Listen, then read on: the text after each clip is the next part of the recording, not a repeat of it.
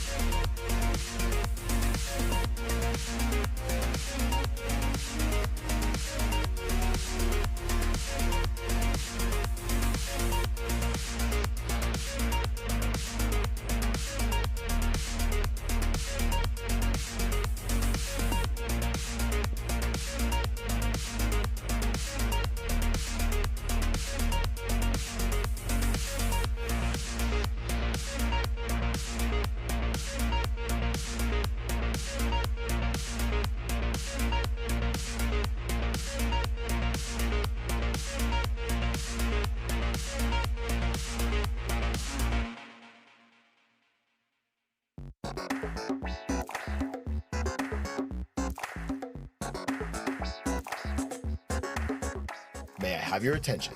Our program is about to begin.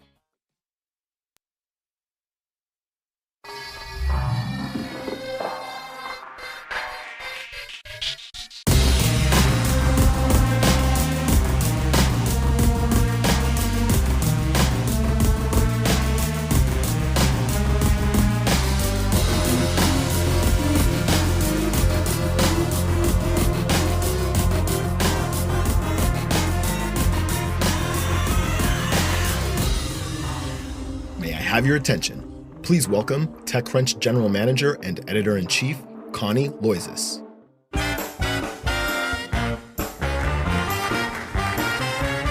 Hi, good morning all. Thank you for coming to day 2 of Disrupt. It's great to see a full house here. So much in store for you again today. I'm really excited to say that Dario Amodei of one of the buzziest AI companies is coming on right after I get out of here. It's also day 2 of the battlefield competition. It is getting real. The companies that we have are just fantastic, so make sure that you stay around and watch that. Also, I'm really excited to watch 2 interviews later today with JB Straubel of Redwood Materials and Kyle Vogt of Cruise, whose company is the talk of San Francisco. So a lot going on. We also have a SaaS stage today. We've got an AI stage. You're not going to want to miss anything. To get things kicked off, I'm going to hand things off to our U.S. Managing Editor, Daryl Etherington. Thanks, guys. May I have your attention? Please welcome TechCrunch Managing Editor, Daryl Etherington. Morning, everybody. All right. Everyone's looking bright and bushy. So let's see. We got tons of stuff today. We got lots and lots of stages. It's so many stages. I can't remember them, so I am going to read them. We have the builder stage, where you get practical advice about how to build your startup. We have the fintech stage. You know what that's about? Space, sustainability, AI, software as a service, hardware, and security. Today, specifically, we have the builder stage, so more great content over there. We have the AI stage and the software as a service stage. Also, lots of opportunity to network. Go out there, find your co-founders, find your investors, build companies. Check out the breakouts and roundtables. Those are on the 2nd floor. Check out the Deal Flow Cafe, which is over there. You can get great coffee in there, and also Deal Flow, I guess. That's for investor badges and founder badges only. And then you can also stop by the Redwood Materials booth and recycle your old electronics. If you have any of those around, maybe you bought a new iPhone, you're gonna get it tomorrow, you can just throw out your old iPhone, 2 days, no phone. It's fine, meet people. But first up, we have a very exciting session with Dario Amodei on AI. He is the founder and CEO of Anthropic, which has built Claude, one of the most amazing generative AI chatbots out there, being used by all kinds of companies, and he'll talk about that a bit. And he's going to be joined by Devin Coldaway, who will be your moderator for this session. So enjoy.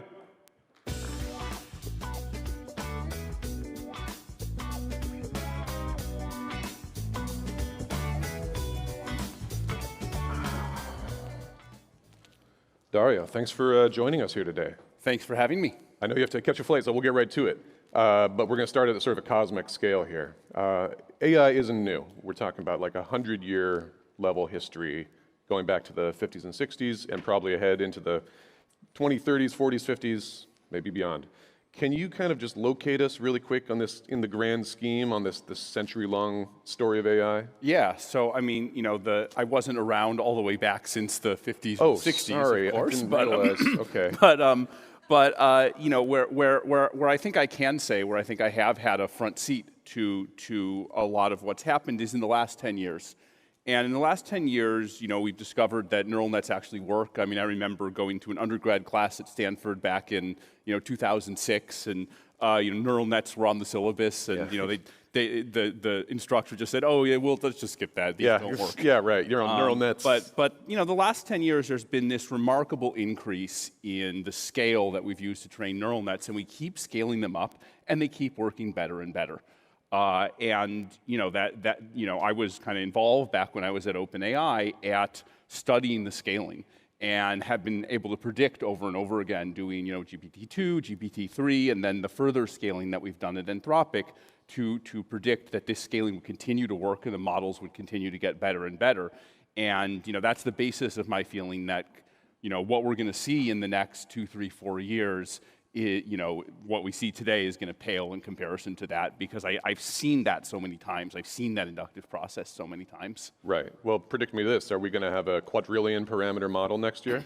Quadrillion parameter model. The scaling laws don't really suggest that, and that would be a lot more than the number of synapses in the human brain. So I don't think it'll get that big, but the models will certainly get bigger. If you want to get technical about it, they tend to go with the square of the amount of compute. You increase the amount of compute by n squared, and you get a factor of n for data and a factor of n for size of the model. Gotcha. So no quadrillion, but maybe 100 trillion. More than we have now. Okay, more than we have now. You heard it here first. So today's language models, as you mentioned, they sort of really took off in the last few years. And a huge part of that is because of the transformer or attention method or technique that was invented basically in 2017. And we've just been scaling and scaling, as you said, since then. When will we reach the limits of the transformer-based approach? Yeah, I mean, you can never quite be sure, right? I mean, it's entirely empirical. I'll need you to be sure. You've scaled up the last factor of 10, and what happens when you go to the next factor of 10? You don't know for sure, but I've seen the last 7 zeros be added on to the the number of flops you train on, and so my guess is that it's going to keep happening with quite high likelihood. Now, several things could happen. It could stop at some point. Something that could block us is the quantity of data for various reasons. I don't think quantity of data is going to block us, but there's always some chance that it'll do so. We could invent something that works better, that's more efficient than the transformer. If that happens, I think that'll just make the curve steeper and make it go on for longer. A lot of the scaling trends we've seen with previous models before the transformer, like the LSTM or the RNN, they scale as well. They have the same curve. They're just offset. They're not as efficient. And so we could discover something that's even more efficient. But even if we don't, I think the current scaling is gonna go on for at least another 4 years or so. I saw an interesting talk at CVPR by Yijin Choi, who's at University of Washington. She thought that we should identify the limits first if we can, and then work inside those or around those. Do you think that that's possible? I mean, as an example, she gave that LLMs can't really multiply large numbers very well. I don't know if that's important for most people when they're talking to I don't ask, Claude, like, hey, do this long division for me or whatever. But do you think that we should be trying to identify those sort of fundamental limits or obstacles? Yeah, so I'm not sure there are any. Oh, no? So and also to the extent that there are, I'm not sure how. I'm not sure that there's a good way to measure them. So to take your example of multiplication in particular, on one hand, as these models have scaled up, they have gotten better. Claude can not all the time, but I think more than 50% of the time multiply 3-digit numbers or so if it's prompted in the right way. Yeah, like me. And we've seen, I mean, it's more than I can do in my head for sure, right? And we're not giving Claude any equivalent of paper. And there have been papers that show that when you fine-tune models on the particular problem of multiplying, they can multiply very large numbers, again, up to the limits of what they're able to hold in memory, which is the limit of any computational system. So I think those long years of scaling experience have taught me to be very skeptical, but also skeptical of the claim that an LLM can't do anything, or that if it wasn't prompted or fine-tuned or trained in a slightly different way, that it wouldn't be able to do anything. So I tend to be very skeptical about these claims about hard limits. That's not a claim that LLMs can do anything now or that they'll be able to do absolutely anything at some point in the future. I'm just skeptical of these hard limits. Skeptics. I'm skeptical of the skeptics. Yes, I know. Not There's probably a word for that. necessarily bullish on everything, but Yes. skeptical of the skeptics. So you run a giant secretive AI research outfit with hundreds of millions of dollars and a global, well, we won't say agenda, but ambitions. I can't be the only one wondering sort of what's that like? Just kind of fundamentally, what do you do all day? Yeah, I mean, I would describe it as a mix of things that are very normal and things that are very unusual, right? It's a bit of an unusual experience, right? So half the day it's kind of again fairly normal things that any startup encounters, like how do we get the latency down on serving our models? Do we have enough capacity? I'm trying to recruit this head of product. I have to talk to these prospective customers and tell them about what all the great things about Claude are. And I think the other half of it, can be very unusual because of where we think the technology is going. So, I was just a couple months ago testifying in Congress, and the main thing we discussed is 2 or 3 years from now, how much potential is there for language models to produce, bioweapons, something like a super plague? And, similarly, speak to folks in the government a lot, and there are a lot of concerns about, will AI fundamentally change the balance of power between nations, right? That's something that kind of transcends the ordinary commercial question. So there's something a bit surreal about ping-ponging back between those two. I've never really seen a field or industry that works in that way. And what was your those talks you were talking about going to these hearings? I caught your testimony; it was very interesting, and the other folks very good as well. What would be your sort of short takeaways from that? What are you hoping that Congress took away from that, or the executive branch? Yeah. So I think the thing that I've been emphasizing, both to Congress and in other settings, is the importance of these catastrophic risks that are going to arise over the next few years. So for various reasons, kind of in line with the scaling, I've had this view that in 2 or 3 years, as we scale and modify language models, they're going to get to the point where they can do a pretty wide fraction of the things that an educated or expert human can do, and that'll mostly be good. Like, that's great. That's driving lots of customers for us. The promise of that is part of what makes people excited. But skill exists in many areas, and in particular, adversarial or malicious skill is a type of skill. And so if the models aren't controlled in the right way, then they may be capable of some very bad things. So I think I've encouraged the regulators.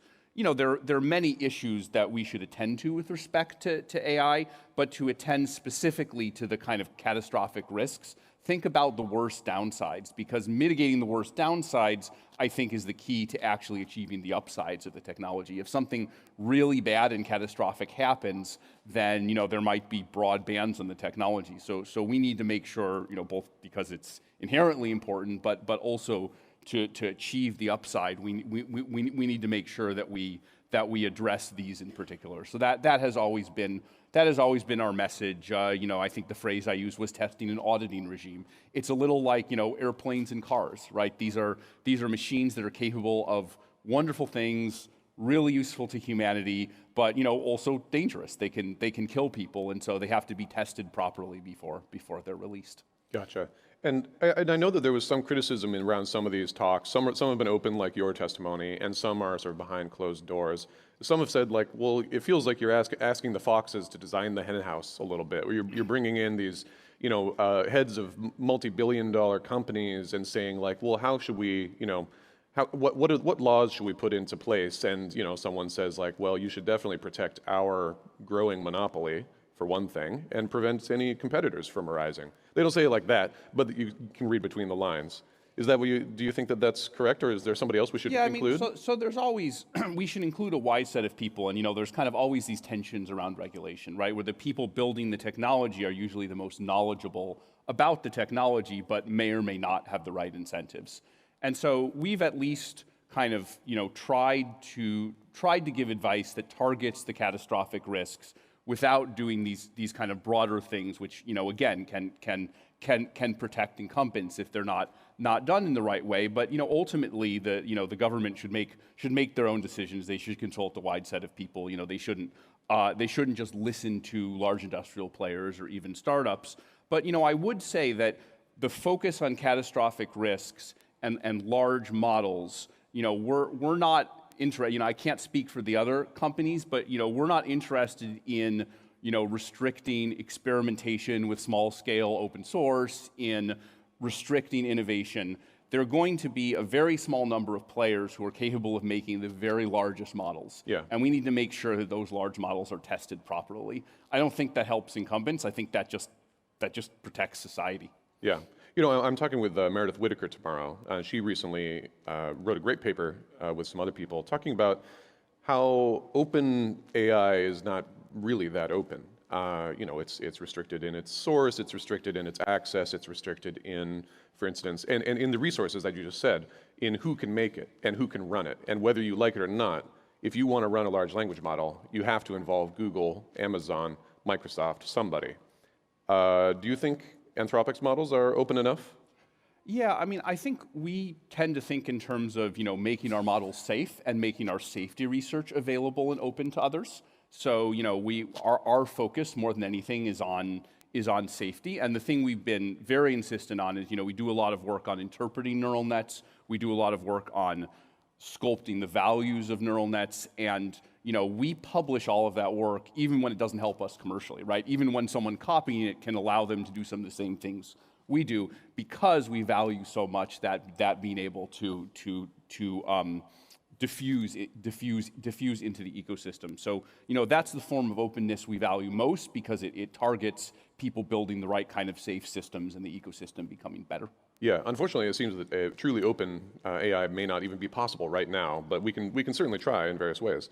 So speaking of which, your biggest rival, I think it's fair to say, is OpenAI, famously not open. But they do have a lot of talent. They've got a lot of customers. They've got they've got Microsoft as an enforcer.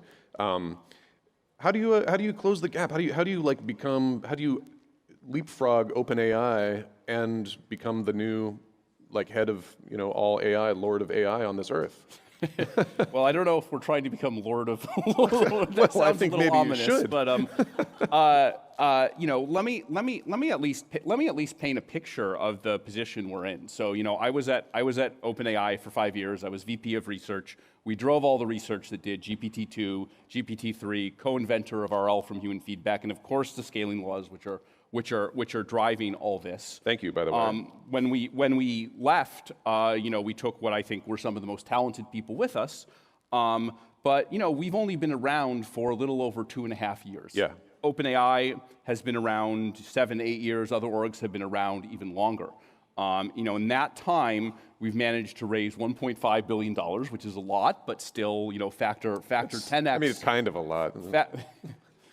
It's all relative. It is, isn't it? Our team is much smaller, and yet we've managed to hold our own. Yeah. And we've managed to build a model that is better than GPT-4 for some things, and in the ballpark for a very wide range of things.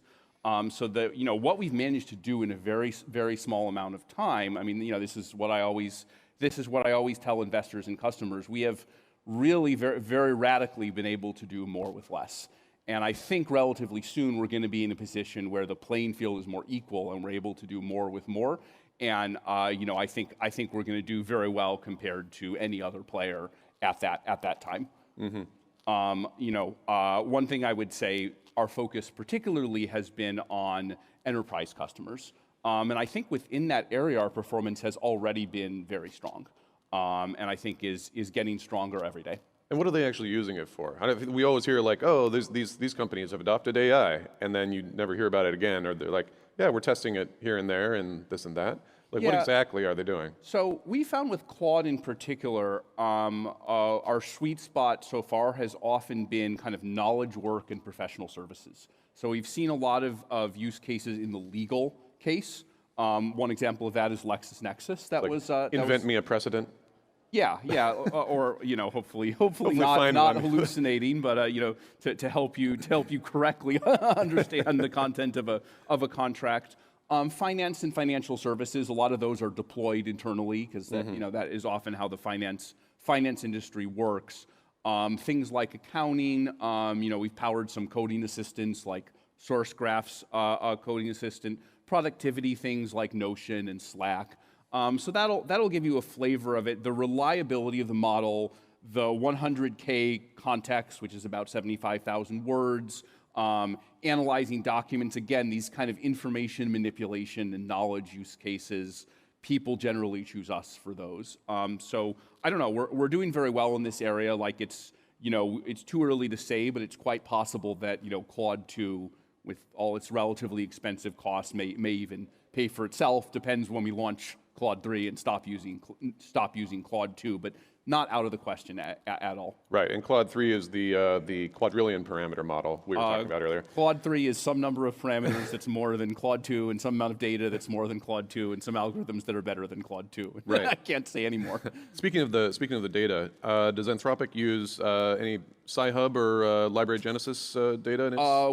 We don't use those data sets. Okay. For reference, those are some data sets against which I believe there was a court injunction telling people not not to use them, so we don't use them. Yes, and authors too, of course. But it is kind of an open question with others.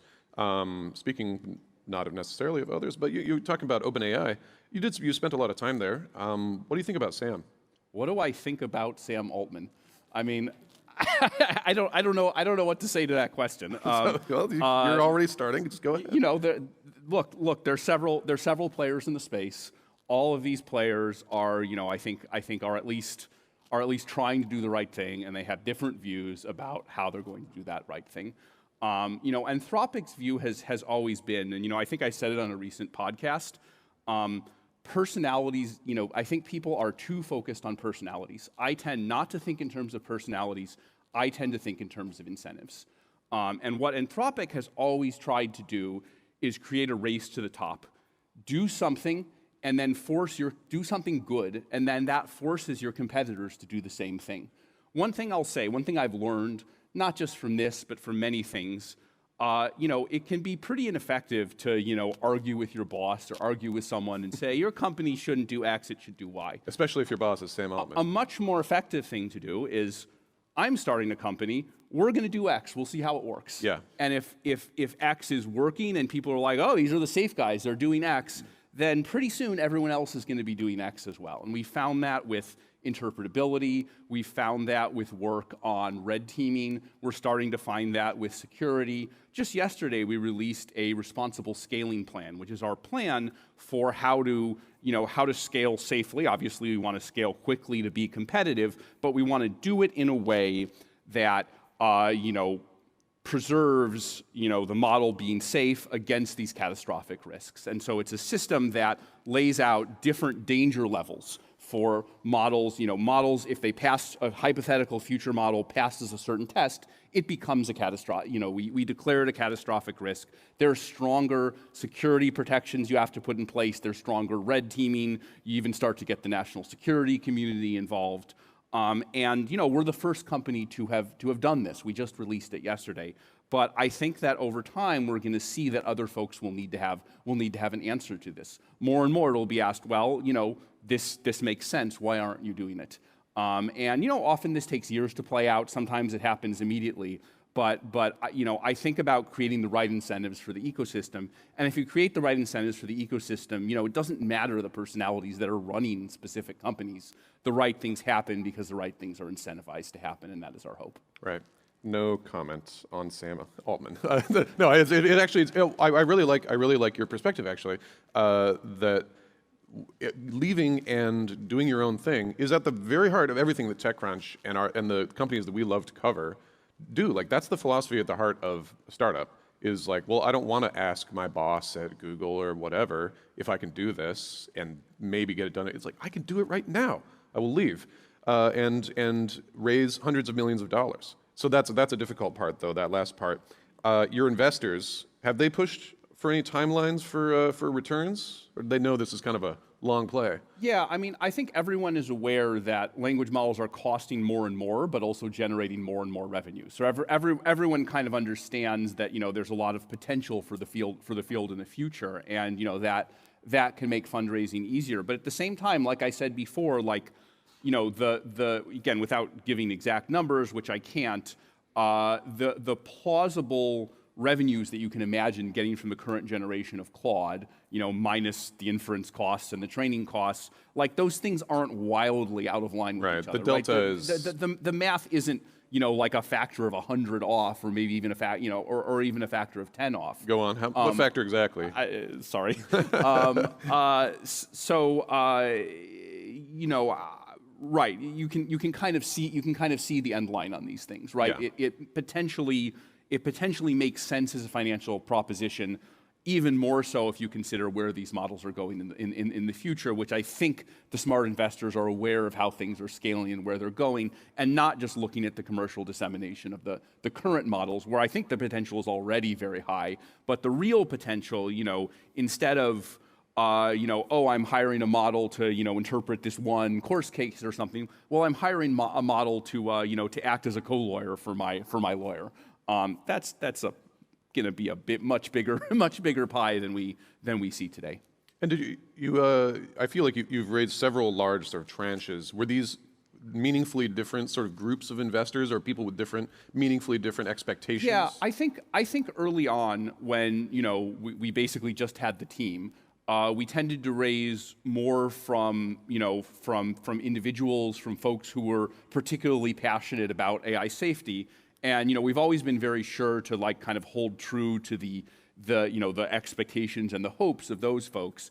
As time has gone on, and we built clusters, we built models. Again, there's been a more practical prospect of a return. So we've had other investors in the mix at the same time, and I think it's actually been a useful process of getting everyone on the same page of how can we accomplish all of these kind of different goals at once. These very disparate goals don't necessarily need to be contradictory, right? There is some tension between them, but we can make them all work if we force ourselves to go through the exercise and confront the potential tensions between them. Right. And speaking of tensions, where did sort of Sam Bankman-Fried fit into this whole ecosystem of investors? I think we're all kind of curious how that played out. Yeah. So of course, when Sam invested in our Series B, we were of course unaware of unaware. I do not mean to allege any crime.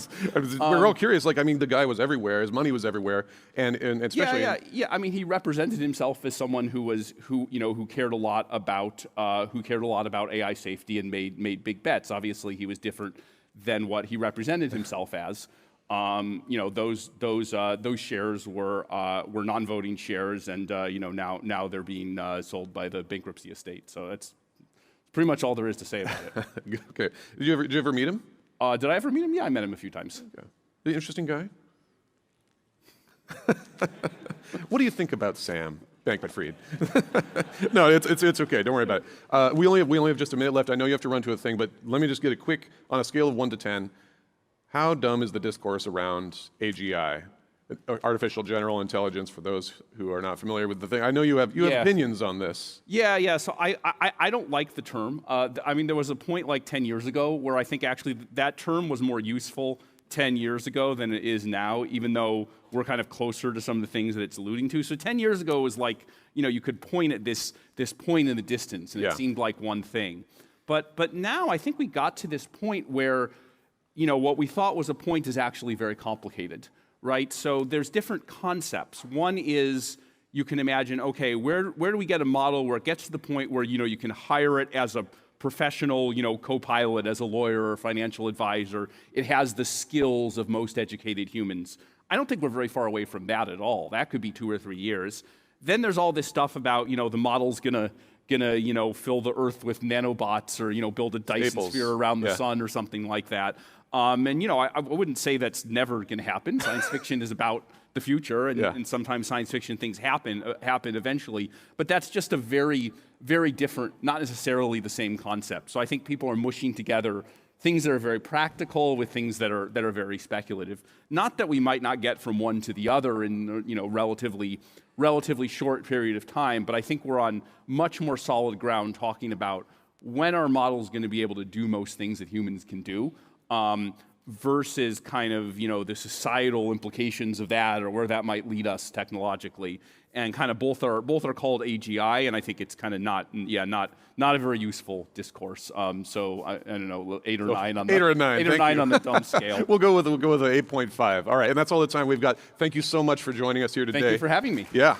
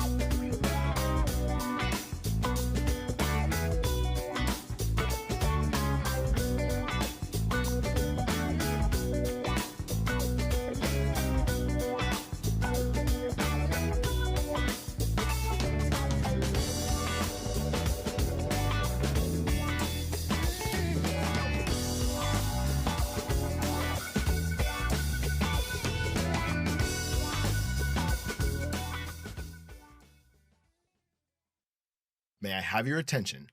Please welcome TechCrunch Managing Editor, Matt Burns. Hey!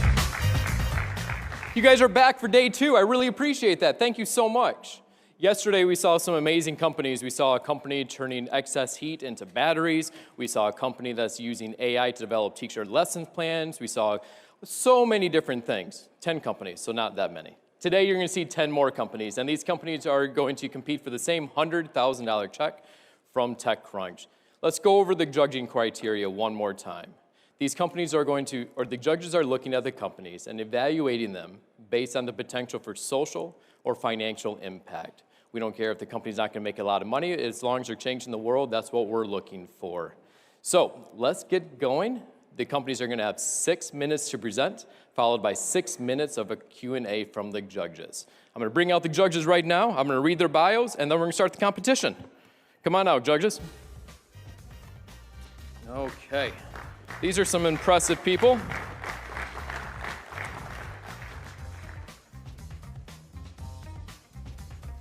First up, we have Jacob Androl, from partner at Greylock Ventures. Jacob is a product executive and builder who backs founders building the next generation of consumer software. Prior to joining Greylock, Jacob spent 8 years at Snap, where he helped scale the company from its early days. For most of his time at the company, he ran teams of several hundred people across the product design, growth, data science, and analytics, and user research team.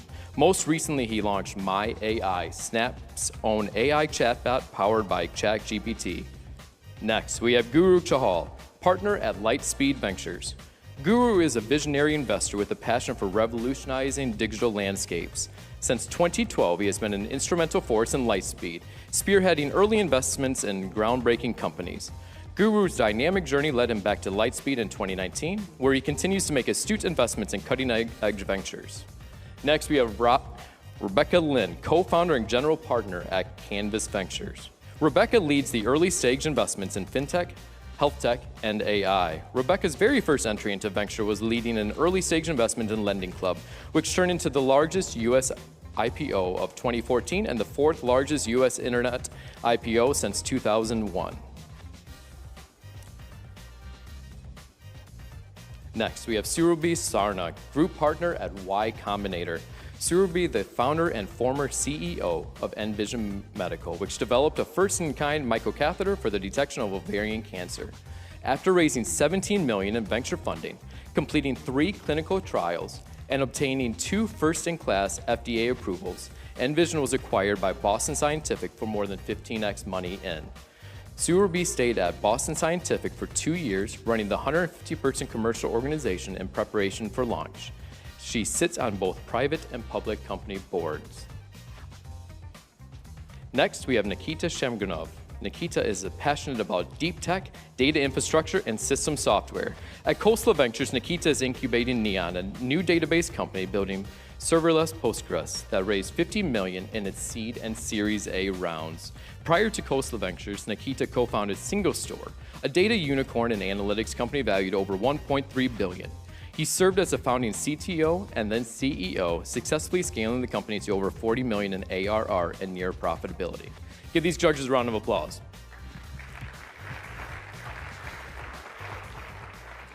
Now, before we bring out the first company, I need a favor from all of you. The energy is so important in here. These companies have worked very hard over the last 4 months. They've been trained by TechCrunch editorial, given mentoring from venture capitalists as well. They know their pitches inside and out, but they need your help bringing the energy. So we're gonna bring out the first company, give them a very loud round of applause, and let's get going. So, hold that pause, 1 second, I'm gonna read something, then it's your turn. From London, England, we have Untapped Health. Presenting from Untapped Health is Dr. Claire Trant and Dr. Jay Bullen. Round of applause.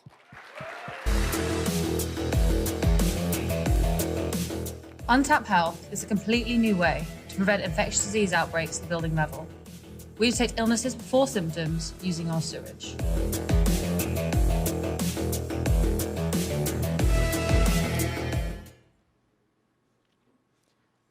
Let me tell you a story. It's a story of humans' fight against disease and death.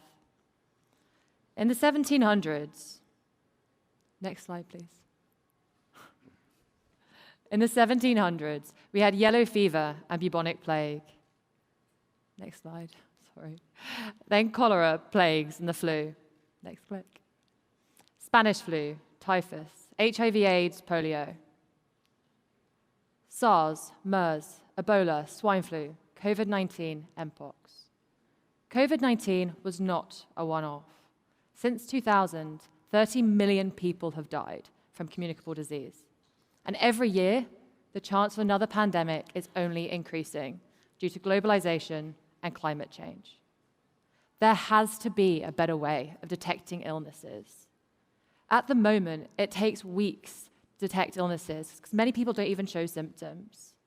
This means that illnesses are moving silently amongst us, disrupting our businesses and our lives. At the moment, we aren't detecting illnesses at all before symptoms. We are then doing it manually by doing PCR tests. There has to be a better way. That's what we're doing at Untapped Health, providing a better way without testing whole communities. Next slide. Sewage surveillance has been used for 80 years. It's an incredible tool. You measure a whole community with a single test. Even better, you can detect illnesses right from the beginning of infection, if they're symptomatic, asymptomatic, or pre-symptomatic. Best yet, you can detect one sick person in 10,000 people. Next slide. But at the moment, it's manual. A person has to take a sample from the sewer, drive it to the lab, then analyze it and send the data back. This means the data can take up to a week and cost up to $1,000. It's too expensive. And it means when an organization like the CDC gets their data, it's already too late and outbreaks already happened. This means the technology has been limited to governments at times of only desperate need. There has to be a better way. Untapped Health is providing plug-and-play, automated, end-to-end hardware and software solution that can be installed into any and every building. Our product can detect up to 12 pathogens. But how does the hardware actually work? Unfortunately, it's currently stuck in customs, so we can't show it here today, but we have a video instead. Our hardware is a multi-stage technology automating the gold standard lab workflow for sewage surveillance. It has multiple patents pending. It consists of 3 stages. The first stage is sewage filtration. What usually happens in sewage filtration is you reject the dirty sample and you keep the clean. We're doing the exact opposite. We're keeping the dirtiest sample. We filter hundreds of liters of water each and every day, meaning we're casting a massive fishing net. We're detecting more illnesses than ever before from sewage, and we've got higher detection limits. The system then uses the clean water to self-filter so it can be done for the next sample again. The second stage is RNA extraction. This is a clever mechatronics approach which provides a purification and washing step of that sewage sample. This is again cleaned for the next stage, which is PCR analysis. This quantitative PCR analysis completely turns on its head current PCR. At the moment, what we do is we test lots of individuals in batches. We do a continuous time series collective PCR testing system. This data is sent directly to customers that day. This means that data can go directly to organizations that need it most. Care homes, offices, factories, and so much more. Move to data dashboard. Move to dashboard demo. Yeah, there we go. This is the dashboard that customers see. This is actually from a customer site. You can see that here they've got low norovirus, influenza, and RSV levels. But their COVID-19 is an increased risk. They can then click through onto their COVID-19 page and see personalized insights which provide them with their risk levels and ways to prevent outbreak happening. This means that workplaces can find out when they're at increased risk of COVID-19 or flu pandemics, like we've seen every year in workplaces. This means they can reassure workers back into the workplace when their risk is low. For norovirus, you can detect illnesses 2 days before symptoms. This causes death every year in nursing homes across the world. These can be prevented. Back to presentation. As we speak, we're detecting COVID-19 in workplaces and norovirus in nursing homes. This step change in technology means it can be a preventative healthcare solution for so much more. Talking about chickenpox on cruise ships, strep A in schools, and even antimicrobial resistance, bacterial infection. And actually, sewage has even been proven to detect early some cancers and stress. Next slide. Next slide. In 2019, gastrointestinal infections and respiratory illnesses cost the UK and US economies $45 billion. That was before COVID-19. Our UK market size is $2 billion, and as we scale to the US, it's $26 billion. But the true value here is in the data. Collect enough sites across a city, a country, the world. Those data insights can be used to guide preventative healthcare solutions, insurance policy, public health policy, and so much more. This is not a niche healthcare play. This is a $1 trillion unrealized market opportunity. Next slide. If you or your organization needs our technology, please come and find me after the presentation. We are Untapped Health, and together we're safer with crap data.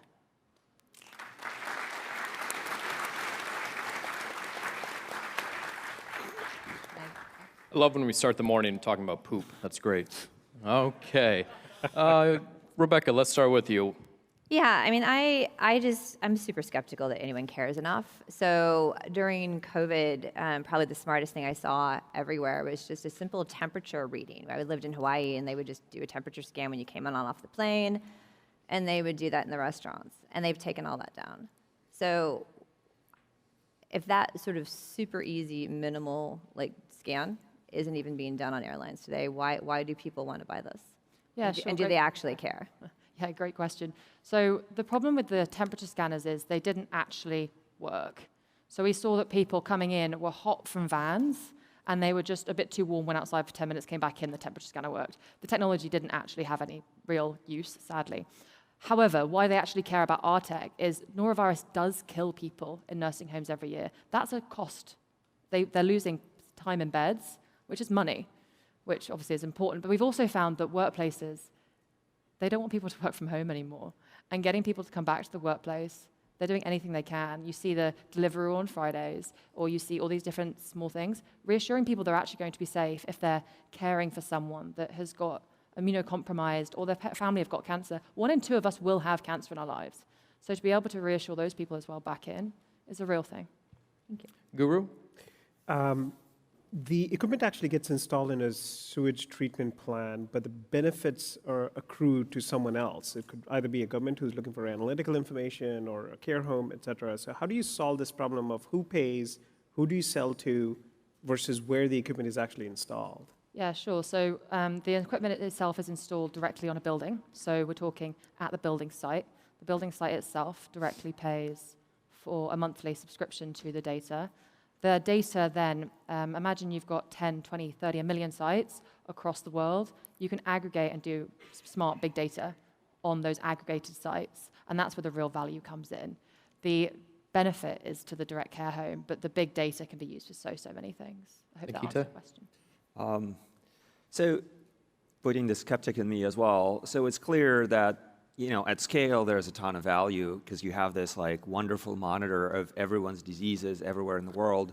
But in the in the early stage, doing things that don't scale, how many units have you sold already, and how long does it even take to sell one unit to someone? Should it be a care home or a building? Because somebody else needs to be buying and writing a hefty check for that. And what does it cost, right? Yeah. How much does it cost? So the costs, obviously, we don't want to disclose too publicly because we know some of our competitors are here. Ballpark. Our margins are over 70% for the hardware already. It's in the thousands. We've made it so it was cheap, cost effective to build. That was one of our main drivers, and also modular, so very easy to redesign for future pathogens of interest. They were the core drivers of building the technology. We've already had interest from massive international hotel chains, international workplace management companies that are in the UK and US, care home groups. At the moment, we don't have many devices because it's a young company, so we can't install them in all those places yet. But next year when we're raising, we'll be able to scale and put them in all the places that are interested. Surubi? Yeah, thank you guys so much. Out of the 12 pathogens you're detecting, what are the 2 most important, and are you optimizing for sensitivity or specificity? Jay? Yeah, so we're really interested in providing a mix of biomarkers. So, say Claire mentioned norovirus is a really critical one for care homes where your incubation time's really short, maybe just 24 hours, and you can spread it. So obviously you're interested in any detection at all. And then things like influenza, COVID, other respiratory illnesses, where you're looking a bit more at quantitative data.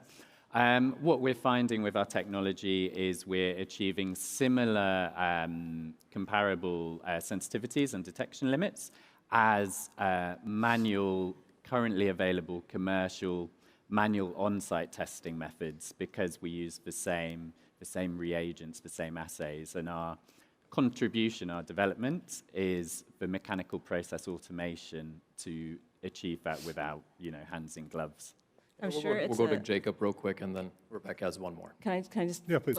So I'm sure this is a solvable problem. I'm a little bit concerned that the actionable things that you mentioned you could do with the data, like having people return to work, then you want to optimize for specificity. But if you want to make sure everyone's safe, that's sensitivity. So how do you do that with a single diagnostic test? If you're saying we want people to come back as quickly as possible, then you don't want your test to be too sensitive, right? Okay. Yeah, so our analytical, our downstream analysis is qPCR analysis. So obviously we get a CT number which converts into gene copies per milliliter, and we categorize it in bins. So, to say, okay, well, we had a trace, an environmental trace, probably not an active carrier on site. And then moving up, you go through all orders of magnitude, and then you go to the next bin where you say, okay, someone is actively contributing this biomarker to my catchment. As a quick follow-on, very interestingly, our customers don't really care if it's COVID, RSV, or flu. They care it's a respiratory virus because the actions are the same, which has been absolutely fascinating. Actually, detecting COVID isn't necessarily a good thing because of the fear. If you say you're increased risk of respiratory virus, it's more actionable. Yeah, I mean, I'm still super skeptical. My school knew that strep and mono was going on, and I mean, they just tell kids to wash their hands more, right? So I'm still super skeptical. Sorry. Just quickly, what's the process for onboarding new pathogens? Obviously, you guys have 12 today. Is it a physical process? Do you have to go to each of these units, or are you able to digitally? What does that kind of quickly, please? Yeah. So the devices require servicing to replace chemicals. So, for instance, PCR master mix chemicals. The hardware stays the same, and the reagents, the selective parts, primers, probes, they get replaced in the servicing model. Well, thank you very much. Give them a round of applause. Okay. Thank you.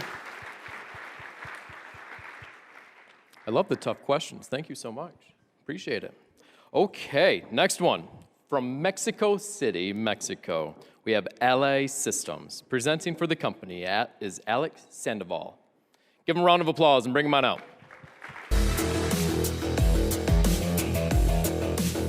Hi, I'm Alex, CEO of LA Systems. We make machines speak and translate them into actions on the factory floor.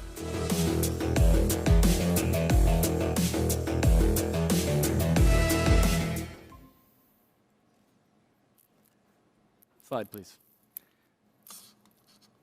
Manufacturing systems are broken. Strained supply chains, inefficiencies, and downtime. We've thrown robots and automation at the problem, but downtime is still costing industrial players over 11% of their yearly turnover. This is a $1.5 trillion sinkhole. It's urgent that we fix the foundation of the real-world economy now. The time is now because supply chains are rapidly changing. Nearshoring is becoming the strategic pivot, moving manufacturing closer to its consumer.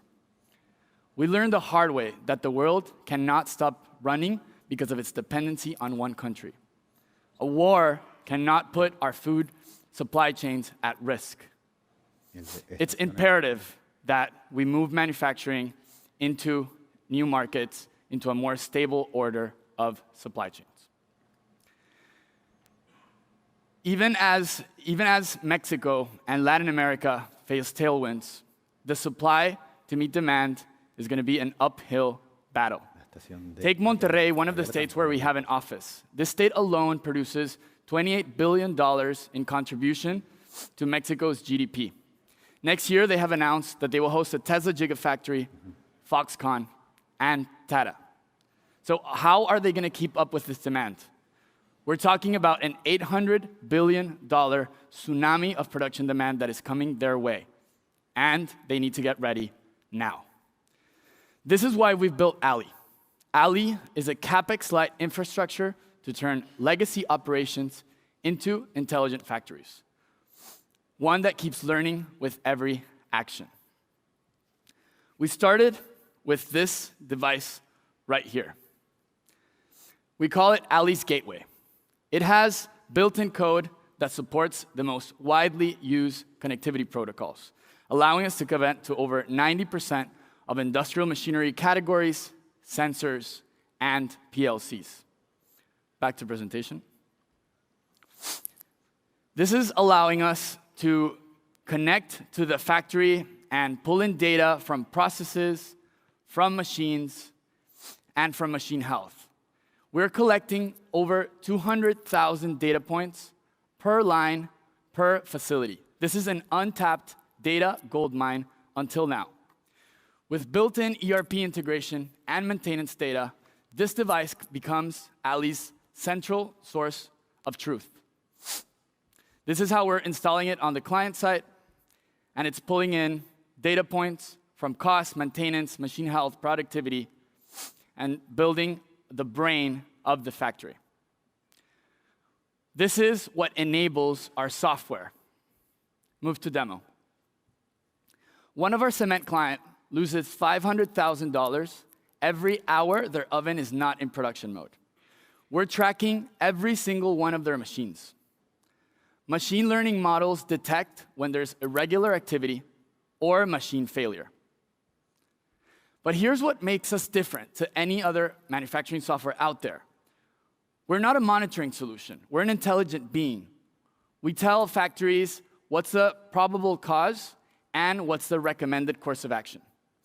Years and years of factory know-how now live on in a system that makes predictions and makes recommendations. In our efficiency module, we're tracking productivity, quality, costs, and availability. If you have a mixture that the density is not hitting in target, we'll let you know. Is there a product wastage in one of the stations? We'll tell you why, where it is, and what to do about it. The beauty of our model is every single action improves our model's algorithms, creating network effects that ultimately benefit every single customer on our platform. But we thought really hard, how, in an industry where every single second counts, how can we make decisions even faster and simpler? So we built a chatbot. We call it the Alley AI Assistant. But this assistant is trained with all of your productivity data. So we can ask it anything about your operation. Ernie, let's ask it to please graph operational efficiency by station and date in the last month. We've asked Alley things like, please tell me the root cause of all my downtime, to make comparisons. And it's built in with generative BI, so it gives you visualizations. And these are problems that would have taken 2 weeks to solve, weeks of data crunching, a squad of engineers, and now you can solve it in a second. There you go. So back to presentation. Let's imagine a world with Alley-enabled factories, running AI-powered operations to make factories respond quickly to market demands, making manufacturing more efficient and more sustainable. We're very excited to say that in 12 months, we have achieved 7 figures of revenue, averaging productivity increase of 15%. Over $400 million are trained and monitored through Alley. So if you believe in our mission of stabilizing supply chains in a world of more efficient manufacturing, come join us, and let's build smart operations together. Thank you.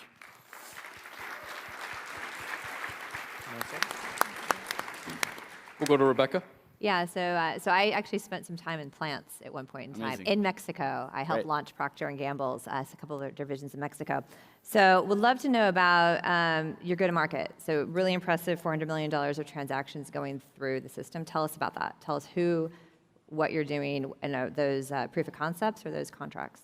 Yeah, so our go-to-market starts from building an industry case study from one of the top 3 manufacturers in the region.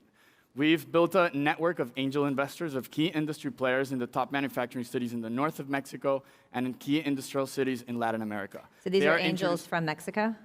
From Mexico and Latin America. Very smart. They are introducing us to the owners and the family offices of the top industrial conglomerates, from $5 billion production facilities onwards. And that's how we target and build a case study, and then that we have a trickle-down effect to all the other players in the segment. Is Slim an investor? So soon, hopefully. Okay. Jacob? Yeah, just to kind of double click on that. So what does the timeline and the progression look like from like, you get one of these angels on the cap table, hopefully they start to connect with these folks, you do a proof of concept. When does that turn into a mature customer? And then does that continue to scale, or is that kind of steady state revenue with that plan? The beauty of our model is because we start from the top, it's a CEO mandate, and we can move very quickly. We've closed deals as quickly as 1.5 months. We are transforming the operation of the facility, and because it becomes from the CEO office, we work with all the departments like quality, maintenance, to transform the operation, and that in total, from signing contract to having a live site, it takes about 3 to 3.5 months. What's the, just kind of to double click on that, what is kind of the NPS on the people that are maybe not a part of the top-down decision when this thing gets dropped into their plant? Like, are they happy to have this thing, or is this like, hey, we got told to do this? So right now, a very interesting question. We are realigning the incentive model on all levels so that we not only make their life easier, because it's really easy and simple to use our platform, but if we have efficiency increase, those gains also get translated to the operator. Yeah, go ahead. So this is kind of observability for manufacturing, right? And so how similar are those plans? So if you make one plan successful and you realize certain gains, how easy it is to go from like car manufacturing to like medical device manufacturing? Are they going to be similar or like wildly different? Right. I think our models are really effective at a segment level. So steel manufacturing is a big segment for us, food and beverage, and we find about 80% of similarities between the types of machineries and processes that are being used. We've invested a lot in configurability. So starting with Ali, you can configure your notifications, you can configure your machines, you can create users, allowing us to have a very scalable platform from day one. And then when is the magic moment? So let's say you shook hands with the CEO, start deploying, and when is the first time you can demonstrate value for your solution? We've had a lot of aha moments. I think the first one is when they start seeing patterns. Like, all of this data lives in silos. They have a silo for maintenance, a silo for efficiency, and they've never had a connected source of data that's finding patterns and correlations between the data. So when you tell them, hey, one of these processes and this component is costing you 5% of your operational efficiency, and you can get that through Ali's assistant, that's an aha moment for a supervisor and for an owner.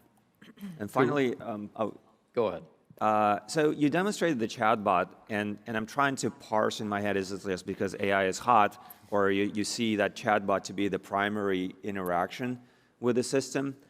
The concern I have is like models tend to hallucinate, and so when you ask questions in plain English, how do you ensure that the reports are accurate? Because like there's a machinery on the back end that interfaces with the data warehouse and whatnot. Yeah. That like generates those reports. Really good question. We didn't build a chatbot because of a trend. We built it because they have task forces that need to do analysis, and they take weeks to do it. So we really thought, how do we make decisions really, really easy and really, really simple?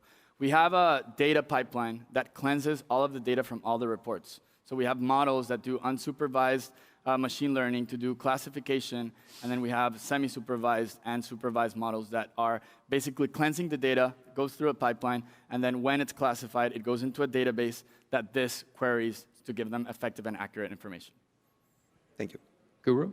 As the underlying machines in these manufacturing sites get smarter themselves and they're alerting the users and also talking about sort of intelligent manufacturing, do you find yourself at odds competing for the same dollars? Because they're trying to sell monitoring for their machines, and so are you?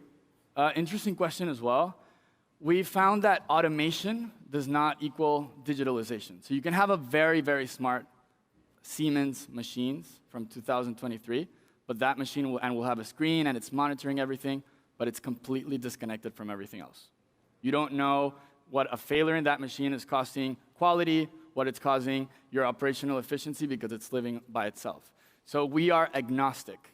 We connect to all types of brands, old and new, and we're able to do correlations between those data sets, which a manufacturer can't do at this point. What is the diversity of equipment manufacturers in a typical plant? Is it all Siemens, or very, very, very large? What's like the max concentration? We're talking 250 brands in one facility. Okay. All right. So they would have to purchase 250 softwares from 250 brands. Right. We're out of time here. Thank you so much. Give Alex a round of applause. Thank you so much. Thank you.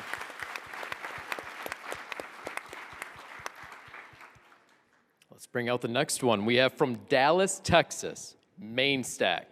Presenting for Mainstack is Ayo Oyaleki and Alarmade Alakun. Come on out, guys.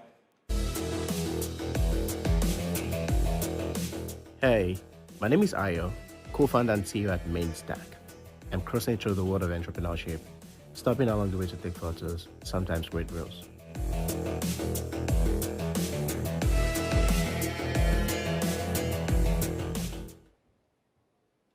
Hi there. My name is Ayo Oyaleki, and I'm the co-founder and CEO at Mainstack. Let me tell you a story. This is Sandra. Sandra is a weight loss professional. She's based in Brazil. She has clients in London, in New York, in Chennai, in India, including Nigeria and Africa. But after working tirelessly on these weight loss plans for our international clients, comes the difficulty of getting paid. Platforms like Stripe, PayPal, Payoneer are all building cross-border payments that are territorial and not tailored to these needs. Even platforms like Kajabi and Samcat can only do so much because they are all also built on existing traditional platforms and they cost a ton. In today's global commerce, international payments are a necessity for many entrepreneurs and creators like Sandra to reach their full potential. However, the process of integrating with multiple payment APIs in different countries is incredibly complex. It is time-consuming and leads to higher transaction fees.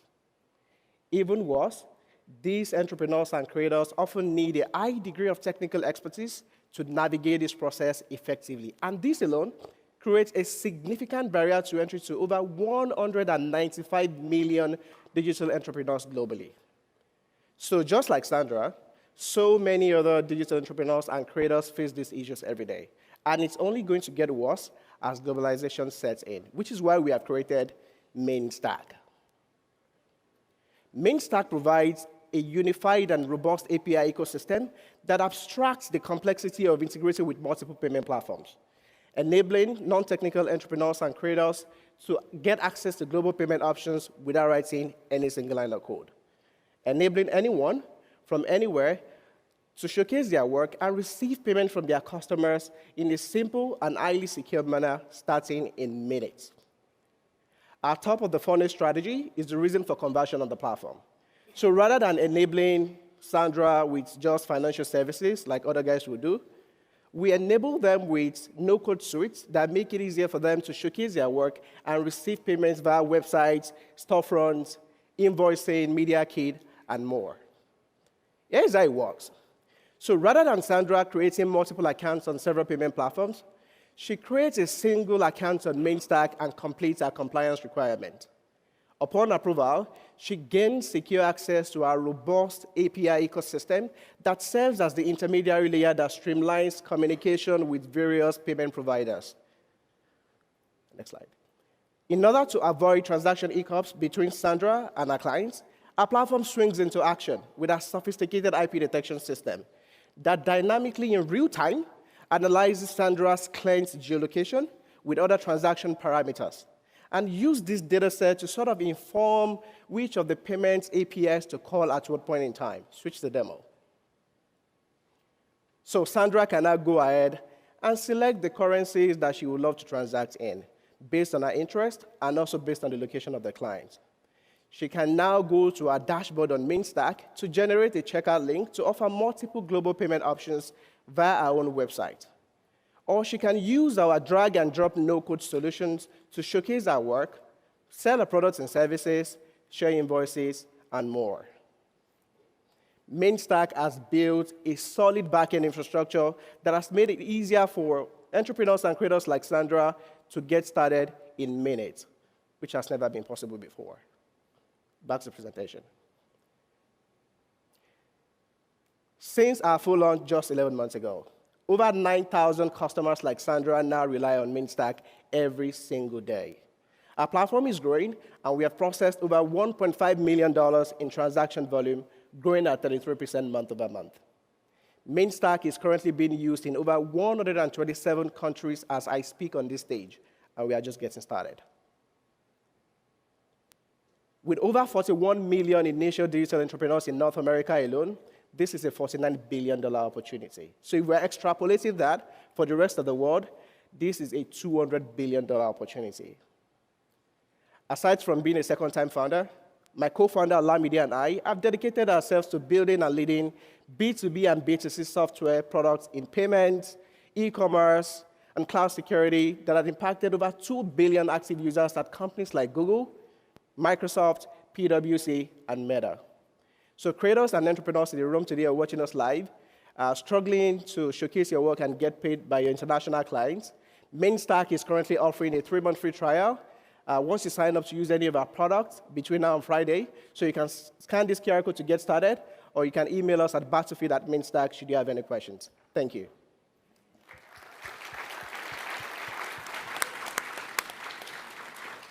Great job, Ayo. Guru, let's start with you. It's interesting, your business is predicated on winning over creators. And yet, on the underlying side, most of what you spoke about was global payments. Seems like first you need to win with the best creator overall app. Isn't that where most of the focus should be? I came away a little bit confused. We were talking about global payments, but you're selling directly to creators, not to people who are creating apps for creators. And so I'd love to understand how you're solving the tension in the system. All right, so when we take a look at the persona of a creator today, you can see it in the US and you have 10 followers on Instagram. One of them can be based in Brazil, another can be based in Mexico, Singapore, or Rwanda. So from day one, you're already global. So when you're offering your services to your clients, you are not mostly dealing with local payments, it's international. So our platform has built a robust infrastructure that made it easier for them not to only showcase their work, but also sell to all of those clients that are based in different regions apart from their local market. It just feels like almost any creator app that is also trying to win over that creator would have solved this as well, right? You almost by definition have to. No. So all of the platforms out there today are all built on existing and traditional payment platforms. So not to mention any name, you would have to integrate with probably like Stripe to be able to take payment. Stripe is not available in 190 or 180 countries in the world. So there are some countries where if your clients are based there, for example, in Nigeria and Africa, you are not able to receive payments in PayPal. And it's the same thing for other markets as well. So you are being limited by the regions that payment provider that is being powered by, that is powering your system can go to. With Mainstack, we've built our infrastructure on literally all the giant payment processors in the world. Okay. Thanks. Kita? So how much are you limited? How big is that pain?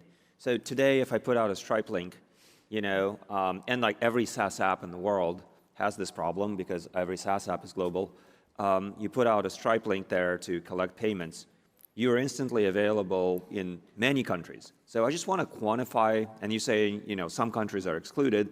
So how big is that delta? Because that seems to be the wedge for you. And if that delta didn't exist, then you wouldn't be able to start onboarding your users. All right, so with payment processing, there's pay in and there's pay out.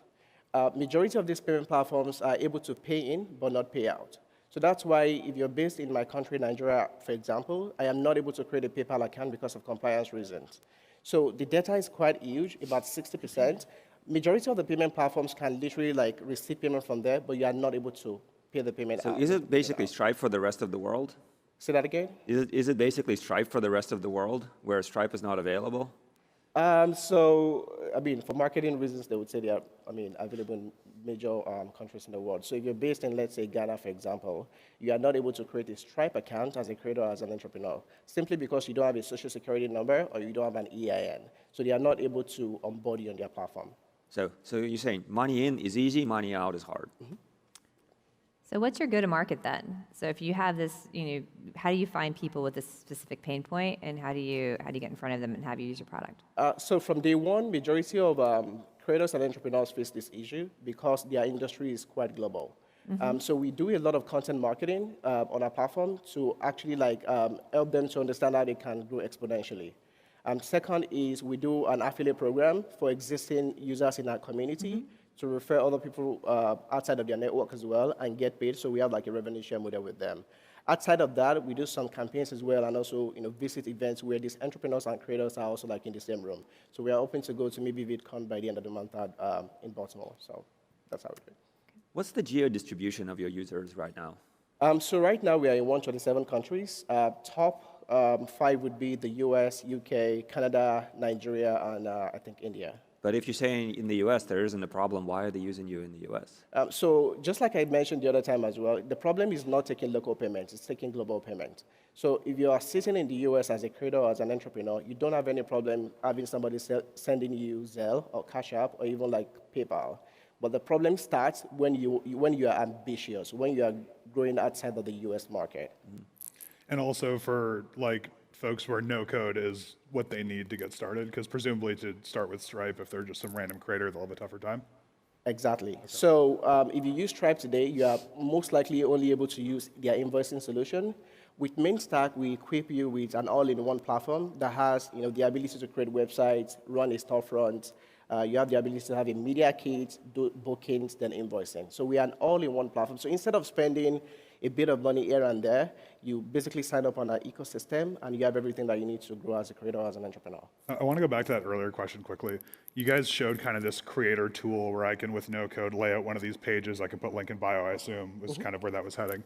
Do you guys need to go kill Linktree to accomplish this goal? Or can you partner with other people or find different go-to-markets that doesn't involve you having to become the de facto top of funnel? Because that comes with pretty high expectations. And Linktree's entire company obviously is working on making that experience awesome. You have 30 seconds. All right, so 2 ways to answer it. So one is we don't need to go to kill Linktree. No, that's not what we do, what we are doing. So we basically partner with existing tools in the market that serve the same expectations of our clients. And if we can't find platforms like that, we basically have the engineering capacity to come up with those tools. When we started the company about a year ago, we only started with our website, the no-code builder. Then our customers started requesting for the ability to have storefronts, invoicing. So say 2-3 years from now, our major goal is to be able to craft that out into an API such that platforms like Shopify can plug into our API to give access to their customers to have global payment options. Okay, that wraps that up. Give IO a round of applause.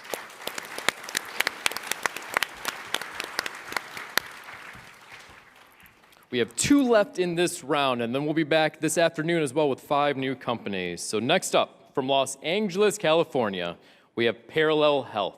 Presenting for Parallel Health is Dr. Nathan Brown and Nathalise Robinson. Give them a round of applause and bring them on out. My name is Nathalise Kalea Robinson, and I'm the co-founder and CEO of Parallel Health. In the world of precision health, I don't follow trends, I set them.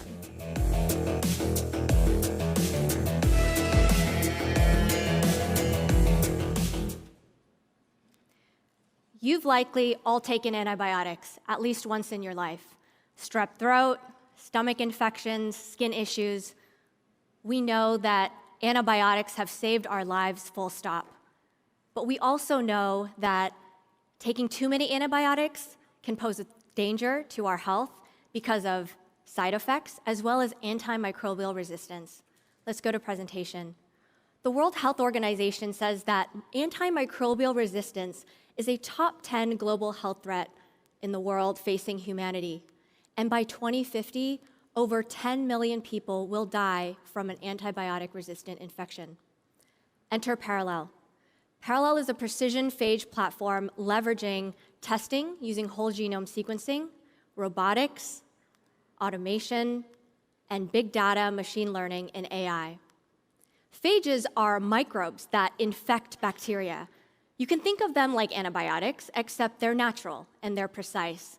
They're like precise assassins that kill the bad bacteria, but leave the good bacteria alone. Phages were discovered in the early 1900s, and scientists and doctors at that time used them to treat illnesses like cholera and dysentery, but they didn't have the sequencing tools to produce them efficiently.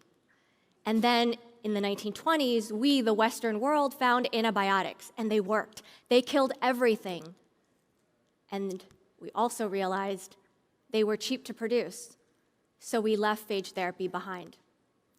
But with the rise of antimicrobial resistance, scientists like those at Parallel have used phage therapy to save lives under the FDA's emergency use authorization.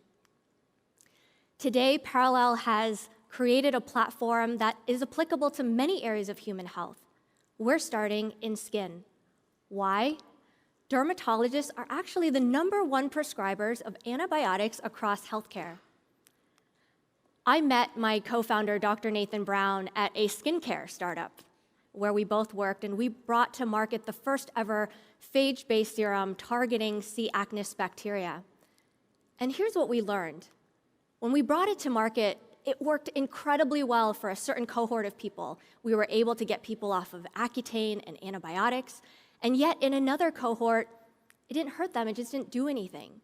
And so to understand this discrepancy, we sequenced their skin microbiome, and we learned that in this first cohort, they had an overgrowth of C. acnes, which totally made sense because our serum targeted C. acnes.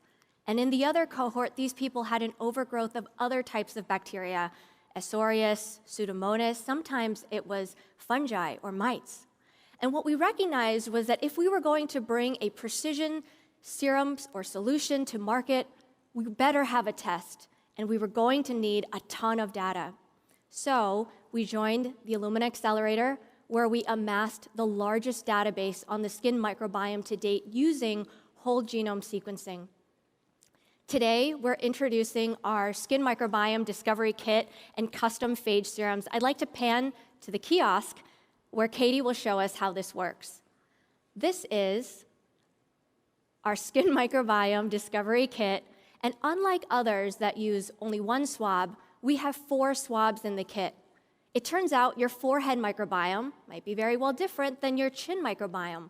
We also include a control that allows us to control for microbes in the room. Now, once Katie finishes swabbing, she's going to send those swabs back to our lab. Now, let's go to the Zoom live feed. Now, we use robotics and automation to prep the sample, and then we sequence. Unlike others that use 16S technology, we use a more advanced technology called whole genome sequencing. And in addition to bacteria, we can also see viruses and fungi, even mites. We then use a proprietary, unique algorithm to categorize your skin microbiome, and we also use a spike to be quantitative. Our test is so thorough that we can even see when you have antibiotic resistance genes in your bacteria, as well as viruses that have been associated with non-melanoma skin cancer. Now, we can't report on those results just yet, but here's what we can tell you. Let's go to demo. Here's our Katie's results. We can see her skin microbiome type, her skin age, hydration levels, diversity score, an outline of good and bad bacteria, as well as recommendations on food ingredients, skincare ingredients, as well as her phage serum that's right for her. Let's go back to presentation. Parallel has defined 8 different skin microbiome types and formulated 8 different formulations. We produce phages by leveraging our biobanks of over 10,000 bacterial, phage, and fungal strains. We use a rapid discovery process as well as high throughput screening to select the phages that are appropriate. Let's go back to the live feed on Zoom. We use bioreactors to produce and scale phages at extremely high titer, and that's really important to reach and maintain efficacy. Let's go back to presentation. Parallel has a waitlist of over 6,000 people, 5 patents pending, and an LOI from a Fortune 500 company to develop novel ingredients. When scaled beyond skin to other areas of human health and therapeutics, Parallel projects revenue potential of over $5 billion by 2030.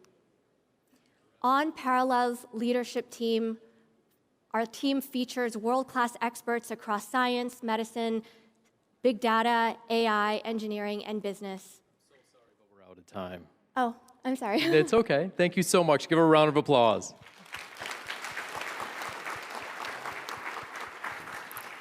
Okay, Rebecca, let's start with you. Oh, with me. Yeah, so as the mother of 2 teenagers, I'm super interested in this because it seems like Accutane is like the magic bullet and is not so magic, right? So I'd love to hear a little bit about defensibility.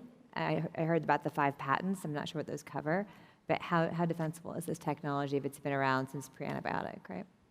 Well, you can't patent natural products. Exactly. Under Section I'm a patent lawyer as well. So. Excellent. So you'll Yes. speak this language. But you can patent the combinations, the formulations, and that turns out to be very important in stabilizing these products. That's what I was wondering, stability, and then do you have to keep them cold? Like what's the We don't. They're room temperature. Oh, That's part of the magic, yeah. Very good.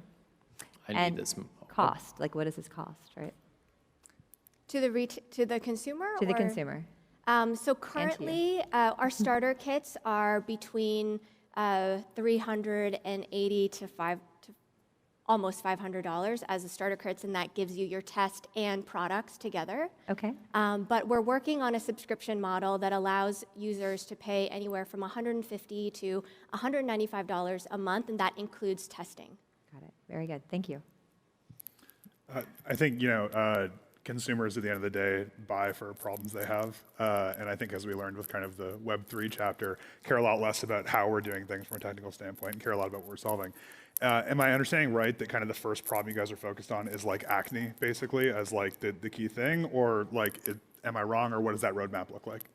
Acne is really just one area that is a very obvious use case. It's low-hanging fruit. But we also look at rosacea, melasma. We're looking at aging very heavily. What phages do really well is reduce inflammation, which we all have. And so we're focusing in these areas to begin with. That makes sense. I think from a positioning standpoint, it's tough for me to get really excited about like rubbing phages on my face. It's easier for me to get excited about like aging my skin more slowly or fixing my acne. So I think that positioning is super important. Thanks. Thank you. Guru? How do you think about the go-to-market here? What percentage of the population goes to a dermatologist and trusts them versus buying directly? And how do you think about going direct versus going through doctors?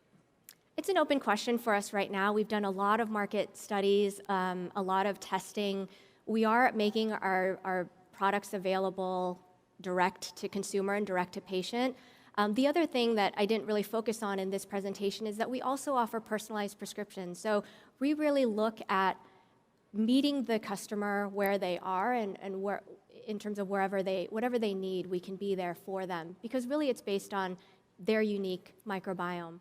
But to answer your question, in terms of dermatologist clinics, we're also putting together pilot programs this quarter, working with estheticians, med spas, and derm clinics. So we'll see where the proportion lies. We don't know yet, but we're very open to that possibility. Surabhi? Yeah, so you mentioned this is a phage platform and you had some other clinical indications up. Do you have data in any other clinical indication outside of skin, which is pretty crowded? No data, but ambitions, yeah. Okay. Do you have a top contender? And if so, how would that change your business model? Because with skin, you can be direct to consumer, but I assume with some of the others, you can't. What you mean beyond dermatology? Correct, yeah. Yeah. Well, we can tell you we're still filing our patent disclosures, but our first lead indication is actually a neurological condition. Okay. Do you have to, because it's a naturally occurring thing, because we were in like second genome, right? Do you have to go through the whole FDA thing here? Not if you don't claim to cure a disease. So Exactly. we're talking about diseases, but when we Okay. talk to the consumer, we talk about skin appearance. Yes. Or the okay. appearance of acne-prone skin. Yeah. Okay. Very cool. Nikita? So if the science works, I think world's an oyster. So like, help me understand, what is the percentage of acne conditions you can actually successfully cure? And like, do you cure them and then you don't need the product anymore, or you need the product all the time to maintain, good appearance? So what we've seen is you need to maintain a good skin microbiome. And there's been a lot learned about acne in particular that suggests that it can pop up at any moment. So there's a maintenance component. I think what we've seen with percentage of acne conditions, there's some confusion about what acne is, especially on the part of the consumer. They don't know what it is. So the test educates them about what acne is and what it isn't. Even primary care physicians have trouble. Dermatologists are pretty good about distinguishing, for example, between a certain folliculitis caused by non-cutibacterium or acne caused by cutibacterium. So we're just kind of democratizing that information. Yeah. And the percentage of, just like cases that you can treat? Percentage, we've seen results with people who have severe acne. So everybody who has acne, we can address. Yeah. And just to add to that, cystic acne, hormonal acne, we've seen it across the spectrum. Yeah. How do you benchmark to Accutane in the results, efficacy? Well, we haven't done that study yet. We need to do that study, but we believe we can outcompete. We've seen results for severe cystic acne within 2 to 3 months, and that's just waiting for the lesions to heal. So it's probably working immediately. As microbes that multiply, they work pretty fast. Nice. Yeah. Well, thank you very much. We're out of time. Give a round of applause. Thank you very much.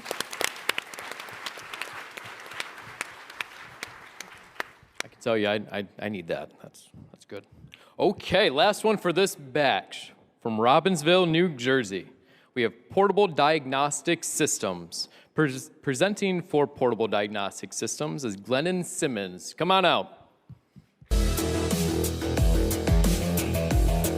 My name is Glennon Simmons, and I'm the CEO and co-founder of Portable Diagnostic Systems. We're working to make diagnostic testing more accessible and affordable with next-generation lab-on-a-chip technology.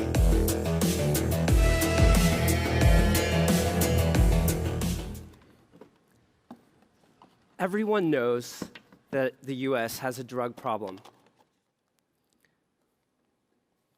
Next slide. Every 25 minutes, a baby is born in opioid withdrawal. And about every 60 minutes, a fatal accident occurs due to impaired driving, where drugs other than alcohol are primarily responsible. And 1 in 6 death investigations is a suspected overdose. There are so many of these things happening that they can't all be investigated.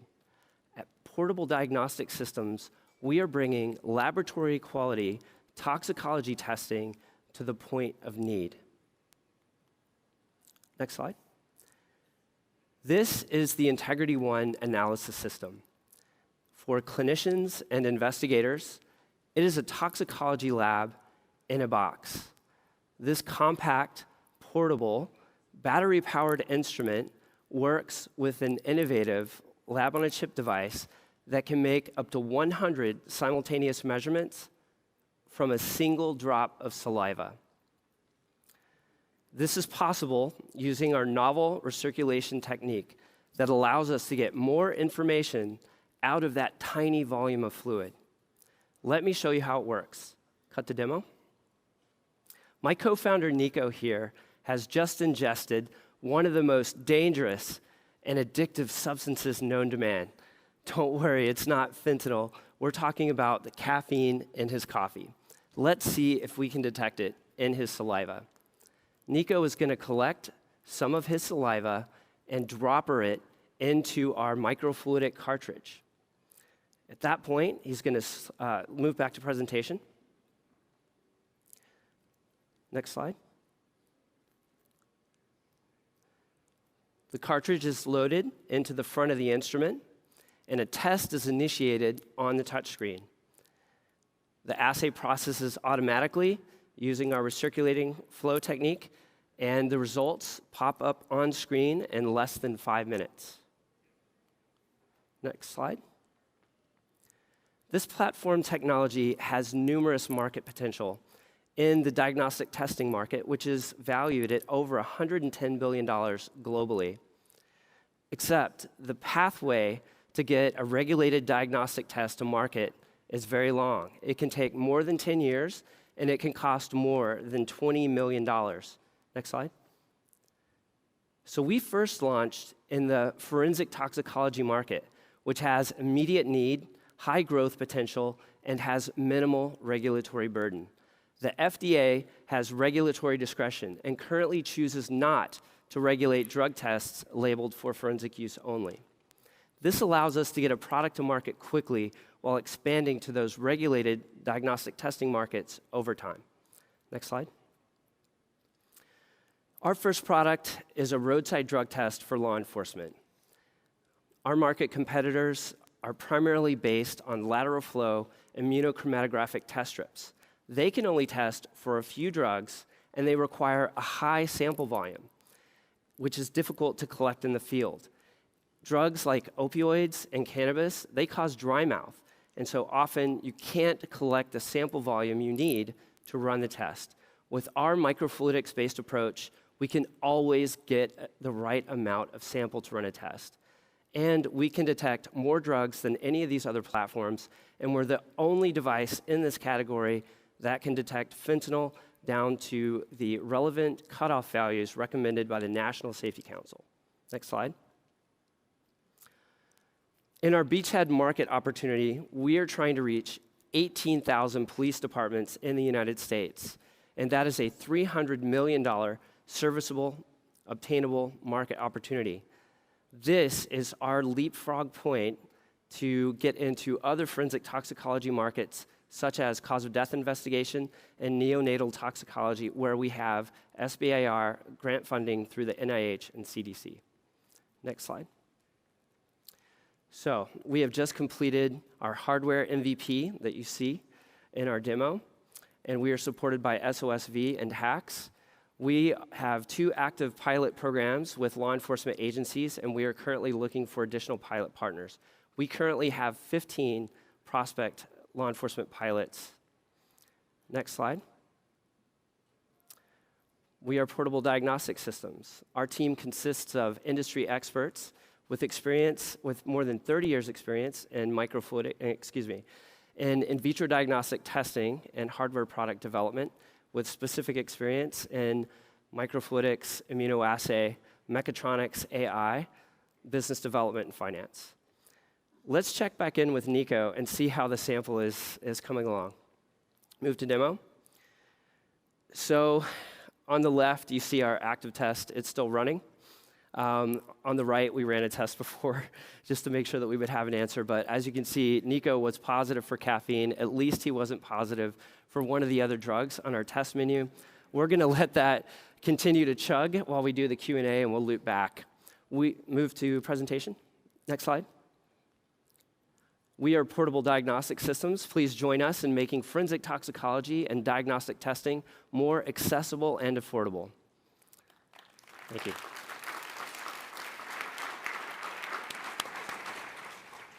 You can test for caffeine?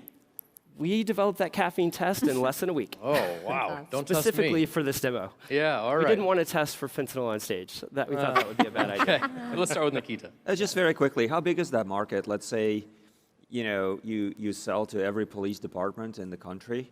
Like, what was that going to be? Well, like I said, it's a $300 million serviceable, addressable market opportunity.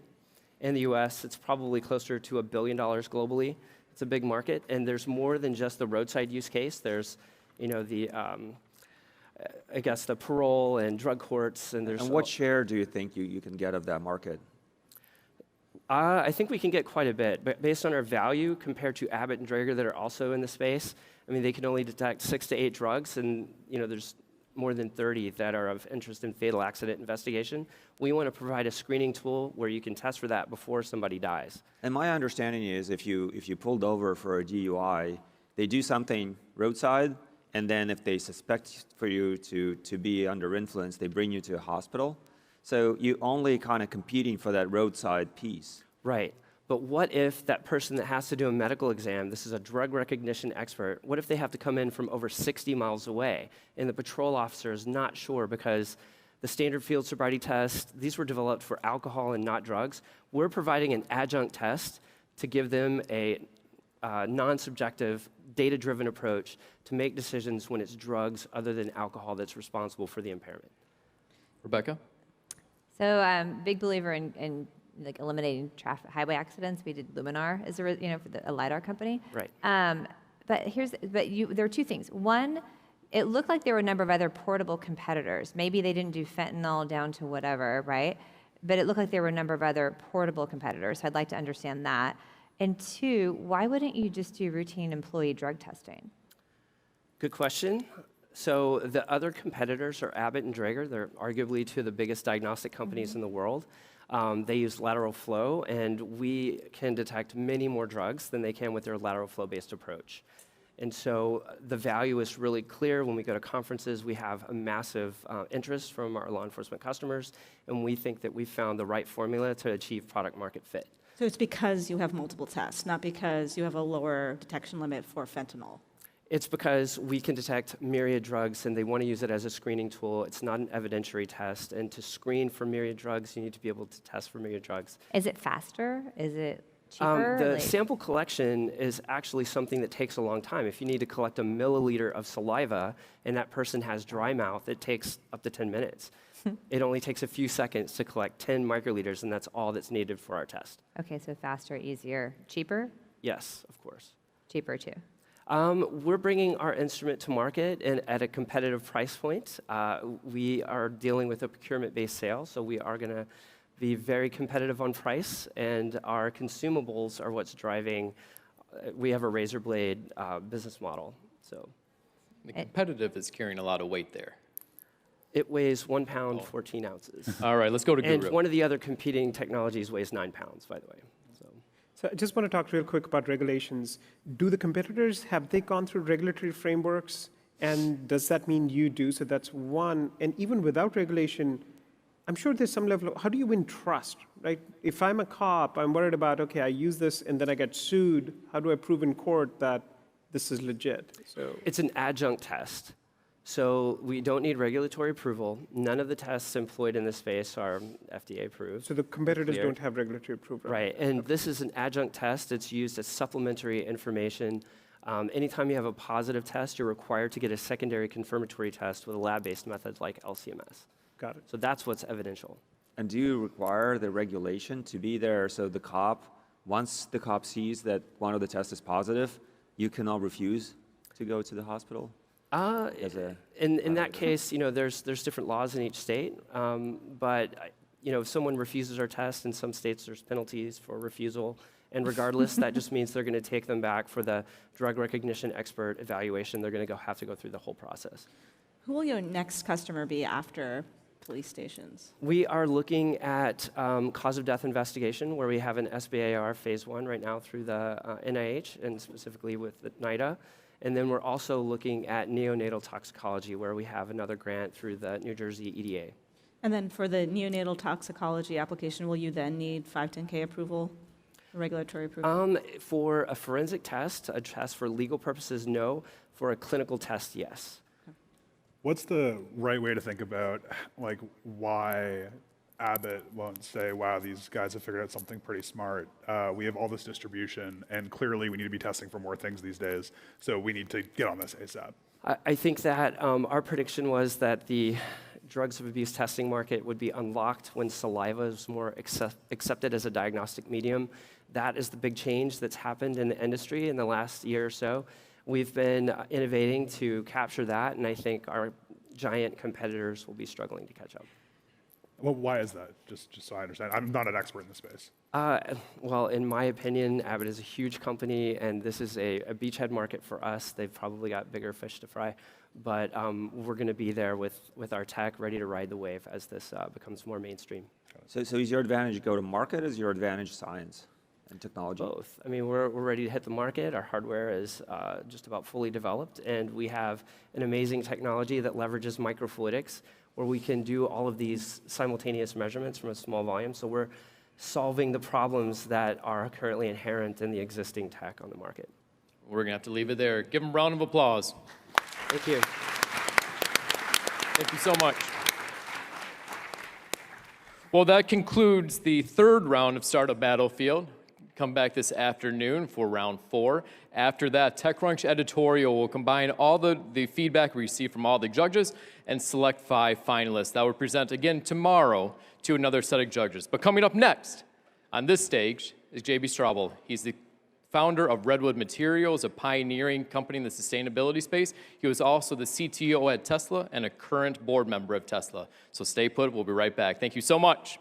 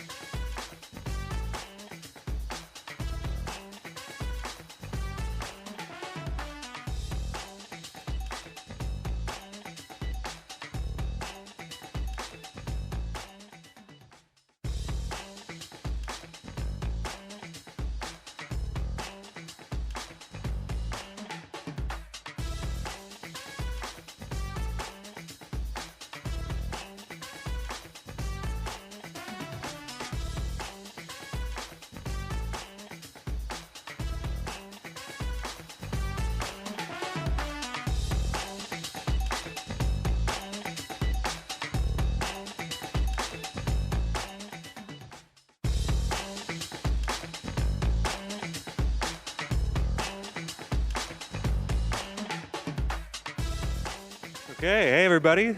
It's a great session, another big batch of amazing startups for the Startup Battlefield. But we have an exciting guest coming up too. It's JB Straubel, who you probably know as the longtime CTO of Tesla. He was there for 15 years. But lately, he's been building a different company, Redwood Materials, which focuses on recycling old electronics into new materials for batteries, for EVs. So amazing work he's doing there. He's going to tell us all about that. And he's also probably going to tell us a bit about going back to Tesla, but this time as a director on the company's board. So please welcome him out with Kirsten Korosek.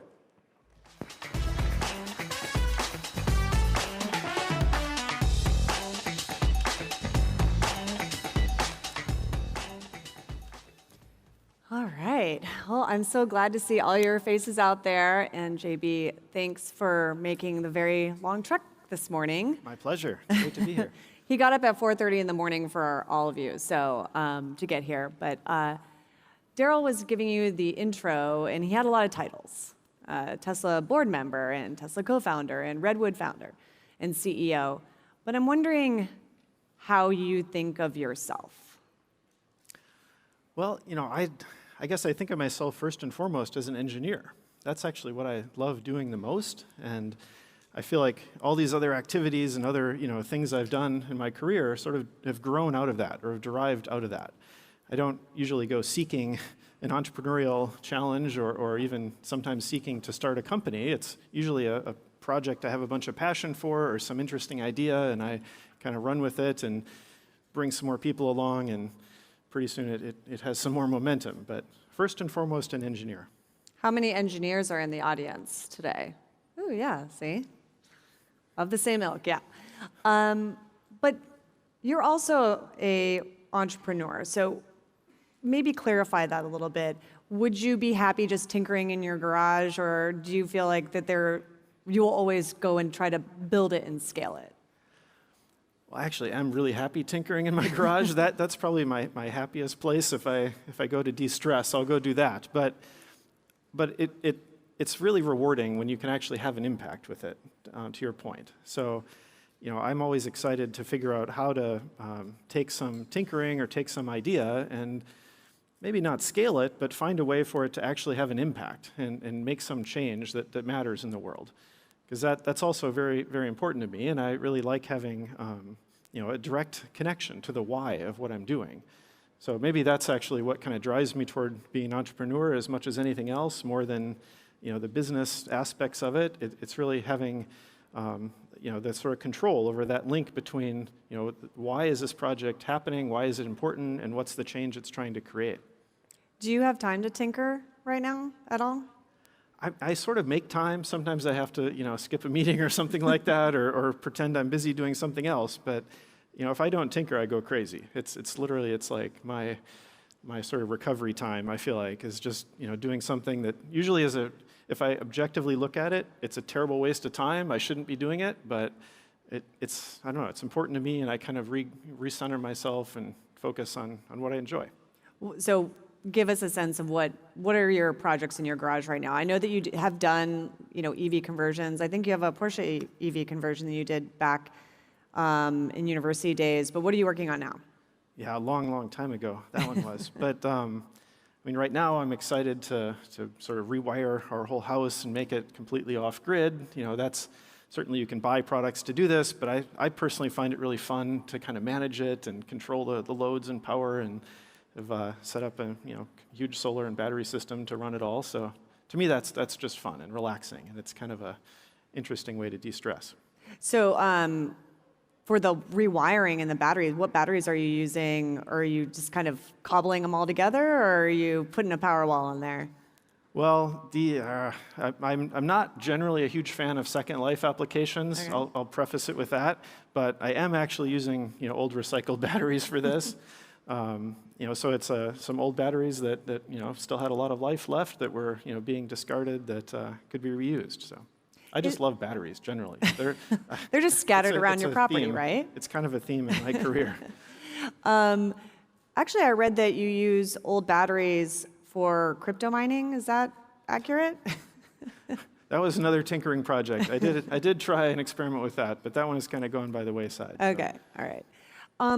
When we talked earlier about titles and how you see yourself as an engineer first, certainly your time at Tesla can't be summed up with a single title. You were involved in a number of projects and really the foundation of the company.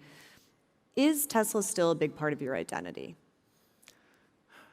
I still feel this incredible connection to the whole team and the company. It's almost hard not to, I think. I sort of roped my whole self into that for 15 plus years.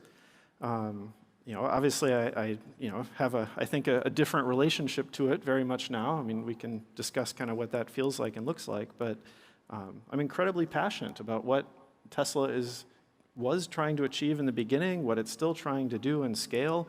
I think it's very, very important, and I also just personally know a ton of people there, so it kind of feels like some extended family still, even though it's much bigger now. Yeah, much bigger. Thousands of people bigger than when you started, right? Tens of thousands. Yeah. But you are back, as you mentioned. And when I saw the announcement, the very first question that popped in my head was, did Elon make the personal call to JB and ask you to be on the board? Well, I think any people joining a board, it has to be some kind of mutual decision, I think. And for sure. For the most part, you don't join a board unilaterally one way or the other. So yeah, I still consider Elon a friend. We have a good relationship, and I don't think I would be rejoining the board if we didn't have a healthy relationship.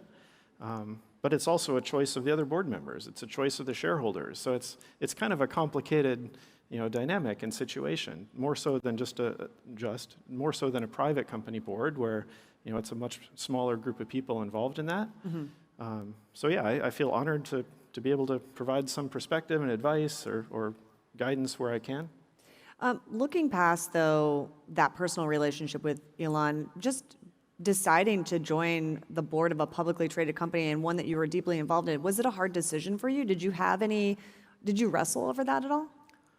Well, I thought seriously about it. It's not a decision to be taken super lightly, and certainly Tesla has its fair share of attention and sometimes drama, but I think it's really important. And I feel that in my case, I was gone for a little over 3 years, and that's sort of the legal definition of being independent to the SEC, but it's, I think, the right amount of time also.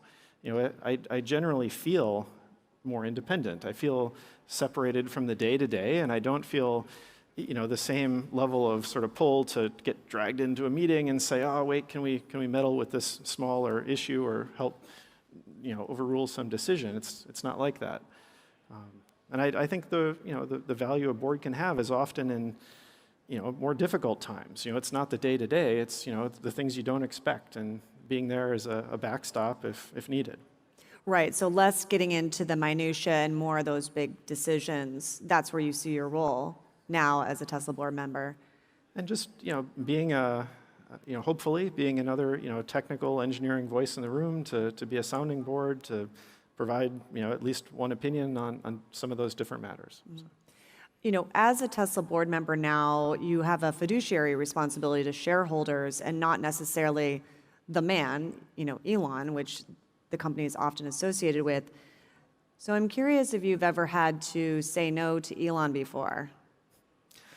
Well, I don't want to get into the minutia of the various different decisions and management styles, but obviously we work closely together for many, many years. So there's plenty of times where we didn't 100% see eye to eye, but I'd say in general I've been always quite impressed with how aligned we are on different decisions. Maybe it wasn't the exact method of how we would do something, but generally we're pretty darn well aligned on most decisions. Why do you think that is? Is it because is it a yin and yang thing where you're such different people that it somehow balances out, or something else? I am not exactly sure, I guess. I think some of these things generally, kind of come from the technical fundamentals and the first principles of why something should work or shouldn't work. But I really like to approach things from that point of view, and I think of myself pretty rational and logical most of the time. So trying to look at data first and understand, a decision or a project, based on just the data and the engineering and the science of it, not maybe the emotion of, what do people want to do or what do they not want to do or what might be easy or hard. Those are kind of the more qualitative, factors in a decision. Well, taking Elon out of it for a minute, is that how you kind of convince anyone maybe to sort of see the value in whatever that decision is, whether it's Tesla board or even to investors, is really relying on the data and less on emotion? Is that just the engineer coming back? It is. That's how I try and lead in Redwood today. It's how I try and lead as an entrepreneur and speak with investors, employees inside the company. So I think that helps, and it makes it more oriented around the mission that we're trying to achieve and the changes we're trying to build. At least that's the culture I like to focus on, is one that's really grounded in data, in engineering, and that's sort of the foundation of Redwood, and I think that certainly it was a foundation of Tesla in the beginning too. Yeah. Well, speaking of Redwood, that's a good segue. You are building a battery materials and recycling startup, although, looking at your, more than $5 billion valuation, can I call Redwood a startup anymore? Oh, for sure. It's definitely a startup. Why is that? Well, almost every metric I could think of. We're at the very earliest stages of revenue. We're at the earliest stages of kind of executing a multi-year CapEx deployment plan and building plan. I feel like we haven't really turned a corner on having massive impact on what we're trying to achieve yet. So in many other ways, we don't have the systems built out, to be a kind of stable, long, historied company that hasn't changed very much for many years. Month to month, quarter to quarter, we're still changing dramatically in terms of headcount, facilities. Those are kind of the definitions I would put on a startup. How do you, you've gone through this before. Do you want to keep that startup culture even when you've grown quite a bit as a company? How much, I know certainly you've raised a lot of money, but how have you grown in terms of headcount since 2017? We're still, I guess it depends on perspective. It feels in some cases small and maybe some cases larger. We're 700 to 800 people right now, but it feels very small, and I think that's critical. I think really any company should try and feel as small as it possibly can at any stage, whether you're 10,000, 100, or anywhere in between. Trying to feel small and never sort of have this sense that you've somehow made it. I don't really know what the definition of leaving being a startup is, frankly. Is it a certain number of years or something like that? But I think the psyche of being a startup company is really important. And it's hard to simulate. You can't really make that up. You can't send some team on a mission and say, well, now you're a startup, because they sort of know that they're not, unless they're in their own entity and they have a chance to fail. That's another, I think, important definition of this. Well, you see so many, at least on my perspective, I see so many legacy automakers trying to create these startup culture. Sometimes they spin out. Sometimes they create another little smaller unit, and they use that terminology a lot. And then meanwhile, we have all these people in the audience, many of whom are startup founders themselves. So how do you preserve that startup culture, stay small while getting big? Well, I'd say there's kind of two aspects to that. One is the difficulty in simulating a startup culture, if you will, from a big company. And as you noted, a lot of teams try and do this. Many big companies, not just automotive OEMs, but you name it. But it's very hard to sort of pretend to yourself that you actually are in a startup company, even if you're on a skunkworks team doing some other thing. If that project goes away, you're still going to have a job at the parent company, and generally you've still got the support infrastructure of that big company, and you've still got the priority structure of that big company. If they need the resources, if they need help, those people kind of get pulled back into the mothership priorities. Mm-hmm. So for a lot of those different reasons, it's quite hard to simulate, what it feels like to be in a small startup. So I think that's part of why it's so powerful, why entrepreneurs can be so successful, even when you would think all the odds are clearly against being a small team of people, but hard to simulate that. You've raised recently $1 billion with a more than, as I mentioned earlier, more than $5 billion valuation. You also received a conditional DOE loan for something like $2 billion, I believe. And all of this, at least from what we've talked about before, is to scale. That's the goal. Keep that startup mentality, but scale. Have you ever considered just going to the public markets to be able to achieve that same thing? Why not IPO? Well, it's a long discussion. It's. The short answer is we're not ready, and I don't feel that we're ready for that. I've had plenty of different experiences being on different sides of Tesla, private into public, and I've been on the board of two other companies that were private into public in different ways, QuantumScape and Solar City. So I've kind of seen the pros and cons of it, and I'd say the downside from a company in our position is we don't have predictability yet. And actually, I don't want us to have that level of predictability yet. I think actually, we have to give up something of our innovation and creativity and dynamic, nature to have the predictability. It's tricky to have both, but analysts, need to build models. They want to understand that. They struggle to build a new model every single quarter if we're saying, well, no, we want to go this way, and now we took advantage of that opportunity. So to me, that's probably the tangible reason. But it does make it. I do miss having access to the retail investment enthusiasm in the same way. That's, I'd say, one of the biggest downsides of not being public. And at Redwood and, obviously at Tesla, I think that's an incredibly strong, force. But I think even at Redwood, I've been surprised at how many people, actually understand it and get it more than I thought they would. I imagined we'd be a little bit more of a behind-the-scenes, type of company for longer. So someday when we're ready, but not quite yet. Do you think that the reason why people get it and they, are interested in probably hoping that you'll go public is because of we're now, because of the Tesla connection and they're familiar with you and they're just excited about you, the person, or they have a greater understanding than they ever did before about actually what this means and what Redwood specifically is trying to do?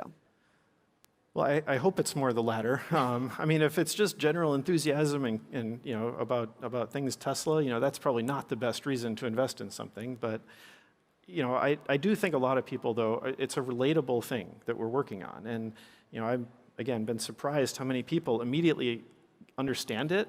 I mean, I explain it to my kids, and they immediately understand it. It's like, oh, you're taking an old battery and taking it apart, and so we can make a new one. Great, got it.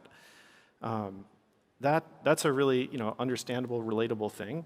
And most people that are driving around in an EV, give some amount of thought to the footprint they're going to leave behind with the battery, with the car, with the whole system. So, that was a question that I frequently got at Tesla. It was probably in the top 10, frequently asked questions of, well, what about the battery at end of life? How will we recycle it? And at the time it was so early that it wasn't top of mind. We were much more focused on how do we make more of them rather than do we plan for end of life.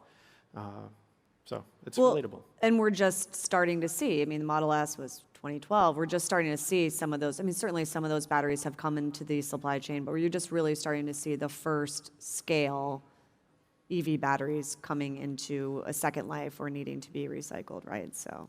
It is ramping up quickly, and it's pretty phenomenal the amount of volume there. I mean, if you just look around at the streets and see the number of cars and think that each EV we build has to, be unbuilt essentially and reprocessed, reclaimed in a sustainable way. That's part of the motivation for me of putting my time and focus into this in the first place. I kind of saw that I guess view of the future that I wanted to create, while at Tesla. And we were working so hard, everyone still is, scaling, building more cars, building the whole market and the infrastructure to support them, and then building the renewable energy to charge them. But the other piece of the sustainability is, what do you do with the product at its end of life? So that to me was the kind of third piece in that stool is, making the car and deploying it, charging it with renewable energy, but then also closing the loop around the product itself so that we could build a reprocessing, remanufacturing industry and method to take them in, use renewable energy, and feed materials back to do it again. Do you think that you can complete that goal that you have, and we'll get into Redwood's plans here in a moment, without going IPO, because you talked about that predictability factor, and you would have the freedom as a privately held company to really push and be a little bit more, take more risks? Do you need to go to IPO? I don't know, frankly, right now. It takes a lot of capital to do this and scale this. Clean tech generally takes a lot of capital. It's a different model, and it's a different model today even than it was 5 or 10 years ago, where the scale of what it takes to be relevant is much bigger. The scale of these markets is much bigger, though, and the opportunities is much bigger. So we will continue needing to deploy capital and raise capital in various ways. Some of this depends, I'd say, on the efficiency of the outside markets. As long as we can, as a private company, work very efficiently with large-scale private investors, that maybe defers the financial benefit of being public, separate from the whole tapping into enthusiasm of retail investors. So I don't know if we ever will need to go public. It probably should happen at some point. I think that's probably the right outcome for most companies as they grow, but I really don't want that to ever feel like a goal in its own right. It should very much be a tool to achieve growth in a faster or better way, done for very specific reasons. Well, let's talk about that growth. When I first started writing about Redwood Materials, you had one location.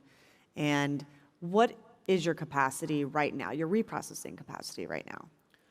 Well, today we recycle maybe around 10 to 15 gigawatt hours of batteries per year. So I try and think of it all in gigawatt hours per year.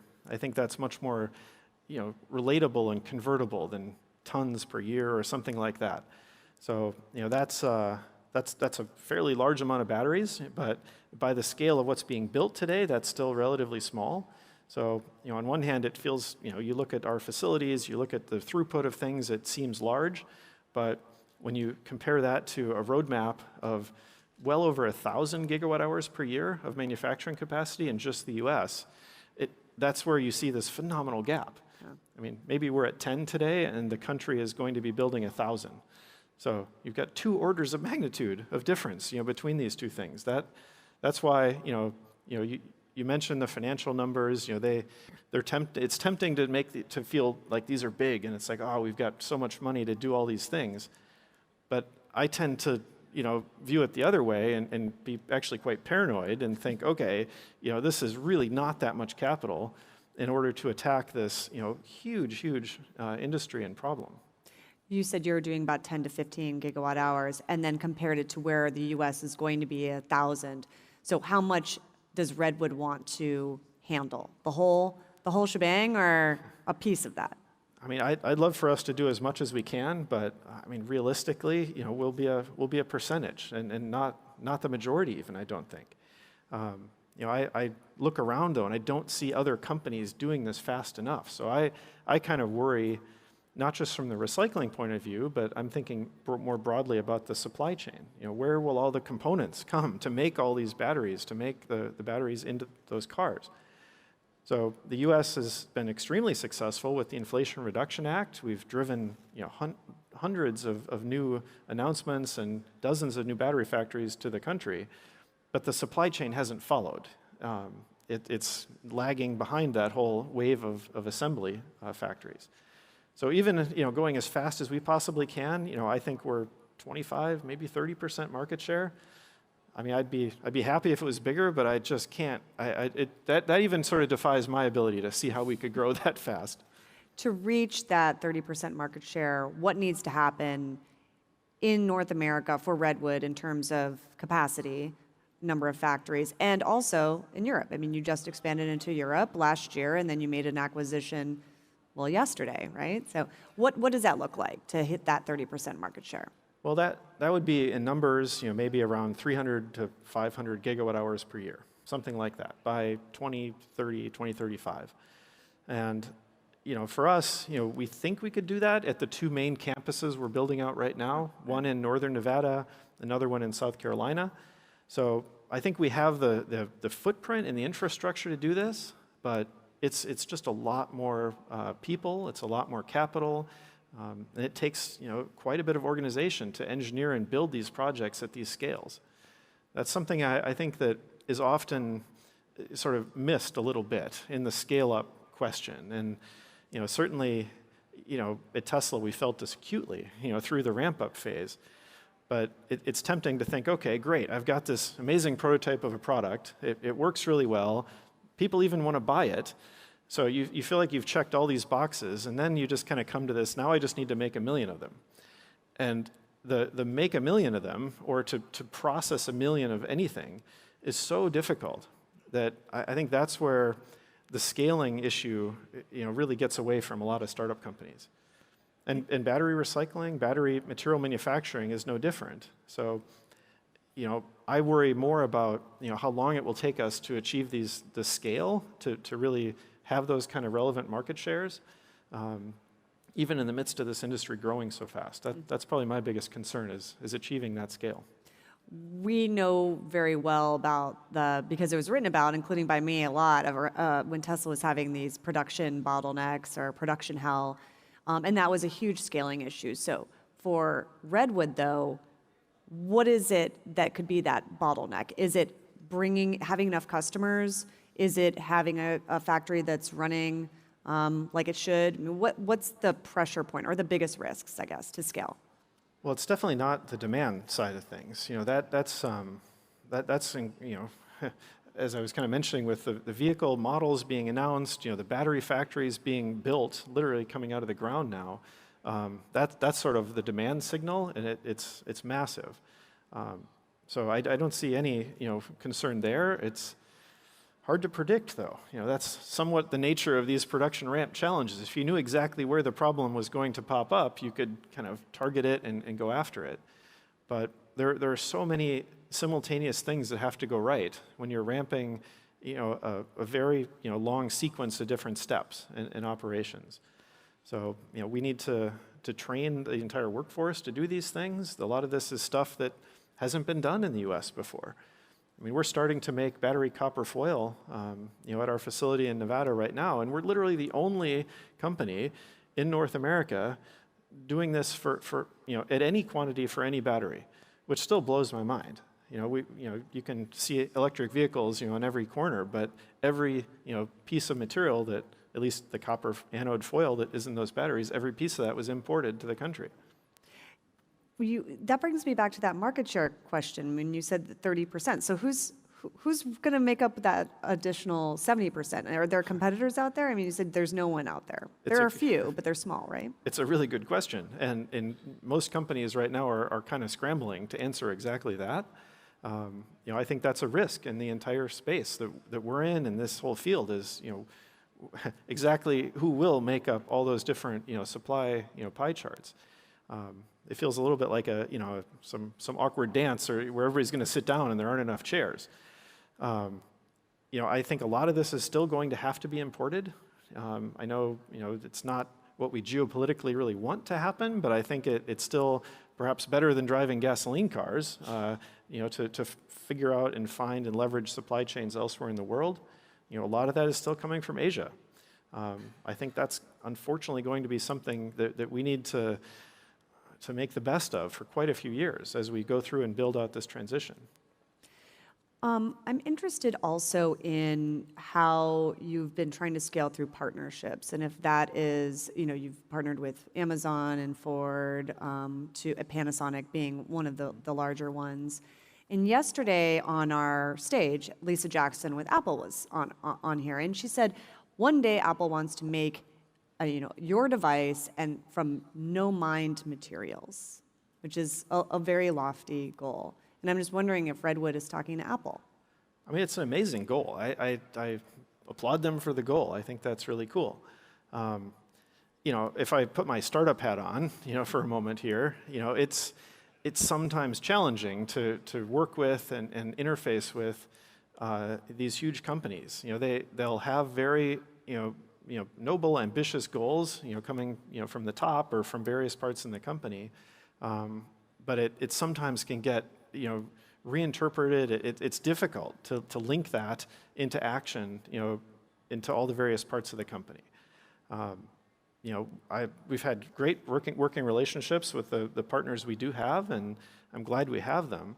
But I'm constantly surprised, I'd say, by the level of resources some of these companies have, and how difficult it is, for them to really, sometimes focus it and make incredible progress on some of those projects. Why do you think that is? Is it they're too big? I think that they have so many other priorities is probably the simplest answer to it. Now, if I kind of put my my big company hat on, there's a lot of other things you have to do, and you don't get to just redirect everything toward the new shiny object project. That's part of, I'd say, being predictable, and it's part of delivering all the results that people expect every single quarter. So that takes enormous percent of I'd say those big companies' attention and their resources and just their kind of mind share. So they may want to kind of redirect and go after some crazy new direction, but in practice it's relatively rare, I think, for them to actually be able to do that. It almost takes a crisis for them to kind of abandon the old direction and choose a new one. What I think you would argue that there is a climate crisis, right? So what's preventing these companies? Is it just consumerism from actually making that the #1 goal? Well, there 100% is a climate crisis. I think, and whether it's climate or maybe atmospheric, composition, atmospheric rate of change, I think that crisis is more acute than anyone actually realizes yet, and is going to be much harder to change than anyone realizes yet. Has more inertia, but it doesn't directly, blow up the business model of many companies. So I think most people are aware of it. It's sort of there in the ether. It's, most people realize it's incredibly important, but on a day-to-day, that doesn't, destroy their sales. It doesn't, destroy their supply chain, or it doesn't, nuke their cost structure or something like that. Those are sort of the crises that I think, companies generally react to much more quickly. It's an immediate crisis that affects the balance sheet of what they're doing. But unfortunately, the nature of the climate crisis is not that. It's the sort of slowly changing thing that's not directly easily attributable to any specific outcome. When you're talking about crises and also continuing and wanting to continue to do business, I think of automakers and this big push to going to EVs. And then I was thinking about what you were saying earlier about how supply chain really worries you. And I'm wondering if the finite amount of raw materials we have, in your view, is potentially an existential crisis or presents one for automakers and their ability to even make EVs. Well, I think it could very well create a huge bottleneck in how fast EVs transition, which is a real bummer. Because personally, I'd love for us to transition to 100% EVs as fast as humanly possible. I think the world needs that. I think it's the right solution. But then with my kind of engineer hat on, I go looking at all the risks and problems to do that, and where do I think the bottlenecks would be? And I agree that the materials in the supply chain, the access to them, the refining of them is probably one of the biggest bottlenecks. It won't exactly manifest itself, I don't think, as being a material shortage, because it would probably translate into cost pressure of those raw materials, which then translates into, well, batteries are expensive, batteries have volatile commodity pricing, therefore EV pricing is kind of all over the map, up and down, and customers get kind of, dissuaded, because where's the cheap EV? So I think it's tricky sometimes, I think, to follow that thread all the way back to its source, which often is the fact that you've got a supply chain with a bunch of weird constraints in it, which causes price spikes or prevents the prices from falling as they trended for a very long time on batteries. Well, I'm glad you brought up cost, because reprocessing, the goal is to not be using virgin materials, and that can help reduce the cost of batteries. But I've heard you say before that batteries don't apply to Moore's law in terms of the cost. So once, let's say, we come into a world where we're reprocessing and we're not using many or any virgin materials, will we hit a stopping point in terms of continuing to lower the cost of batteries? Well, first off, I would agree. They don't follow Moore's law. Specifically, that has to do with, obviously the density of transistors, and that's something, that's essentially a mechanical, manufacturing process, a mechanical electrical manufacturing process. Batteries are on a very different improvement curve, and they're limited by the chemistry of the elements involved, by the, really that's the fundamental limit. So, I do think that, the being able to reuse those materials multiple times is probably the biggest single lever to reduce the cost in the long term. So right now, we've gotten so efficient at assembling batteries, incredibly efficient at huge scale. The industry, the world, that now the material cost is a very big percent of that overall device cost.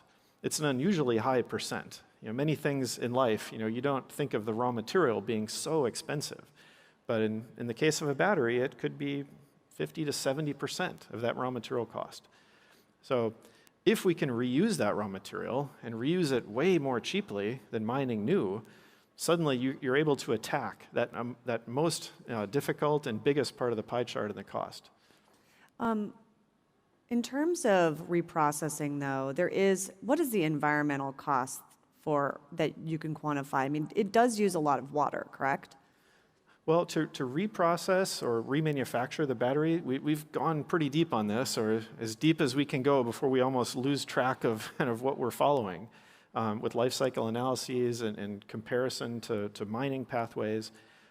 It uses so many fewer resources. So we've tracked maybe about 80% reduction in CO2, 80% reduction in net energy consumption. And similar numbers, 60, 70% reduction in water consumption. So these are pretty dramatic. It's another reason I think that's an important pathway. But right now, I'd say just the cost and availability and the scarcity of the materials is even overwhelming even the environmental benefit of recycling. In terms of the water savings and those reductions you were able to achieve, is this something that Redwood has innovated, or was this in the marketplace? No, that's been pretty fundamental to how we engineer and how we design. That's something that we generally try and have sort of a set of design principles when we go out and attack these problems, and we want to engineer some solution. You need to think about what's important. How are you going to engineer it?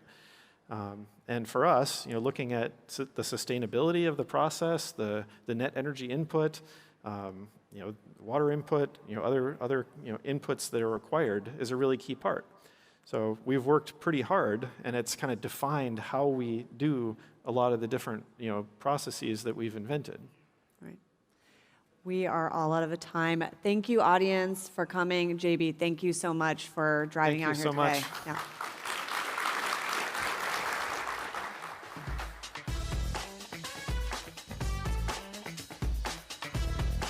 All right, great conversation with JB. So we are going to now break for lunch. So reminder, there's options downstairs, outside of the venue.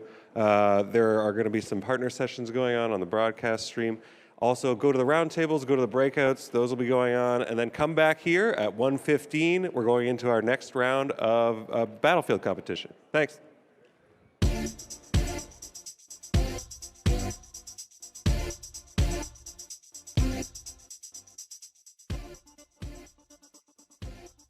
When we launched the OnePlus 6T in the US in 2018 in collaboration with T-Mobile.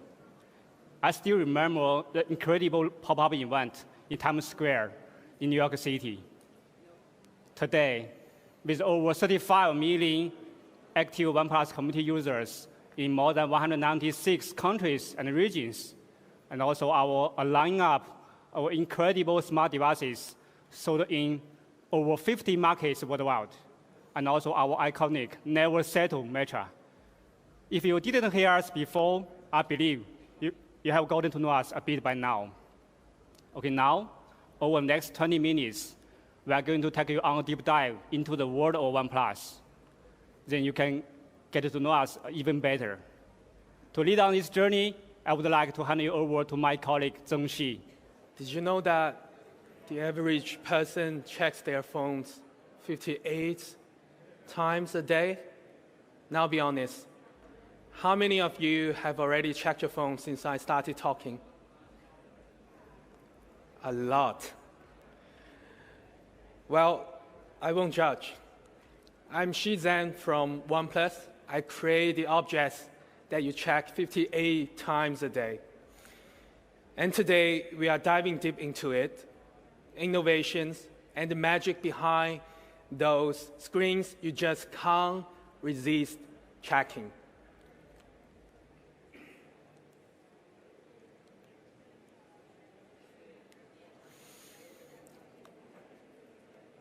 Picture this. 9 years ago, OnePlus was a one-year-old baby. I stepped in not as a director, but as a product manager.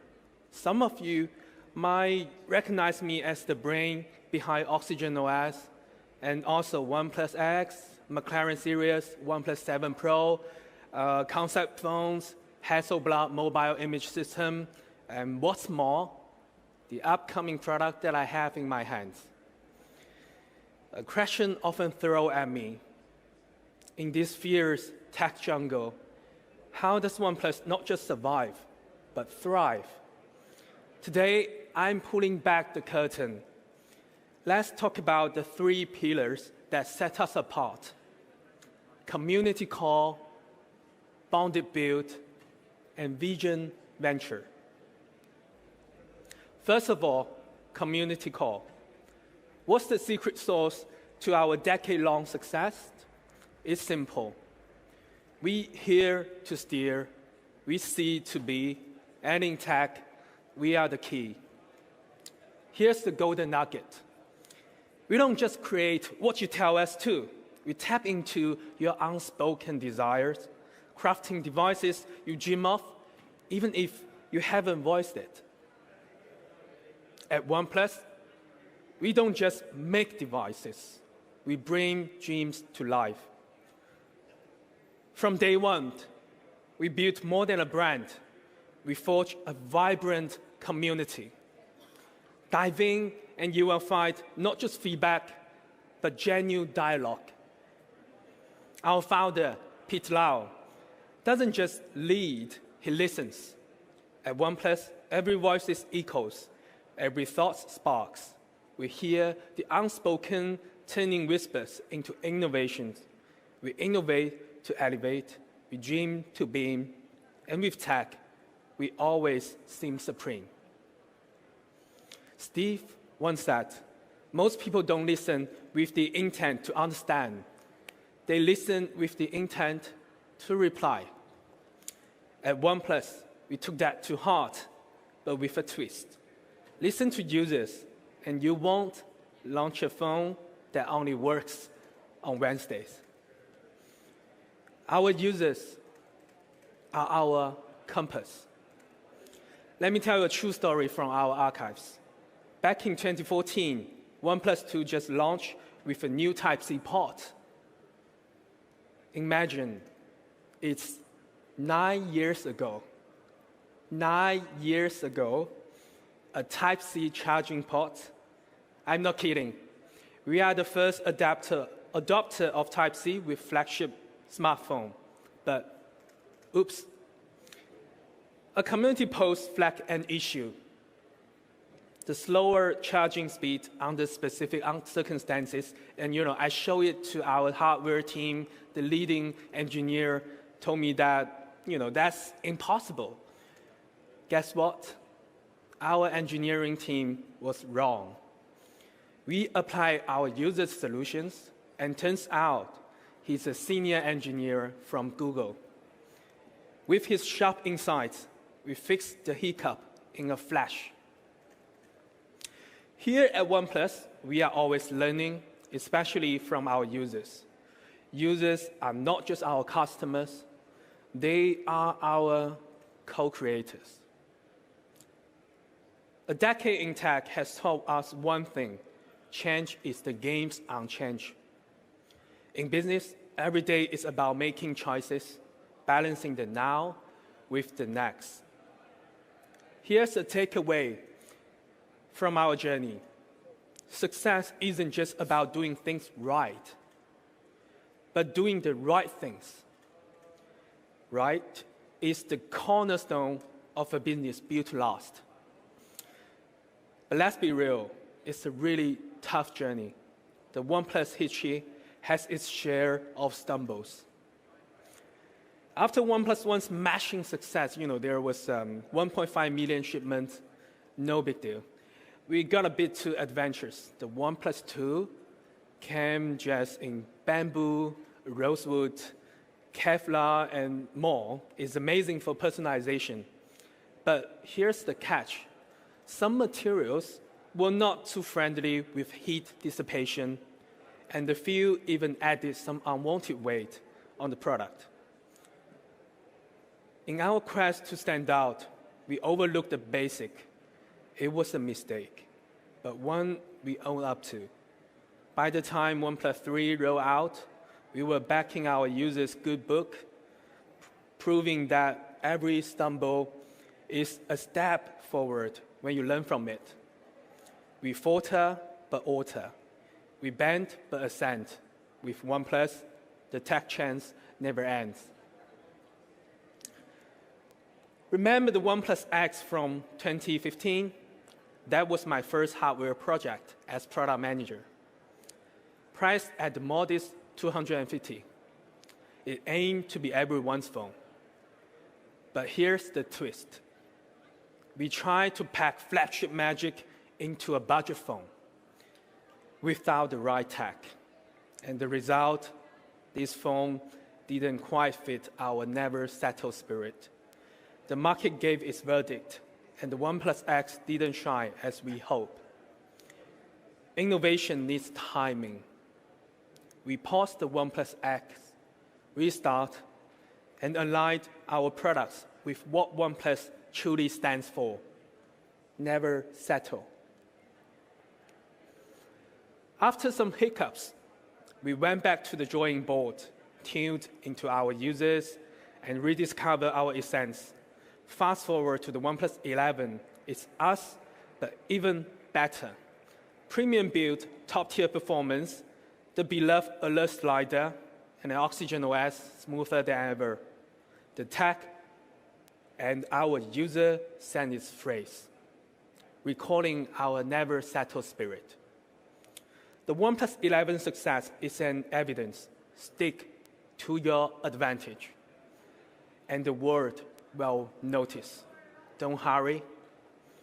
For us, it's about crafting unparalleled tech experience for every user. When we nail that, the love and loyalty follow. That's OnePlus' mantra of doing things right. Before I wrap up, let's dive deep into what truly drives OnePlus. Our bonded build speaks to the alliance we've formed over the years. Never settle is rooted in our entrepreneurial spirit. No matter our achievements, our compass points to our founding mission. As we grew, so did our challenges. To scale further, we needed more resources, a broader platform, so we made the bold move, merging with Oppo. A challenging transition, for sure, absolutely, but it supercharged our R&D team, stabilized our supply chain, and accelerated our tech innovation. The result, products like the OnePlus 11 now boasting extended software support. Every startup faces such crossroads.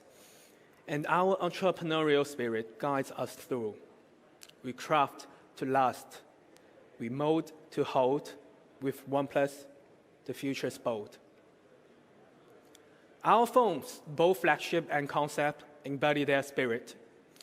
Remember the OnePlus Concept 1 McLaren with its invisible camera, or the cutting-edge cooling system on OnePlus 11 Concept? These are not just phones. They are our tech playground, pushing boundaries and exploring the future. Concept phones for us are not about immediate profit. They are about potential. They are our vision of the future and evidence that our eyes are set not just to today's gains, but on tomorrow's innovations. Lastly, our vision venture. We are not here to follow the status quo, and I think that's the reason you are here. We are here to challenge, to bring the future into the present, whether it's pioneering the use of new materials or exploring the next big tech innovations. Our vision is always set on what lies beyond the horizon. It's this venture spirit that led to creations like the OnePlus Concept 1 or our upcoming foldable phone. We've been tinkering with foldable tech. We are ready to jump into the foldable phone arena, challenging the status quo. Stay tuned for OnePlus' first ever foldable phone, a game changer in design and functionality. We explore to score. We adapt and unwrap. With OnePlus, there's no tech gap. As I draw to a close, I'm deeply moved by the heartbeat of OnePlus, our community core. It's in every message, every piece of feedback, and every story you've shared with us. Our Bounty build is more than just devices. It's the embodiment of unity. It's about partnerships that have weathered storms and emerged stronger. It's the late nights, the challenging phases, and the collective spirit of a team that believes in doing epic shit. And as we gaze into the future, our vision venture lies our path. It's the spark of innovation, the courage to dream big, and the relentless pursuit of excellence. It's our promise to always push boundaries, to venture where others haven't. So, as you live today, remember this. OnePlus isn't just a brand, it's a promise, a journey, a commitment. It's the heartbeats of millions as the name One. The dreams of our team and the vision of a brighter tomorrow. And in every step we take, we are honored to have you with us as a plus. For together, we will never settle. That's a wrap from me. Thanks again, TechCrunch, for this amazing platform. Welcome Robin back on the stage, and let's dive into your questions and thoughts. Thank you very much.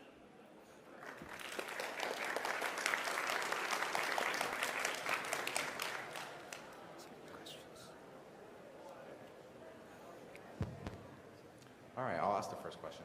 Hi. Hi. Hi there. Hi. Yeah, I've been a OnePlus user for a few years now and have really enjoyed my experience with it and super excited for the foldable. I guess my question is regarding, I guess for Robin, right? Regarding the US market in particular, just because it's such a competitive market with Pixel and Samsung as well as Apple, how has OnePlus continued to be successful in the US despite the competitive market that it is today? Okay, thank you. So talking about the success, I think first of all, as you all know, OnePlus is a product-driven and a user-driven brand. So that means we take care our product experience and also feedbacks from users very seriously.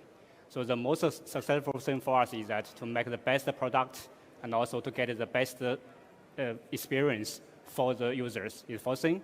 Second thing is that since especially considering the partnership with the partners in the US market, we are also a partner-driven brand. We want to make a business a win-win business together with our partners. Last but not the least is that when we're talking about the success, especially because we need to hear to our community. So all the community, all the users, if they think our product is the best, then that's the most successful thing for OnePlus, not only in the US market, but also the global market. Hope I have answered your question. Thank you.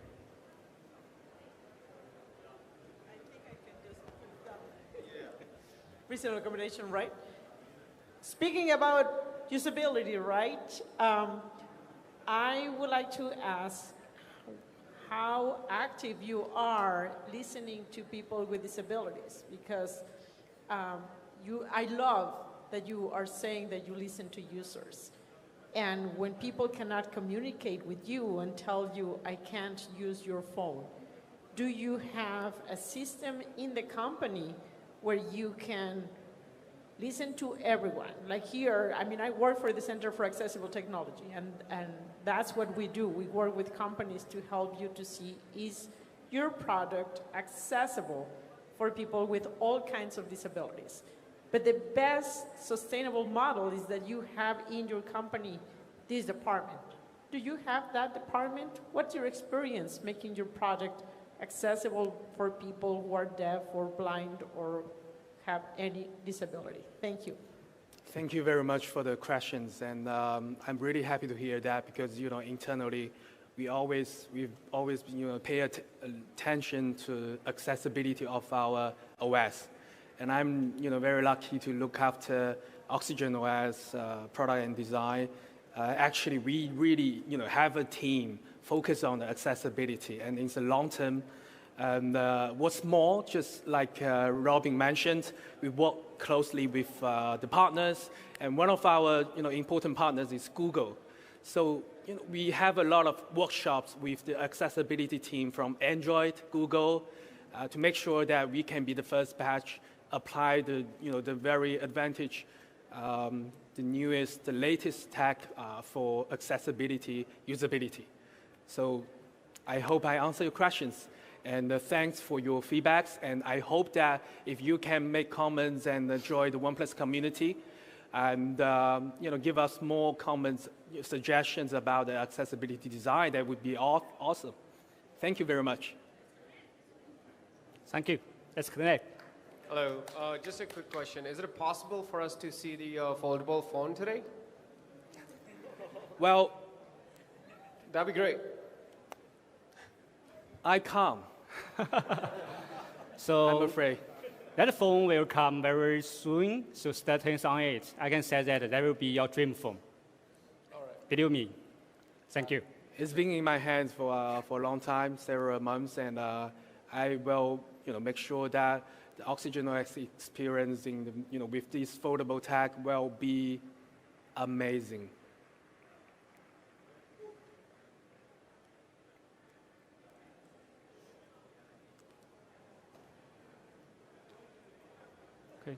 Okay, so we are running out of time. Yeah, man.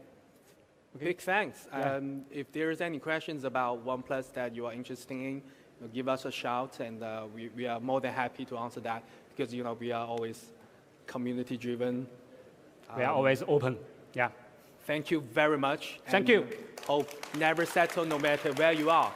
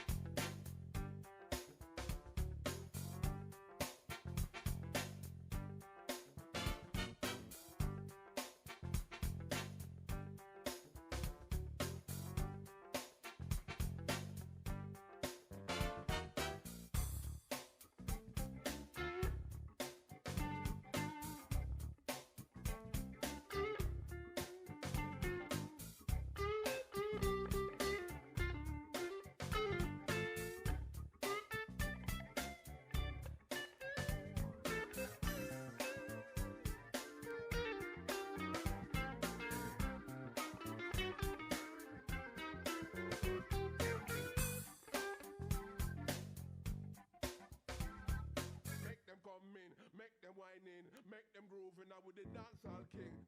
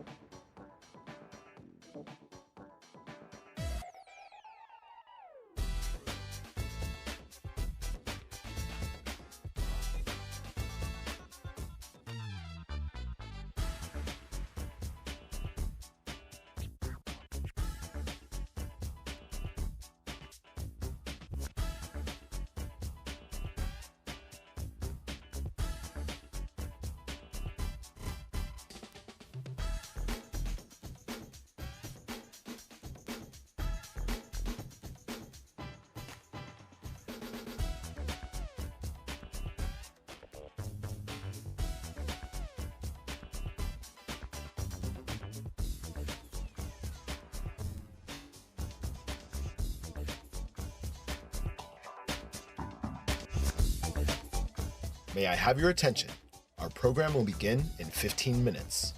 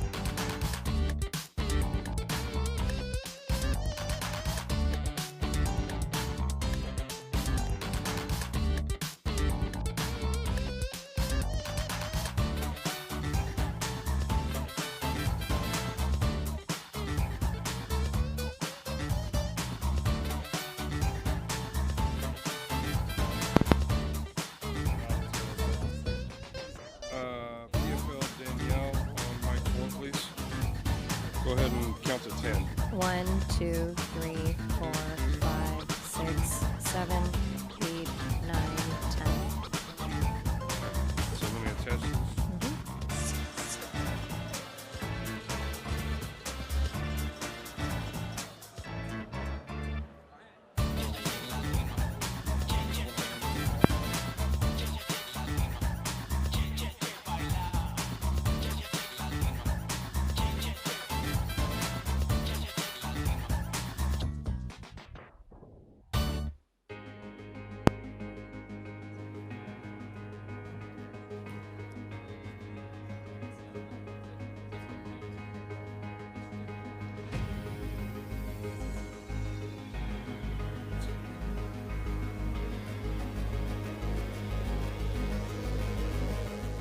May I have your attention?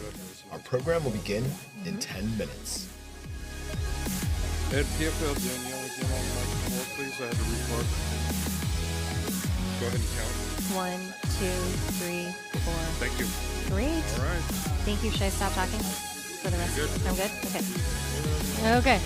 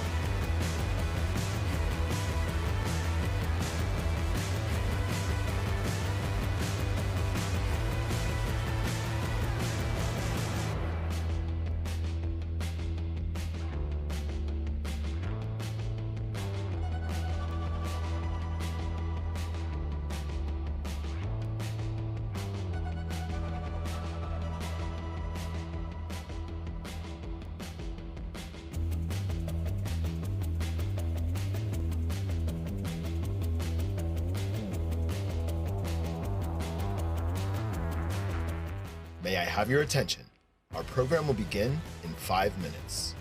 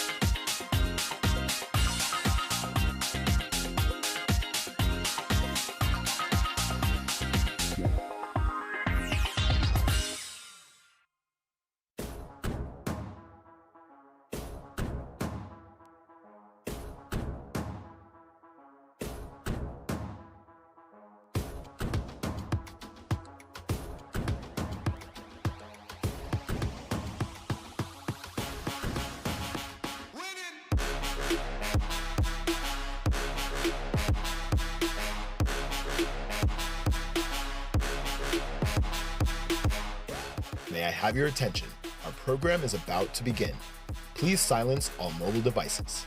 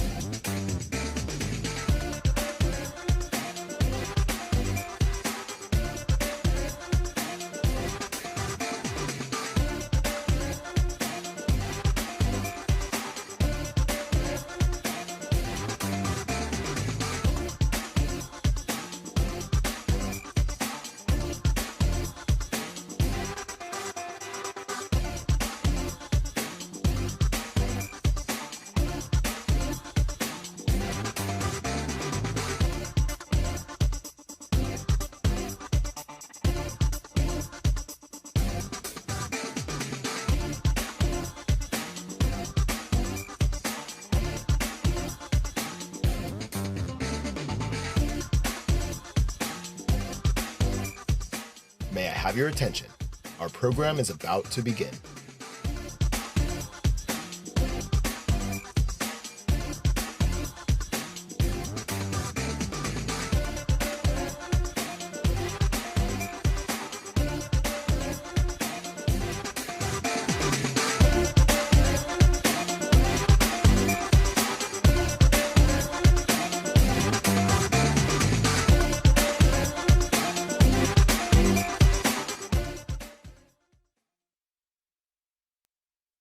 Startups move fast. You need a bank that can keep up. I love how easy it is to use. The design, in general. The interface is incredibly user-friendly. The ability to easily see all of the transactions and search the history of them. I really like the analytics that you see on the dashboard. It's like seeing your business in HD. Getting started was maybe one of the most delightful onboarding experiences I've had. I can just log in, send a wire, check my balance, and move on with my life.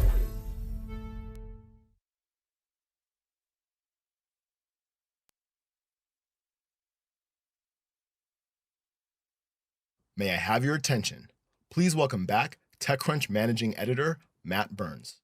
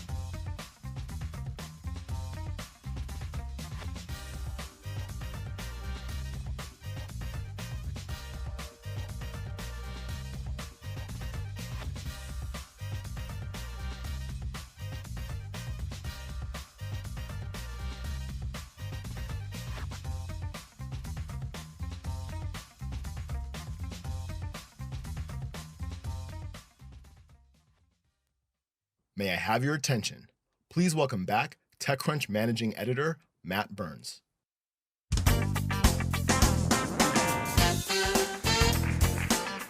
Oh, I love a full room. Thank you so much for coming back after lunch this morning. We saw some great companies.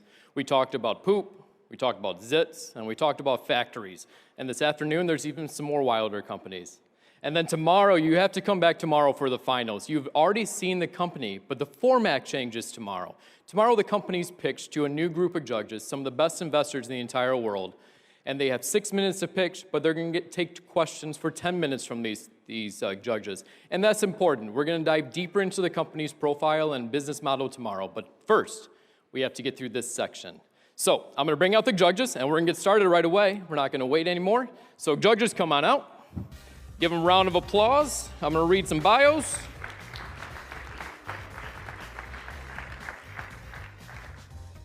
First up to my left here is Maren Bannon, co-founder and managing partner at January Ventures. They're a pre-seed stage firm focusing on B2B startups that are digitally transforming traditional industries, including work, health, and climate. They have invested in 60 companies to date and closed Fund 2 in March 2022. Before co-founding January Ventures, Maren was CEO and co-founder of Little Lane, a mobile marketplace for local experience. Next to her is Sam Blond, partner at Founders Fund. He invests in companies at all stages and works with founders and go-to-market leaders on accelerating revenue growth and increasing value of their businesses. Previously, Sam served as the Chief Revenue Officer of Brex, where he oversaw revenue growth from less than $1 million to several $100 million of annualized revenue. Prior to Brex, Sam was a VP of Sales at Zenefits, and he joined the company pre-Series A. Sam was an active angel investor during his time at Brex and Zenefits, backing 25 software companies ranging from seed to Series C. Next is Frederic Dahm, general partner at Google Ventures.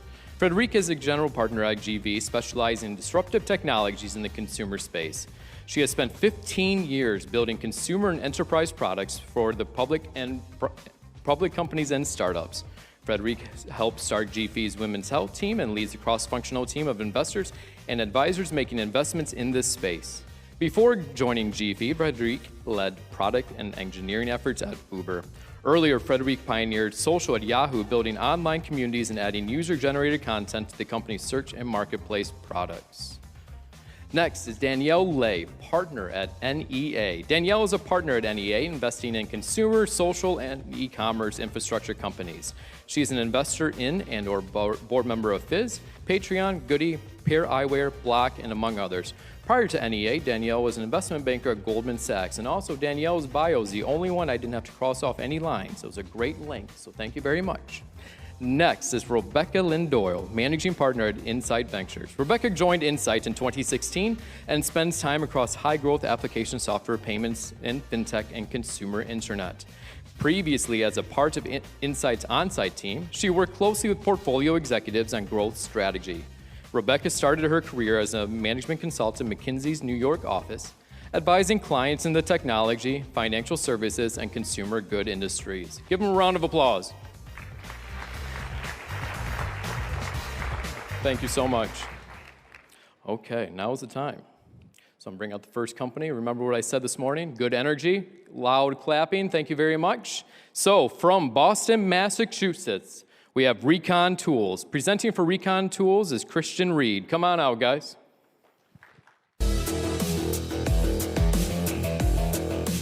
Christian Reed from Recon Tools here to talk about the future of construction. The future of construction is not old tape measures, boring hammers, it's digital. Digital tape measures, digital measuring devices, digital everything connected together, no more errors, all money, baby.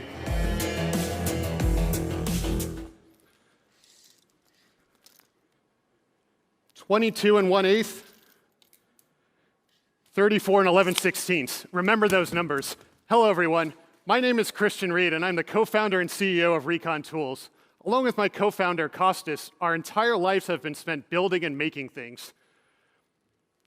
Very quickly transitioning from Legos and building skateboard ramps in my backyard, I knew how to use a circular saw well before I knew how to drive. Even at MIT, the vast majority of my time was spent working on projects in the shop and at the Media Lab. All this passion transitioned well to starting Recon Tools in my basement in 2020. Being surrounded by so many tools on a regular basis gave way and gave thought to one of the reasons what all the tools were made for that surrounded us and led us back to the inevitable construction. Construction as an industry has been plagued with inefficiencies for decades. Productivity has stagnated, innovation has largely underserved the space, and the vast majority of tasks are still managed on paper. A variety of these disjointed processes combined with oftentimes simple human errors result in almost 20% of materials on a given job site being completely wasted and in the dumpster. Of these errors, the vast majority of them contribute to these avoidable errors and contribute to over $100 billion wasted in construction each year. Recon Tools has set out to create a connected ecosystem of hardware and software products to significantly reduce these errors and streamline operations on the job site.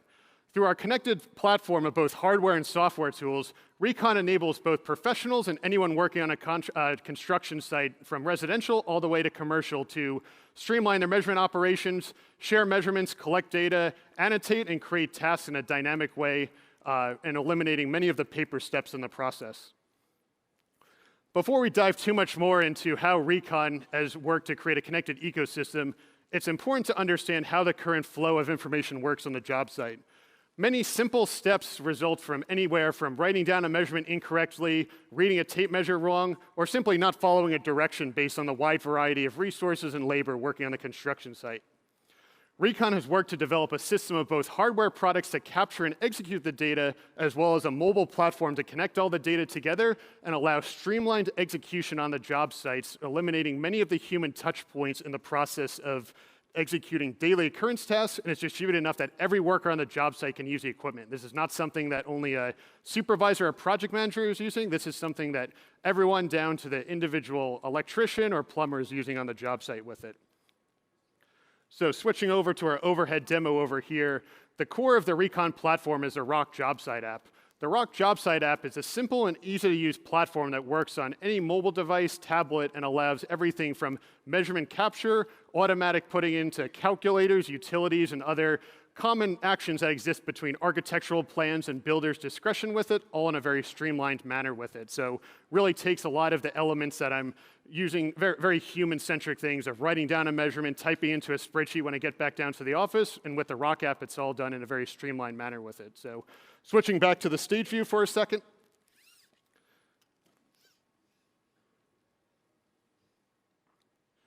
So the T1 Tomahawk, as everyone has probably seen before and used a tape measure on the job site, the T1 Tomahawk really represents the core of our hardware ecosystem and allows measurements to be captured on a large backlit display on here. So repeating the measurements that I bombarded everyone with at the beginning of the presentation here, capturing a measurement is as simple as clicking the button on the screen, going down here, recording the second measurement.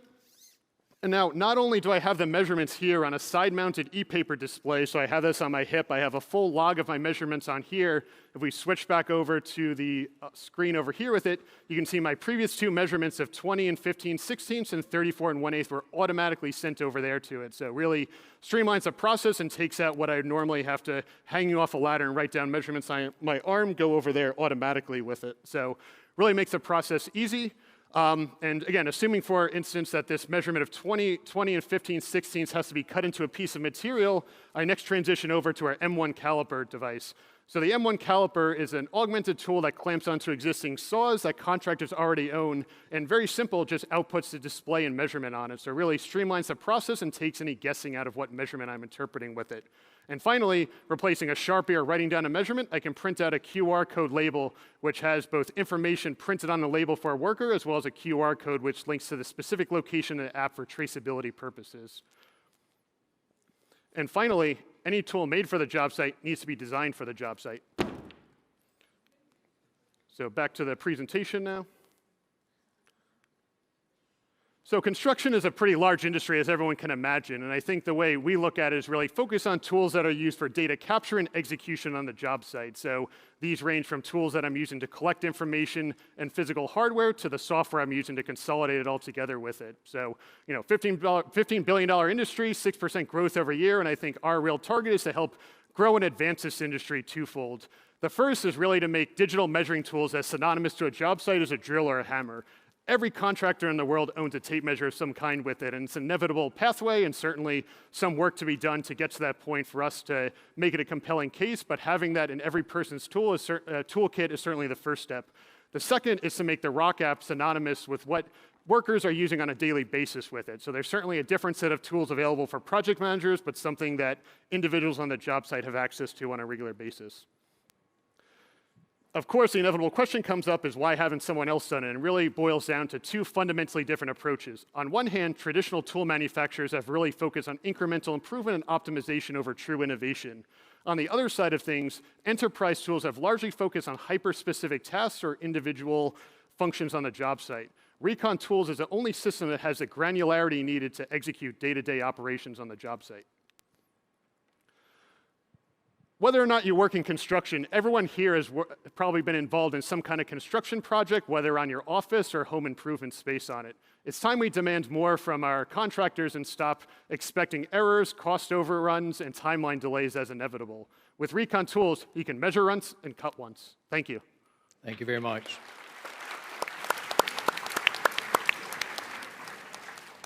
Danielle, let's go to you first. Great. First of all, thank you for presenting and for being the first one of the session. That was wonderful. You did great. The throwing of the tools was very effective in getting the audience going. Could you tell us a little bit more about the revenue model of the business? Yep, absolutely. So Recon Tools started as a crowdfunding product, so our revenue model, like our company, has evolved rapidly over time with it. So right now, to this day, we sell hardware products. Hardware products has gotten out there, and just recently, to coincide with TechCrunch Disrupt, we launched our mobile app with it. So for the time being, we sell hardware products, and the evolution of the mobile app initially is to give out for free, get people on it, learn what features are valuable, and then in the background discussion, which was somewhat parallelized with how we were working on our hardware products, our partnerships, that there's a lot of ability ranging from I'm a fastener company, and now I have a utility that workers, rather than go to Home Depot and look at the chart that's covered in dust, Sharpie marker on it of what fastener do I need, I can input the measurements there, ranging from very simple, just here's what fastener to buy, to direct integrations with the manufacturer. So of course, that's like anything, a longer process with it, but both from stores to manufacturer side of things, there's a lot of benefits of having a central app that everyone is using to collect data in a very elemental way. Like everyone uses a tape measure and doing right now a bunch of, some people have the, half-thought apps that look like an Excel spreadsheet that I put in the App Store with it, but having something that's purposely designed, and it's very easy for individuals to design their own utilities for it. So it's as simple as making a spreadsheet, so it's really easy, and I think the longer-term idea is to have kind of a mini app store where manufacturers can put in there, and if I'm a deck builder, I get all the, strong tie, applications in there, and rather than look at, they send out, a box of catalogs that's this big, and you're following these little spreadsheets to try to figure out what fastener you need versus go in there, type it in, boom, I get this. All right, I'm at Home Depot, and I personally don't need to go as the supervisor on the job site. I send a worker so I can stay on and keep it moving, where now that's usually what production goes to a stop because one person with experience has to, drive an hour to Home Depot back and forth to get it with it. So. Got it. Yeah. That's helpful. And one quick follow-up question. So is the expectation to sell at the company and project level, or is the expectation that a worker themselves is going to go and say, I want this tool for myself?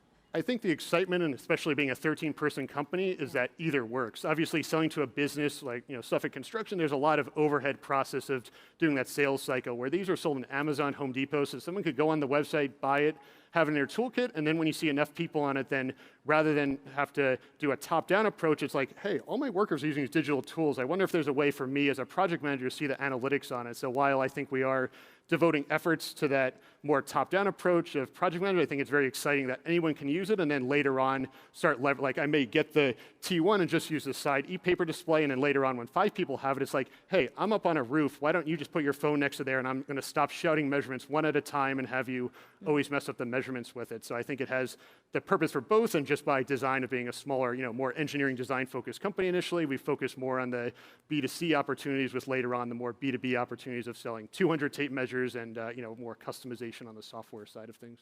Got it. We'll go to Maren, then Frederic. Great job on the pitch. Loved hearing about the business. My question is, I was wondering if you could share some of the highlights of your traction so far.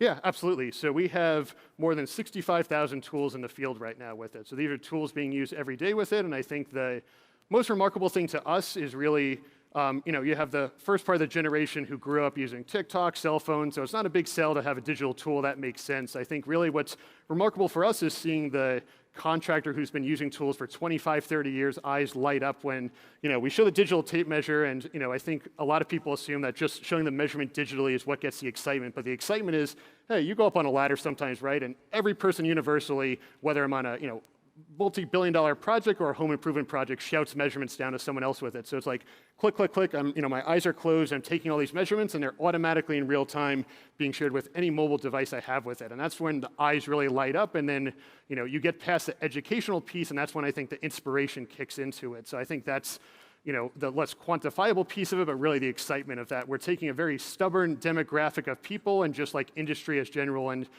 slowly easing into the trend. Whenever VR and AR becomes something, obviously it's a much different platform, but not on day one. We're saying wear VR goggles, like, whoa, hold on a second. I'm using, the hammer my grandfather gave. And, it's not an exaggeration, right? This is what construction is today with it. So I think that's the most exciting part of the traction, but we have 60,000 tools in the field. We have 25,000 pre-orders for the T1 with it. So I think it's all very future focused, and the app I think is going to provide an even more way of not having to invest initially in a hardware product, of just get on it, use it to organize my measurements, and then, hey, it'd be great instead of having to manually type these in, I had something to automatic do it to help upsell the hardware with it.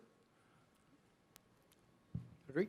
Yeah, I have a quick question. So thank you so much. This is great to see it in the field itself and see some customer validation. My question is, how does it fit into a broader ecosystem of construction tools?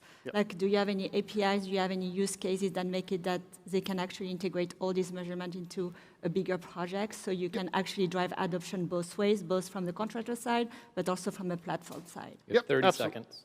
Absolutely, yeah. So APIs, I think, play a big part of the overall thing, just because we're not looking to replace, we're looking to augment software. So a lot of the bigger companies who are using Procore, Autodesk Construction Cloud with it, there are a lot of APIs for both pulling data from our app, importing CSVs, so that goes back and forth, and even our hardware products directly. Like just the simple act of, I have a bunch of issues that right now are written on the wall, I can use it to connect with our hardware products directly with it. So a lot of flexibility and openness from our end, knowing that it has to be part of it and it's not replacing with it, which is another barrier of entry in general with it. Right. Well, thank you very much. We'll leave it there. Give them a round of applause.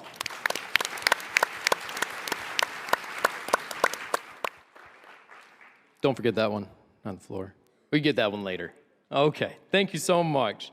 Next one up, coming to you from Romania and England, we have App Factor. Presenting for App Factors, Gabriel Chuluca and Keith Nielsen. Give them a round of applause and bring them on out. Modernization is just the beginning when you see your entire IT landscape laid out like a sci-fi movie.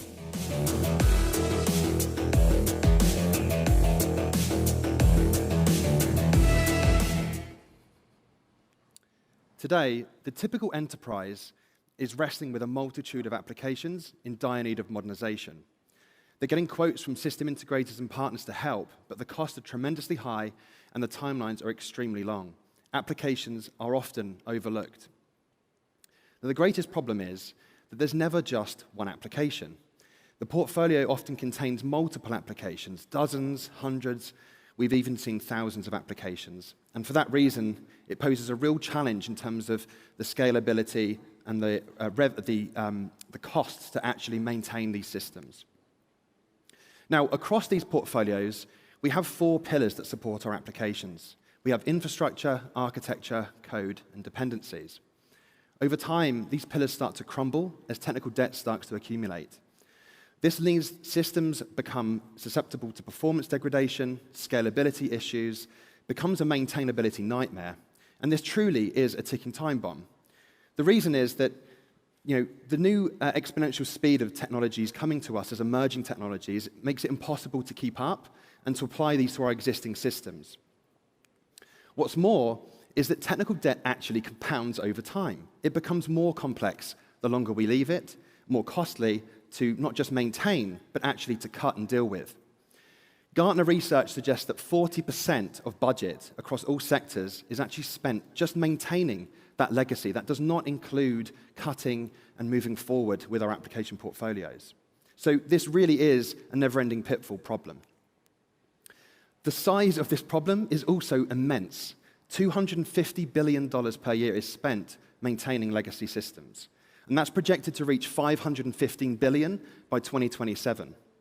So how do we help enterprises get ahead of this legacy continuum? Well, AppFactor is a continuous modernization platform.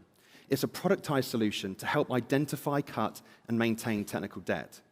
And this solution is really allowing customers to automate and simplify and create a repeatable, predictable process in how they transform existing software and technical debt. Our team has worked for many years with Amazon, Microsoft, and Google. We've witnessed firsthand through hundreds of migration and modernization initiatives, and we've witnessed the tremendous pain and challenge that enterprises across every sector actually face in tackling technical debt. Our customers today are realizing significant modernization velocity. That's what's needed to get through the sheer scale of this challenge. Through this, we're actually freeing up that 40% that's wasted maintaining legacy, that's simply eroded over time through technical debt. And through that, as you can see, we're also providing a solution that significantly cuts that technical debt and makes it easier moving forward. This really is not just a project, it's a routine. So let's show you how we do that. Let's move to demo. So our product is designed to really accelerate the process and simplify the entire end-to-end journey, from discovery and identifying technical debt through cutting it and re-architecting our applications and deploying it and maintaining it, and making that a continuous journey through the life cycle of our applications. What we'll show you here is how AppFactor has, for the sake of time, already performed a scan against an environment. It's built a system of record and an inventory of all of the infrastructure, applications, and their dependencies, and the relationships between all of those artifacts throughout the whole environment. And as you can see, if we jump down into a server here, the platform has already identified a running application, a candidate application, without any manual process or analysis. If we jump into this right now, we can see this application is actually running on an end-of-life operating system. So this is a serious threat for the enterprise, not just commercially with out-of-support costs, but actually from a security perspective. Right here, we have a .NET application that's running on a server, and we'll show you how simple AppFactor is in terms of automation. If we select this application, it produces a wizard for us to start the automation of modernization. What we're actually doing here is, as we work through this, this particular window, the product, what it does is it captures the application dependencies. It generates a Docker file which contains all of the artifacts and dependencies of the application. It builds that into a containerized image in this example, and it allows you to seamlessly deploy that as a native application running in this example, Amazon Fargate. So what it's doing is cutting out all of the manual processes around app discovery, trying to understand and analyze, is this indeed a candidate for us to modernize? And what do we need to do for that application? And it allows us to build cloud-native representations of these artifacts and dependencies, and as I say, generate all of the deployment specification. There is no code. There is no YAML configuration. There is no configuration of all of the manual, tedious tasks that architects are bewildered with. And we're able to deploy this natively to the cloud in this example. So as a web application, that's now running natively in Fargate without any change to code or manual consultancy. That typically can take months, weeks, and even years. So let's move back to presentation. AppFactor, as I mentioned before, is a product, not a service. It's designed for daily use for architects and engineers to empower them to transform applications as part of their BAU, their standard business day. It's built on top of machine learning classifications that help our users identify, contextualize, and optimize application architecture. Linux, Windows Server, Java, .NET applications, the whole market is full of legacy applications riddled with technical debt. And our solution is really designed to help automate the process of transforming these existing applications. Our route to market is one that we see work very closely with the cloud providers. You got to wrap it up. Yeah, sure. We fit into programs that they have that allow us to accelerate cloud revenue spend for the cloud providers, obviously support the outcomes that customers are looking to achieve, and therefore drive the adoption of AppFactor through those motions. In terms of differentiation... We got to leave it there. I'm so sorry. Sure. Out of time. Thank you so much. Give them a round of applause. Thanks. It's so hard, that 6-minute break. It's hard. Yeah, no worries. Okay. Sam, let's go to you. Thank you. Really great job. I have the same problem. I like to talk a lot, and so I go over on presentations as well, but that was really excellent. Curious, which segment of the market are you going after from a customer acquisition standpoint, and how much traction do you have with acquiring customers? Indeed, yeah. Well, look, the problem's agnostic, right? It's actually sector agnostic, truly. But for us, with the size of the company and how long we've been going, it's really about being quite specific and focused in terms of where we get these traction points. And with that, we can obviously build out repeatability and scale out. Now, relationships with Microsoft and Amazon clearly help with that. Where we have initial traction is with UK central government, which is really credible for us. We've got traction in the US with a financial organization and a manufacturing organization. And we've started early conversations with a big telecom company in Europe. Really what we're focused on is more around the technical challenge and finding repeatability in the applications and the challenges around these apps that we can find. Not so much sector, more around the problem and the challenge that these applications face. And with that, we can start building out wider support channels. Great. Rebecca? Thanks again for presenting today. Definitely empathize with the scale of this problem. How do you think about the value prop as more upstream in the discovery and diagnostic of technical debt versus the actual resolution of technical debt? And where are customers today getting value? Indeed. I mean, look, this is the reason why we initially built out the discovery side, because one of the very first challenge that engineers and architects have is, what am I looking at, right? Like applications that could be quite old, there's no documentation. There's a challenge trying to unravel the sheer complexity of how an application evolves and changes over time. So discovery is incredibly enabling, but really the value and the opportunity for us with the system that we're building out and the capabilities of that is really making a difference to optimize the actual process, right? This is where the pain and the time is wasted, and there's complexity in that. And we believe that we can really accelerate the most challenging part of that through automation and machine learning classifications to really optimize that process for them. And with that, everyone wins. Great. Danielle? What are the parameters of the App Factor solution with respect to types of application? What types of application can you look at today and go through the entire end-to-end solution with? So it's x86 architecture. So it's Linux and Windows Server workloads. So it's incredibly broad. Right now, that's kind of where we've started off. So if you think of some runtimes that we support, .NET, Java, application servers like Tomcat and JBoss, that's fundamentally where we're starting out because there's just a significant market for that and a huge challenge. And these are supported frameworks that are provided by Amazon, Microsoft, and Google, and this is what we typically see in the market. So that's kind of where we're starting. All right. I would love to learn more about your backgrounds and what drew you to this problem. Sure, yeah, great question. I'll take that initially, and then Gabby, you can go. So, we've been in this space for a long time. We've worked with a number of different areas of tech. Fundamentally, we had an experience as a team before where we really drove a successful go-to-market to an exit to Amazon in this market.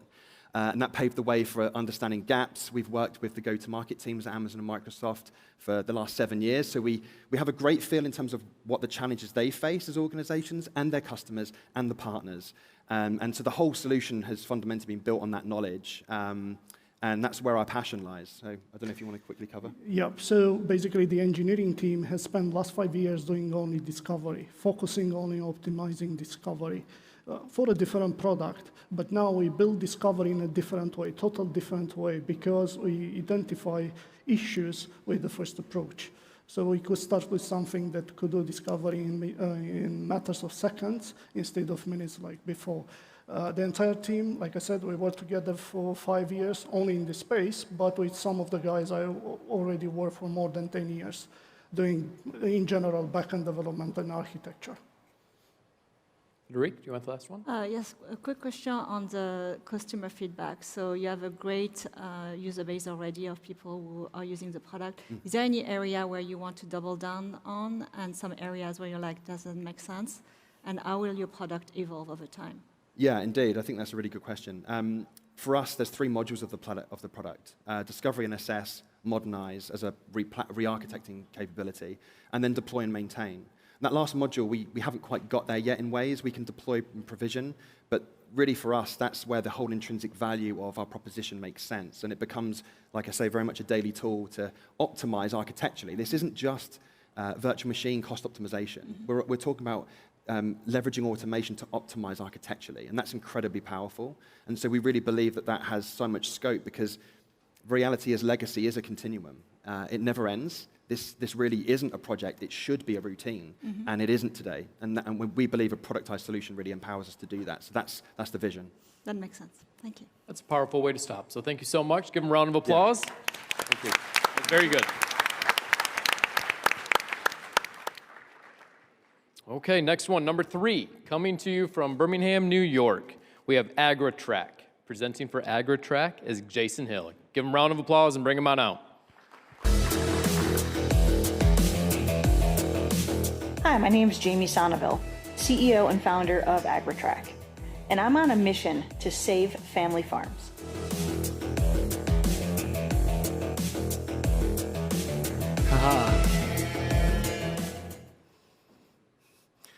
Well, you might have noticed that wasn't my voice. We made some last-minute changes here. So what I brought you in instead was a picture of me as a little kid. So this is me. I was raised in Southern California, but I've sold all around the world because my entire career has been in sales at every level. And about 5 years ago, I was asked to lead another ag-tech SaaS company to market. And getting into agriculture really helped me understand all the nuances and uniqueness and challenges that farms face. So about 1.5 years ago, I actually met Jamie Sonneville, our founder and CEO. And this is Jamie in her family's apple orchard. She is a 5th-generation apple grower. She's a Cornell grad, and she has a career in IT. So last spring, she contacted me and told me that she had built software for farms, and she asked me to help her take it to market. So this is Agritrack, and it was built from the inside out, meaning that it was built by a grower for growers, by a farmer for farmers, and that makes it one of a kind. The other thing is that Agritrack captures the most vital data that farmers need, which is labor. In other words, who is doing what, when, and where, and we digitize the whole process. Why is it the most vital data? Because of the H-2A program. See, the H-2A program is a government program that helps US farms get seasonal labor from other countries. And without this program, farmers can't survive because they have no labor. But being that it's a government program, it's also heavily regulated. And with heavy regulations comes heavy paperwork. And everything on a farm has to be tracked. It all starts with a location and with a worker. Everything from production to labor itself to spray records, it all comes down to a person and a place. And farmers do this not just to better understand their farms, but to be compliant with labor laws. But the problem is 84% of farms today are still tracking everything with pen and paper. They haven't digitized yet. And that's a completely impractical way of doing it, obviously. And it's really difficult to stay compliant when you're recording everything with pen and paper. In fact, the Department of Labor says that 70% of their audits result in some type of violation within the agricultural sector, which is a big problem. So Agritrack helps solve this problem by digitizing the whole process. So farms can utilize Agritrack to have confidence in the data that they're collecting, knowing that it's accurate, and that if the Department of Labor comes knocking, they feel okay. So Agritrack accomplishes this in 3 different apps. One is a dashboard app, which is a high-level view of the farm in real time for farmers and managers. It has a lot of analytics and reporting, but I won't bore you with a lot of that. The second one is a tablet app that's used in the field for data inputs that feed directly into the dashboard. We also utilize NFC technology for a quick clock in and out function, which is super helpful on farms. And then we have a phone app, which is typically used for full-time employees that might clock in and out in different locations. And we also geotag those locations, which is super helpful and unique to Agritrack. So let's just show you real quickly how this works. We're going to go to the first demo, or demo 1. Sam's going to go ahead and clock in using the phone app. And then while she's doing that, we're going to go back to the dashboard demo. And in just a second, we're going to go ahead and see her time card pop right into the dashboard. In a few seconds here. There it is. And when she clicks on it, we're going to be able to see that Sam is working at the Moscone West, and that she is demo driving and presenting. And then she can scroll down and we can see that geotag right here in downtown San Francisco. So if we go back to that main page of the dashboard, it just shows you colorful examples of the different data points that are super important for farmers to see and to have at their fingertips so that they can make decisions based on data that's informing them. We do have those reports and a lot of analytics. The one I want to point to is the labor audit report.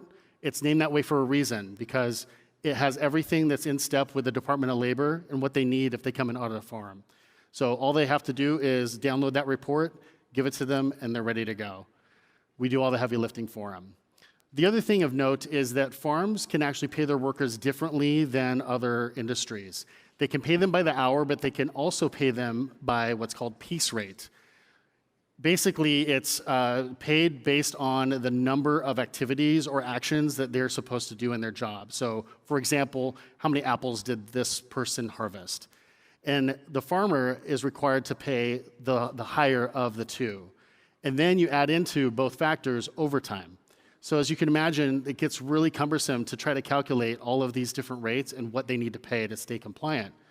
Good news with Agritrack is that we handle all that for them so that they know that when they do payroll, it's accurate and they can hand that over with no problem. In fact, with payroll, our customers are telling us that what used to take a day or more to run payroll and do that process is now actually being done in minutes with Agritrack, and they can do it anywhere. So there's a huge time savings there. So we can go back to the deck. Thank you. So when I joined Agritrack, we decided to do just a test pilot and see what kind of traction we could get. And in that time, about 12-month period, we signed 21 farms, still actively subscribed, and our ARR is approaching 114,000. You got to wrap it up. Yep, and that is just with the labor component. In the future, there's food traceability modules, spray record modules, everything that farmers are going to have to track can be found in Agritrack, and then we'll start implementing future technologies to make sure they stay compliant. And that wraps it up because I'm out of time. Thank you. So sorry. Thank you so much. And thanks for filling in the last minute. Yeah. You did very well. Thanks. Okay, let's start with Danielle. Thank you for sharing all of this with us, and congrats on the early traction. Thank you. It's really great to see. So I noticed you guys are focused today mostly on workforce management, whereas many other agriculture or ag tech software providers are more focused on the yield management side or the crop data side.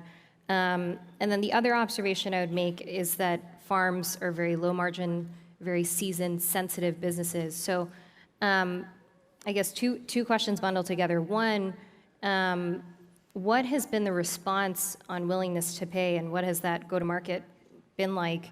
And the second is, would you move towards a more revenue-driving problem versus more of a time-saving problem?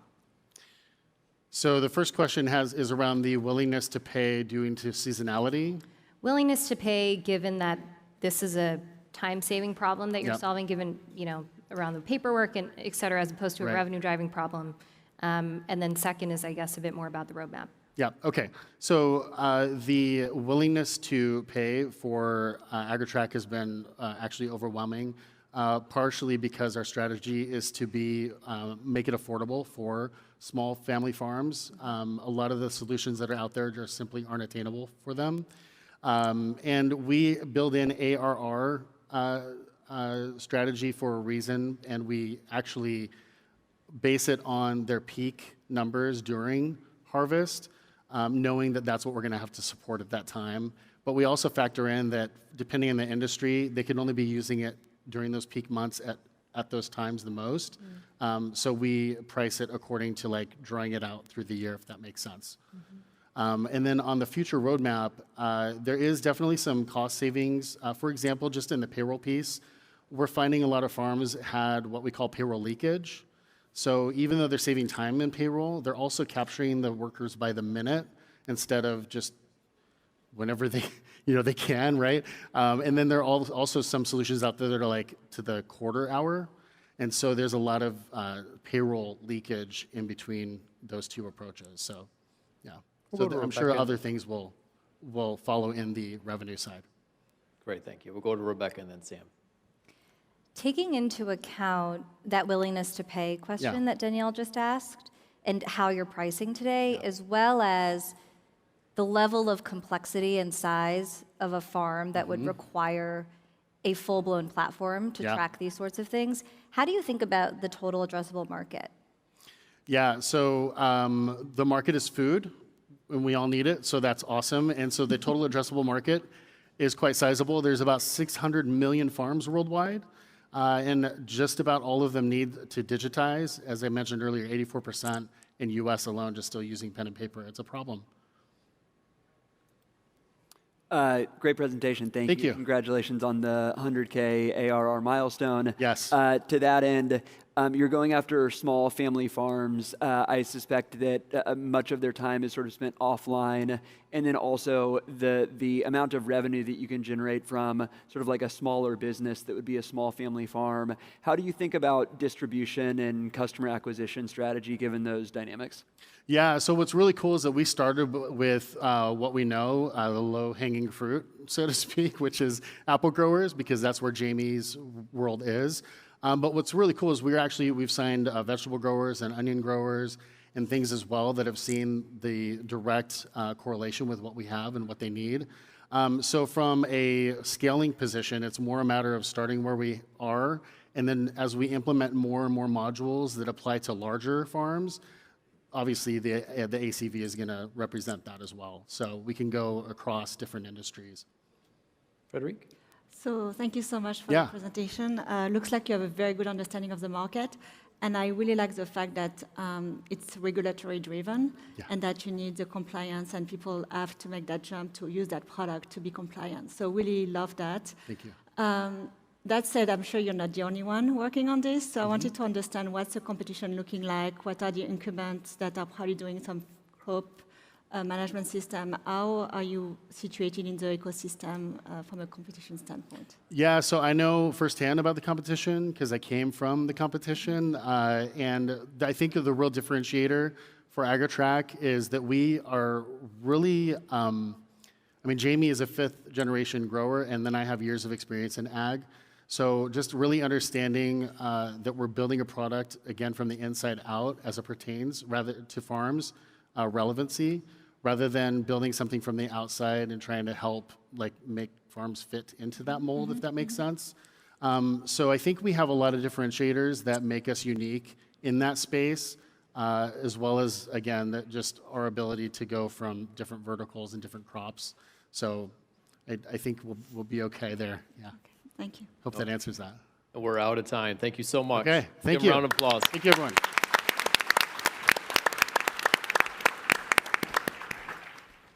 Okay, from Park City, Utah, and Austin, Texas, we have Makers Hub.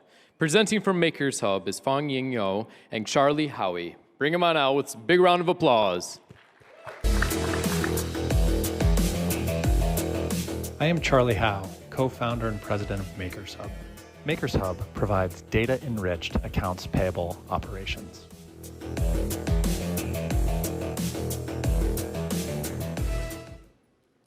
Good afternoon. I'm Charlie Howe. This is my partner, Fong No, and we're excited to introduce you to Makers Hub. Makers Hub provides data-enriched accounts payable operations. We enable our customers to connect their disparate account payable processes to capture all of their data with no manual entry and to collaborate across the organization. To illustrate the power of this, I'd like to introduce you to Trey Cahill. Trey's an early customer of ours and the president of Cahill Construction. Cahill is a large business. Since inception, they've built more than 1,200 projects, transacted with more than 10,000 vendors, and this year alone, they'll put over $20 million of payables through their books. In partnering with Makers Hub, Trey has saved 70 hours a month on AP tasks, representing a 90% savings. We've enabled real-time job costing for their project managers and enhanced the collaboration across his organization. If you're a business like Trey, operating in the physical world, bills and receipts are the source of truth for your costs. Every time the business gets a bill, a series of jobs need to be performed. First, the right person or group of people needs to validate that the bill is valid. Is this what we ordered? Did we receive it in full? Are there any payment terms to consider? Is the pricing correct? Next, every line item on the bill needs to be coded to the appropriate customer and job and accounting code. And lastly, all of that data needs to be entered into the accounting system. This protects against fraud and invalid payments. It allows a business to track its costs and to bid for future work precisely and understand its core drivers. Yet, the vast majority of businesses cannot execute these fundamental steps. Why is that? First, bills are hard. Some are very long, others are structurally complex, and some are just a total kitchen sink. Second, in a hygienic AP process, multiple functions in an organization need to participate, but they're all disconnected. So even if you go through the effort of manually capturing all this data, you cannot pass it from one group to the next. The result for Trey was more than 80 hours a month of manual data entry, error-prone double entry throughout the process, and limited visibility for management. His was not a failure of awareness either. In his words, he looked at every solution a million times. That is, until he met MakersHub, and we solved this for him. Let's move to the demo and show you how this is possible. We're going to process for you in real time those bills you just saw, which will take 15 to 20 seconds. And while we're doing that, I'll explain the technology that powers it. First, we take a very different approach to reading bills. We extract more than 50,000 data points from every page, the characters and their relation to one another. Then, using spatial mapping and proprietary indexing, we start to make sense and reconcile that data.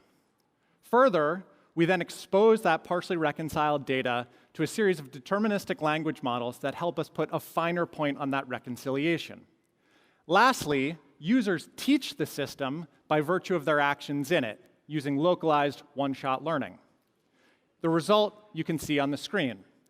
On the left-hand side is the bill itself, and on the right-hand side is MakersHub interpretation or reading of this bill. Starting on the upper left-hand corner of the right-hand panel and moving clockwise, we'll see all of the things that MakersHub can read and contextualize. First, the vendor information, then all of the bill details, the invoice number, the due date, the payment terms, the PO number. Beneath that is the approvers box. Because we can read and contextualize the data, we can ensure the smart routing of this bill only to the people in the organization who need to review and opine on it. Below that is a customer and job contextualized suggestion that, if accurate, the user can assign to every line item on the bill with a single click. And there you can see all of the line item data broken out, captured, individually editable if necessary, and pre-coded to the appropriate spot in the accounting system. Once a user has reviewed this and validated that everything is correct, a single click approves the bill, auto-creates the associated record in the accounting system, and loads the next bill in the queue. The bill, now validated, is a live account payable. And from the Account Payables tab, our users can pay the bill easily, flexibly, with a single click to schedule payments either on the due date or on whatever date they desire. Further, since we can read and contextualize everything that is on a bill, we've extracted net term discount availability that users can capture and assign with a single click, ensuring that they never pay more than they need to. The value of being a fully integrated system is that we can push this contextual data thread all the way through the process, as you can see on the payment details page. From here, the vendor information, the invoice itself, the payment amount, the authorizers, who validated that the bill was good, who authorized the payment, all of the transaction details, the ACH transfer and/or physical check cutting status, is here at the fingertips of project managers and accounting folks alike. Let's go back to the presentation and we'll conclude. As you saw briefly, MakersHub is more than just better data capture. The comprehensiveness of our workflow software allows the tech, bleeding edge though it is, to fade into the background, and for our users to simply prosecute their AP tasks more effortlessly and more efficiently. The result for Trey is a more efficient workforce, better data for the organization, and greater confidence in his financial operations. We are confident that there will be thousands more like him. Thank you very much.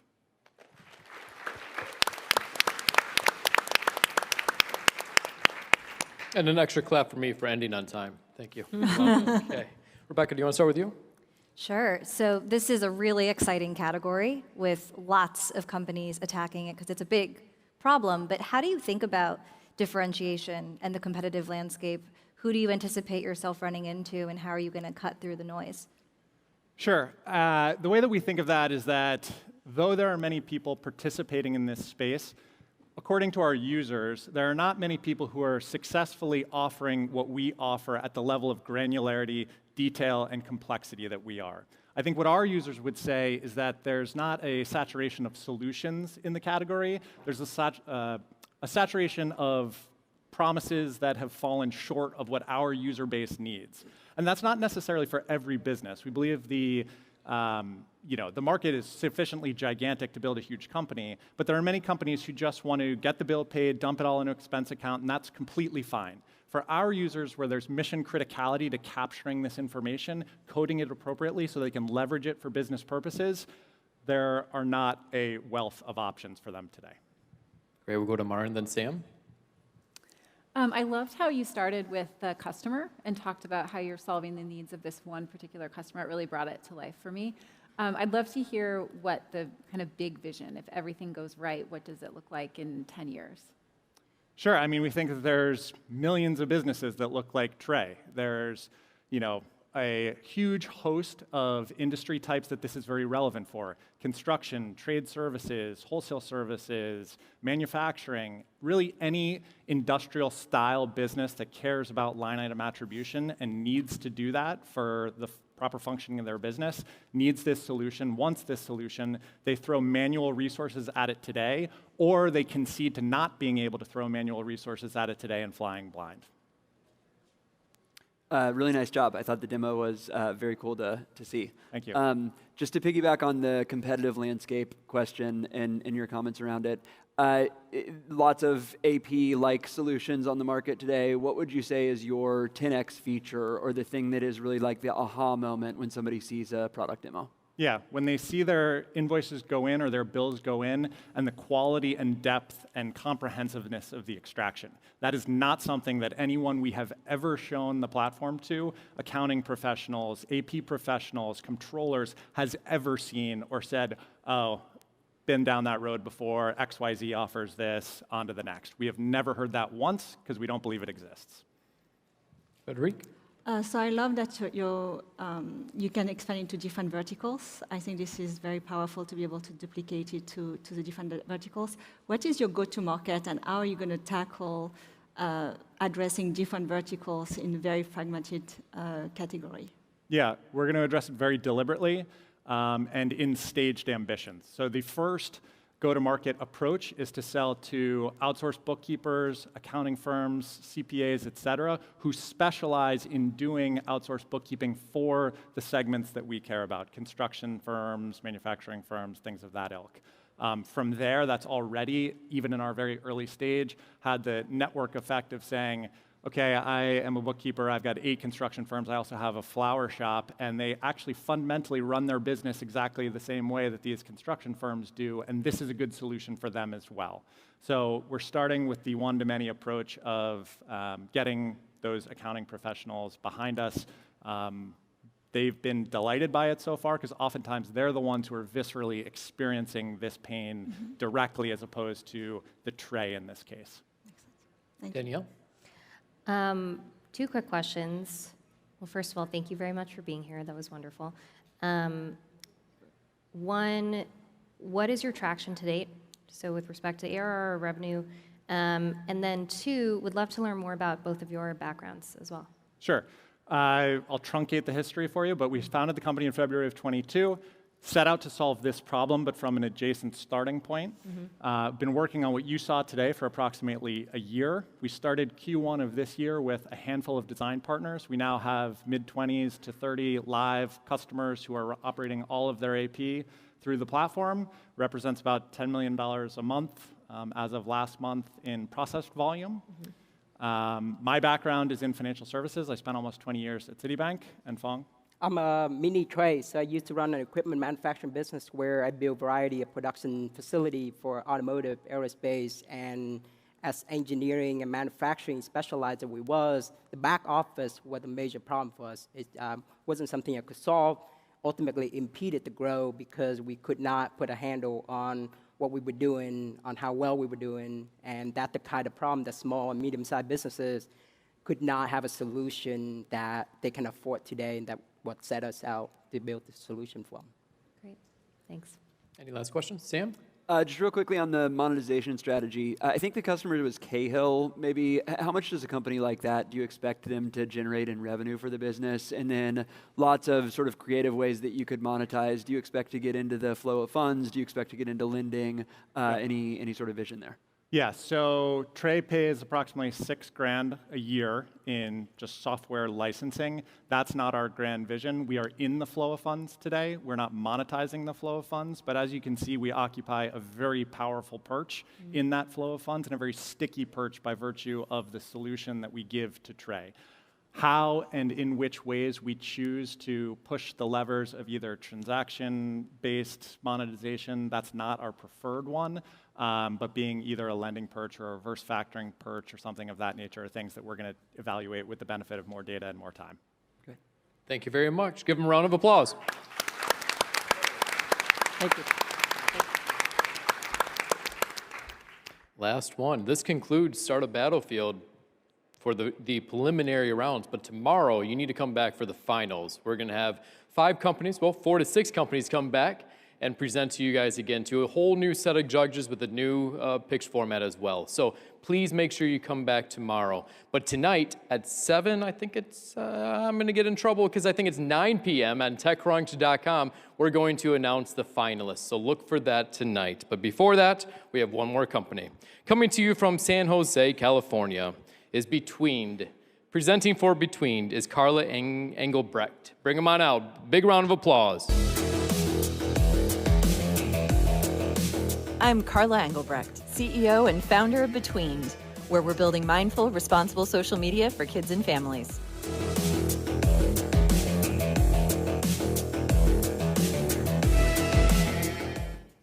When someone turns 16, you don't just hand them the keys to the car and expect that they magically know how to drive. You have to teach them.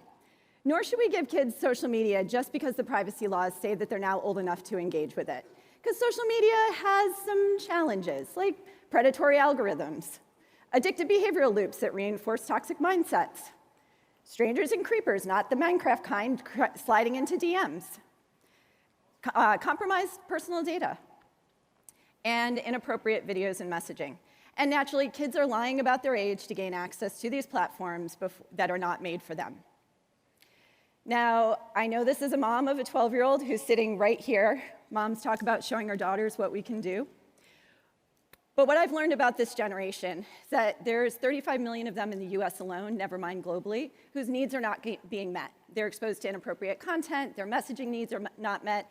The incumbents have left a soft spot in the market for products for kids.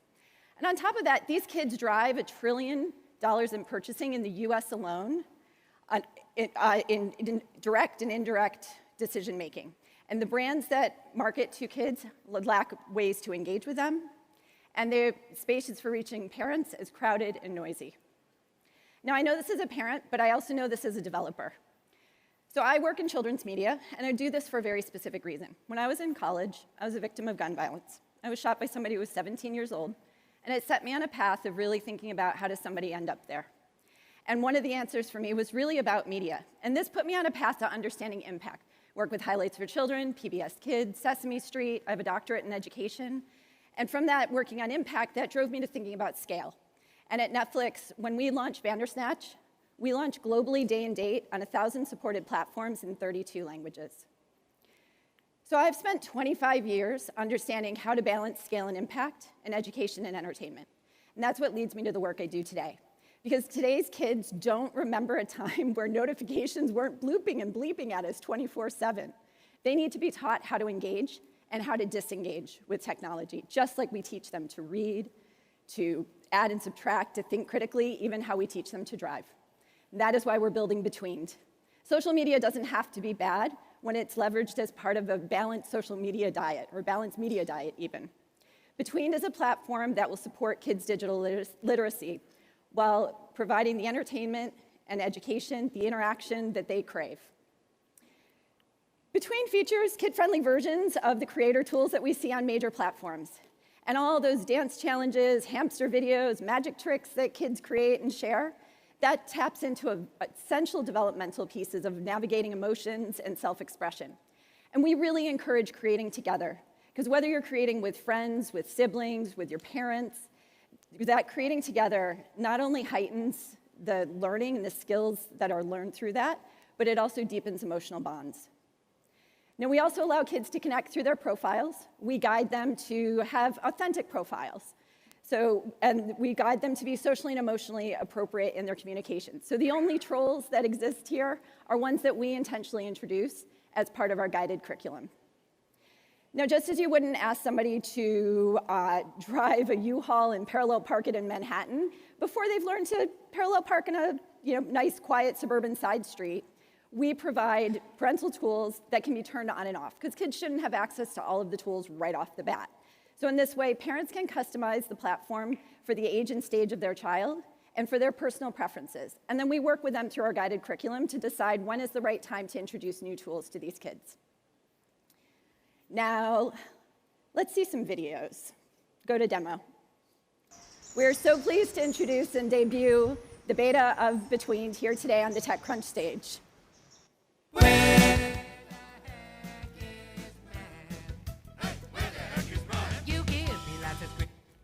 Are you ready for a dance party? We have a dance party. Dance party time. So as you scroll through Between, you'll see all kinds of content, whether it's funny dance videos, inspirational moments, educational moments, craft ideas, all kinds of things. And all of that content is there for the kids, and it is curated and moderated by experts, by adults trained in developmental psychology, and in our editorial guidelines to ensure that everything that is on the platform is appropriate for kids. Intermixed with the content are moments to pause, encouraging kids and their parents to stop and be thoughtful about how they're engaging with social media. This can range from tips through to interactive moments like our troll training. And all of this is done with verified parental consent, ensuring that we're privacy compliant around the world. Back to slides, please. Now, we're intentionally starting with content for our beta because this addresses a major pain point for parents, age-appropriate content. But it also ensures that Between is engaging from the start, allowing us to jumpstart network effects and data required to build a social graph. As we launch our beta, we'll begin doing good old-fashioned networking with parents and leveraging brand partnerships so that we continue to grow Between. As our social features come online, we'll introduce an invitation system for kids to connect with their friends. We began bootstrapping Between 2.5 months ago, and since then, a truly stunning group of advisors have already rallied around us. Together, we represent a dedication to leveraging the best of big tech and marrying that with impact of driving global impact in education around the world. We are now fundraising to hire our initial team to launch the full-featured product and begin iterating our way to a global family-friendly network. Now, Between is how we course-correct social media for kids around the world, ensuring that the millions of kids, my daughter included, grow up thoughtful and practiced in all that they do. Statistically speaking, all of you have kids in your life in one way or another, so our beta is ready. Please spread the word and come play with us on Between. Thank you.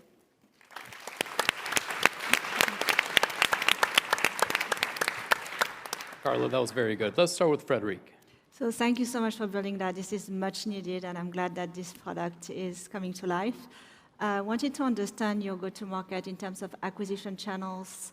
I like the brand partnership angle, but what's going to be, what do you see in terms of acquisition, CAC, organic growth, et cetera? All the good things. So part of this is we're 2.5 months in, so we're figuring a lot of it out, and thank you for having us on the stage to help grow a bit too.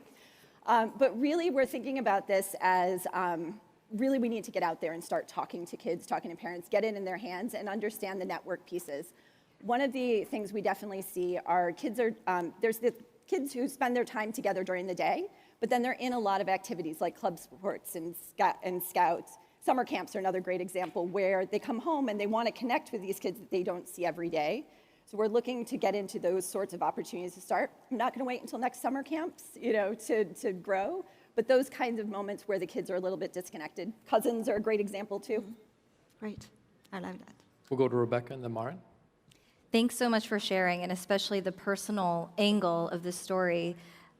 So traditionally, social platforms have monetized via engagement, right? And this addictive nature that the experience tends to cultivate. So how do you think about treading that fine line between driving engagement that's needed for retention, that again veers on a vice and an addictive behavior, versus your mission around empowerment and building these healthy behaviors? Yeah. So abstaining from social media and abstaining from advertising is not an option for us, right? Everyone needs to teach their kids in the grocery store that candy is in the aisle as you check out, because that is a moment of weakness where you can grab things, right? So to me, having advertising not only is practical from a revenue standpoint, but it's also part of how we continue to help kids understand the world that they operate in. To the challenge, though, of balancing it, there's a couple of different ways we're thinking about it. So I tend to think, there's sort of the drive to more minutes per day. I anchor more toward visits per month, that if we're able to create an effective platform that is, an episode's worth of content a day. Kids spend 4 to 6 hours a day on media. If they're spending 20 to 30 minutes on between, but they're doing that repeatedly over multiple days, that not only gives us advertising opportunities, it gives us balance in how much they're engaging with media, and it also gives us the opportunity to continue to reach them from a revenue standpoint, but balance those two.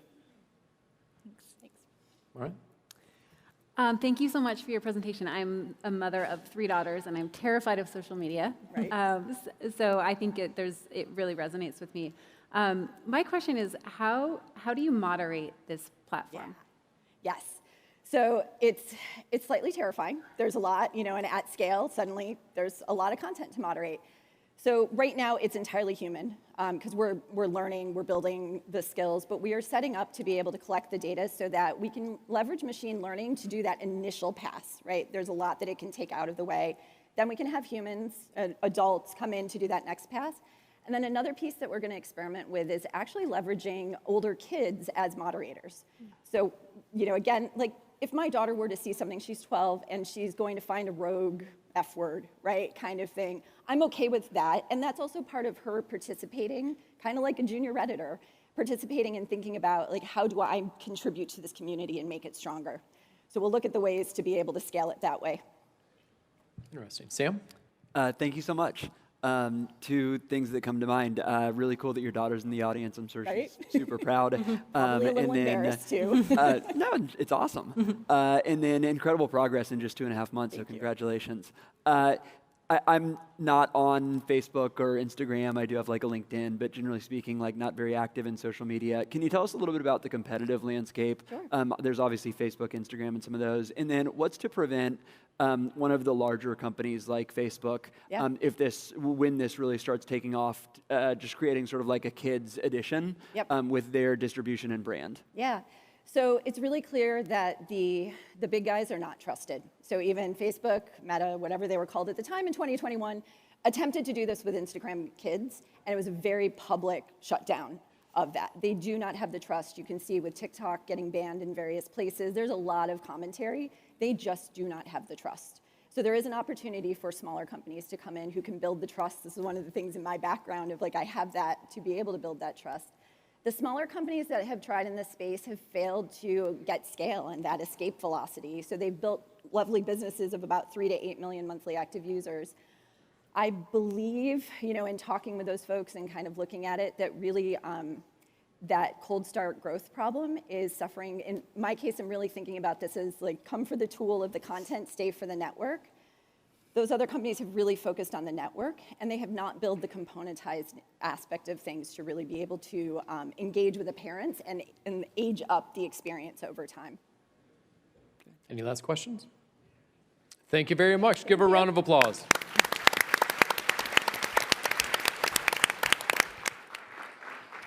That's it. That's it for Startup Battlefield for today, but you need to come back tomorrow for the finals, and we'll see you then. Thank you so much. All right, thank you.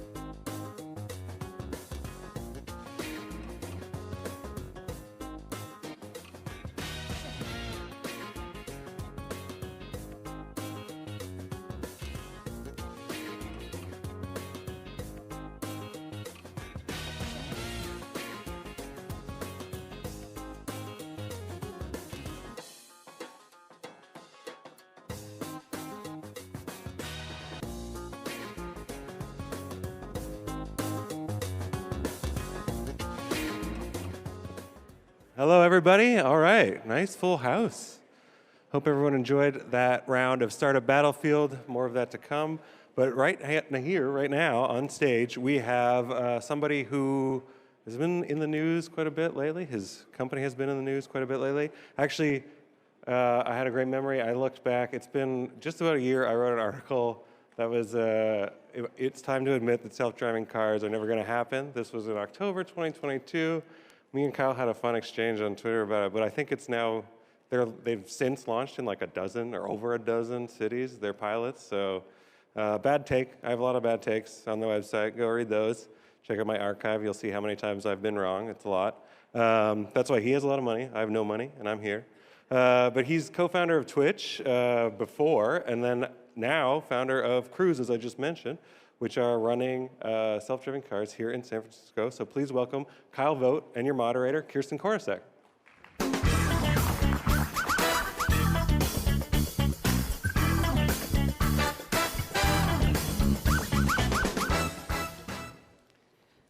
All right, here we are again, 5 years later. It's good to be here. That was kind of fun. There's a lot of people against AVs or who were skeptical about them. So I mean, do you have any last words to Daryl? You want a public apology or? No. Okay. Just go for a ride. That's it. All right. Well, thank you for coming, and thank you everyone for joining us today. It's great to see all of you here. Daryl did say something just a moment ago when he talked about the number of cities. The pace of announcements that you have had actually since last October is kind of crazy. I think it's 14 cities now that you're either testing, pilots, and even fared rides. And every time there was an announcement, was one to ask you, why not just focus on the one in San Francisco? Well, I mean, you're right. So when we work on a technology like this, the goal is to get to massive scale and to have it anywhere for anyone who wants to use it. And so when we add a new capability to the system, we find that now it sort of checks the box, not just for one city, but maybe 3 cities. And we add another feature, maybe it's heavy rain, and now suddenly it's eligible for 10. And so the rollout becomes exponential because each new capability unlocks more cities. But as for why so many cities, our view is the scale is going to be very rapid. We're going to build thousands or maybe even more next year. And one thing we've learned, especially being in San Francisco, is it takes communities time to acclimate to new things, to change. And so we want to, give those communities time to acclimate, get familiar with the technology before, before they see a lot more vehicles. And so we're spreading that out. We also learn a lot. Every situation or encounter we have in a city like Houston or Miami, some of those are very distinct from what we see in San Francisco. And as we adapt the system to handle those situations, we also find it works better in San Francisco. So this notion of fleet learning and every vehicle out there being able to help the cars in San Francisco is pretty cool. So you don't think it's a distraction to go wide right now when in San Francisco there's been some controversy, to say the least? Yeah, well, I mean, this comes down to how we run the company. And we made a big change in the last couple of years as we shifted from an R&D company where the only thing that mattered really was getting the product ready to deploy and reaching the level of safety we need to put the cars on the road. But since the last couple of years, it's been about scaling. And so we reorganized the company so you have some teams who their sole focus is to be a launch team, to show up in a new city, lay out the infrastructure, and figure out how to operate those vehicles. And then there's an engineering team who's focused on the AV as a platform that can operate the same way across all the cities. So since we've divided things up like that, it's actually not a lot of extra work for engineering to focus on multiple cities. But certainly we're influenced heavily by what happens in San Francisco. It's one of the most challenging markets in the country. Yeah, challenging to operate, but also challenging perception-wise and how Cruise has either been, I guess, embraced or repelled a little bit. You told me not too long ago that in the past, AVs are here to stay, and the tech is working. And yet there are people in San Francisco, including city officials, who disagree and who are actively working to either limit Cruise or revoke the permit. And I'm wondering if you think their concerns are valid. Well, it depends what your priority is. Like our mission, our purpose is to get driverless transportation out there because we know it's safer, we know it's going to be more accessible. We just announced a wheelchair-accessible AV, the first of its kind. Going to have a massive positive benefit on society. So when I look at an individual city, the data is very clear. Like across the first 1,000,000 miles, we saw a 3/4 reduction in the type of collisions that cause injury. And so as a society, that's priority number one. That's where we have to keep our focus. That said, we get it. Like in the early days of AV, sometimes they do things differently than a human or that look a little awkward. And I think that gets a lot of attention. I understand that. I think it is newsworthy in many ways. And it's kind of fun as a society to poke at the differences between AVs and humans. But if we're serious about safety in our cities, we should be rolling out the red carpet for AVs. There's really no way to look at it if safety is the top priority. There are, though, some kind of funny incidents, like going into the wet cement. That was one that went viral. And then the orange cones that disabled both Cruise and Waymo vehicles. But there were some more serious ones, and specifically, just days after the permit that let you finally, after years of fighting for this, to get a full 24 hours, 7 days a week, was a collision with an emergency responding vehicle. So is there a way what are you doing to decrease those incidents? Yeah, so I'll say one thing to realize is that, Cruise out there, we have more vehicles on the road. Actually, just last night, we crossed 5 million driverless miles, so that's some news for us. And so because we're out there having the most miles, the most vehicles, you're going to see these rare events that do happen, at some frequency with Cruise first. And so I see this as the beginning of a conversation with regulators, with city officials on the reality that these vehicles are here. They have a positive impact on the society, but we cannot expect perfection. There still will be collisions. Those collisions will occur far less frequently, we hope, and that's what we're seeing in the data so far, than with human drivers. But expecting zero, meanwhile, when we have, just a few weeks ago, someone running over and killing a 4-year-old in San Francisco, just a couple blocks from here. Like, we have a serious problem in our cities, and if we expect perfection from this technology and demand nothing less, we're going to do a lot of damage. Is it possible, technologically speaking, to actually eliminate all of these problems? Or do you expect that there will always be a potential incident that happens with your robotaxis? Well, we can't beat the laws of physics. So there's always going to be some collisions. But what we know today is that, when you take this for granted, almost a full 737 worth of people die every day on the road from car accidents, and we've come to accept that. I don't know why that is, other than there's no viable alternative. You still have to drive to work, you have to take your kids to school, you have to go to the grocery store. But this is the first time there's been an alternative presented that can actually do better, and I think we've got to embrace that. Do you think it's because we accept humans injuring or killing other humans, and we just can't wrap our minds around a robot or a robotaxi inflicting any sort of injury on a human, that's the issue, or is there something else? Well, I think if we're being really rigorous about safety, and again, I think if you look at our federal regulators, state regulators, they do take a lens on how do we have less harm on our roads, whether it's a new technology or road safety improvements, whatever it is. The goal is better road safety. And so from that standpoint, I think we do have to accept that perfection is not the goal. It's a reduction in the things we see every day. And certainly, I think some people are going to feel more upset about when they read about a collision involving a robot versus a human, because we want to forgive people who make mistakes. But again, the focus has got to be on safety. Mm-hmm. Well, I'm glad you brought up safety because just yesterday, Speaker Pelosi and Representative Mullins sent a letter asking for more data to help determine safety, and they sent this to federal regulators, specifically NHTSA. And in your perspective, do they need this data to determine that Cruise or any robotaxi is safe enough? Well, so the safety data they're asking for, we already do report. We're compliant with all regulations, and so both the state and the federal government have access to crash data, and it's that same data that tells the story showing AVs are beating humans on the most important metric, which is safety.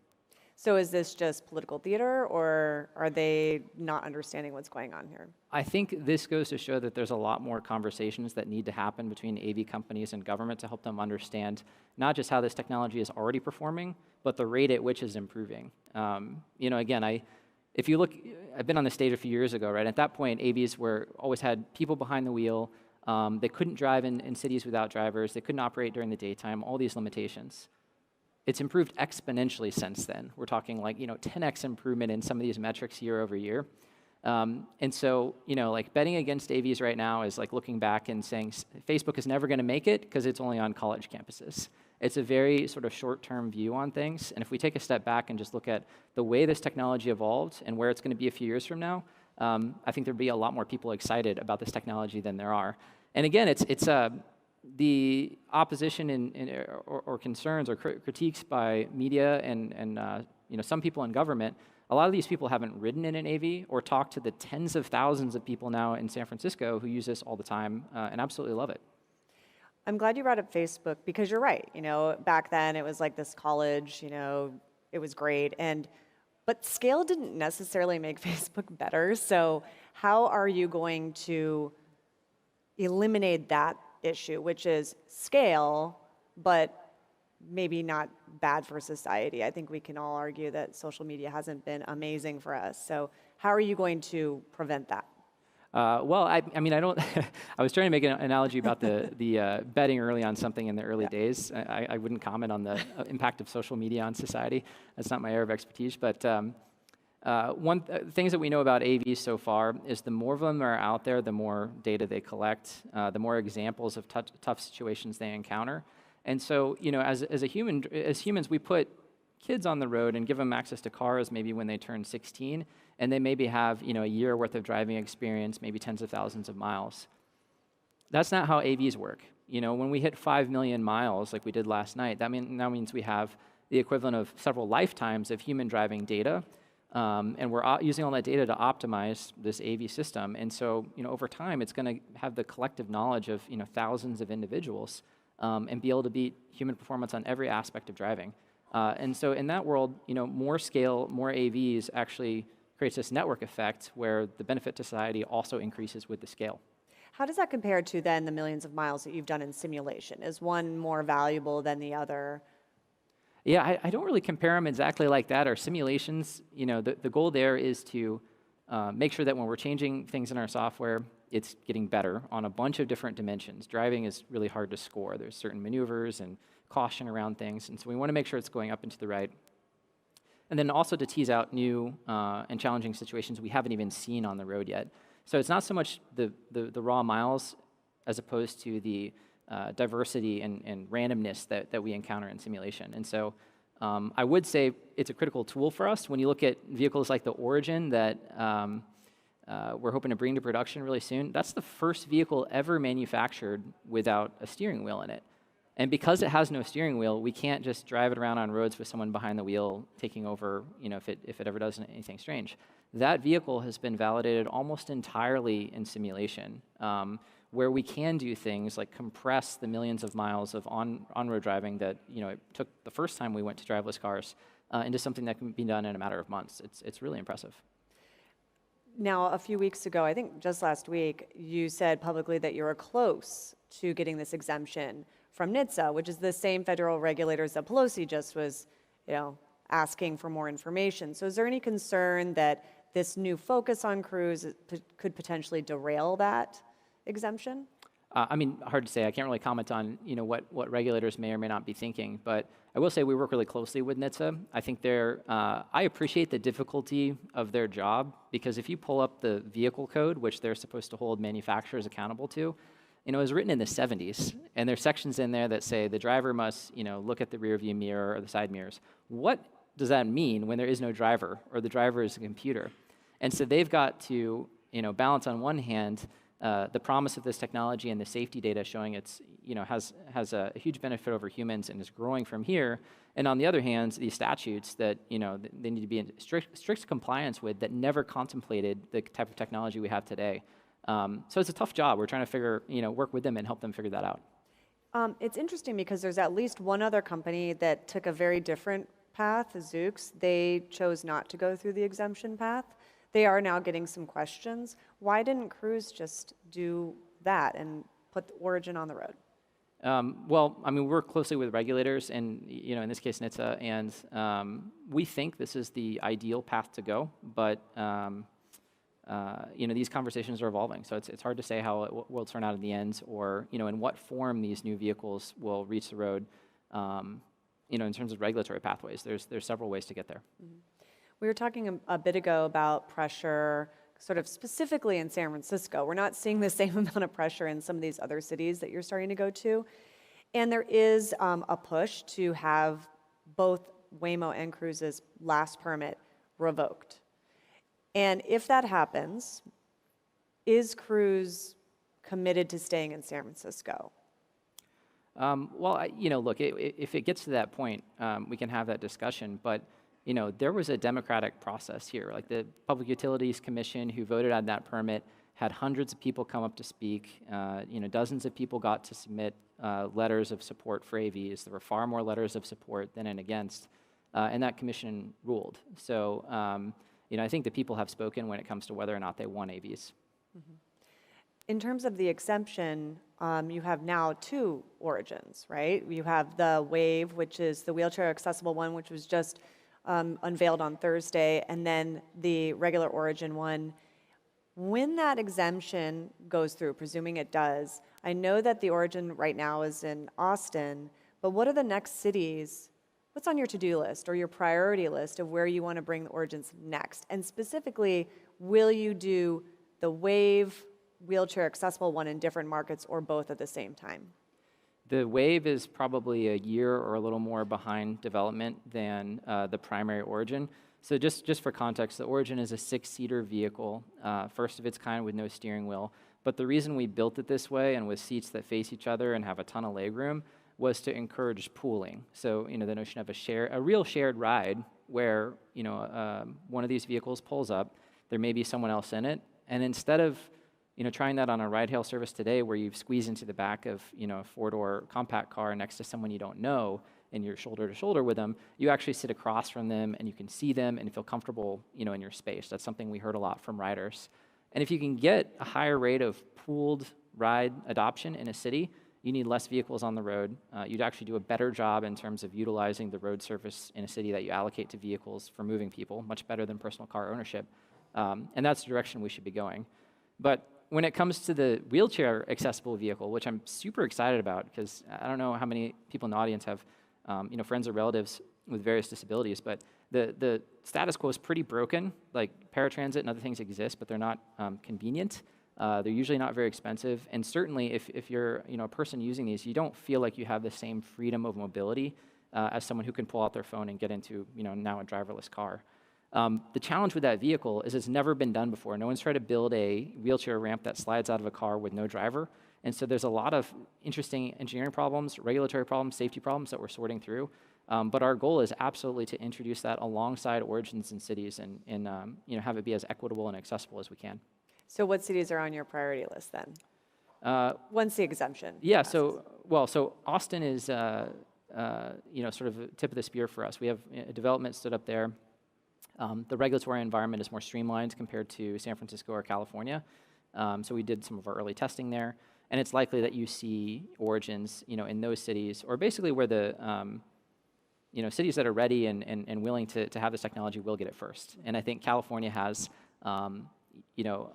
just a longer process. Has nothing to do with whether Californians and San Franciscans want it more or less. It just takes longer to bring them to market here currently. So what's the early feedback? Like where are people really, either city officials or, everyday citizens want the Origin, asking for that? I mean, everywhere. Okay. The funny thing is about we talk to city officials or regulators, and there's a huge difference between people who initially oppose it and then people who have actually tried it. The level of opposition, if any, drops through the floor. And I think that's because you ride in these vehicles for a couple of minutes and you get it, and your mind starts to wonder about all the opportunity for how it can improve mobility in cities, how you can augment last mile transit or transportation for public transit systems. And people get that within minutes, and then they immediately start saying, like, how can we get more of this? How do we scale it up?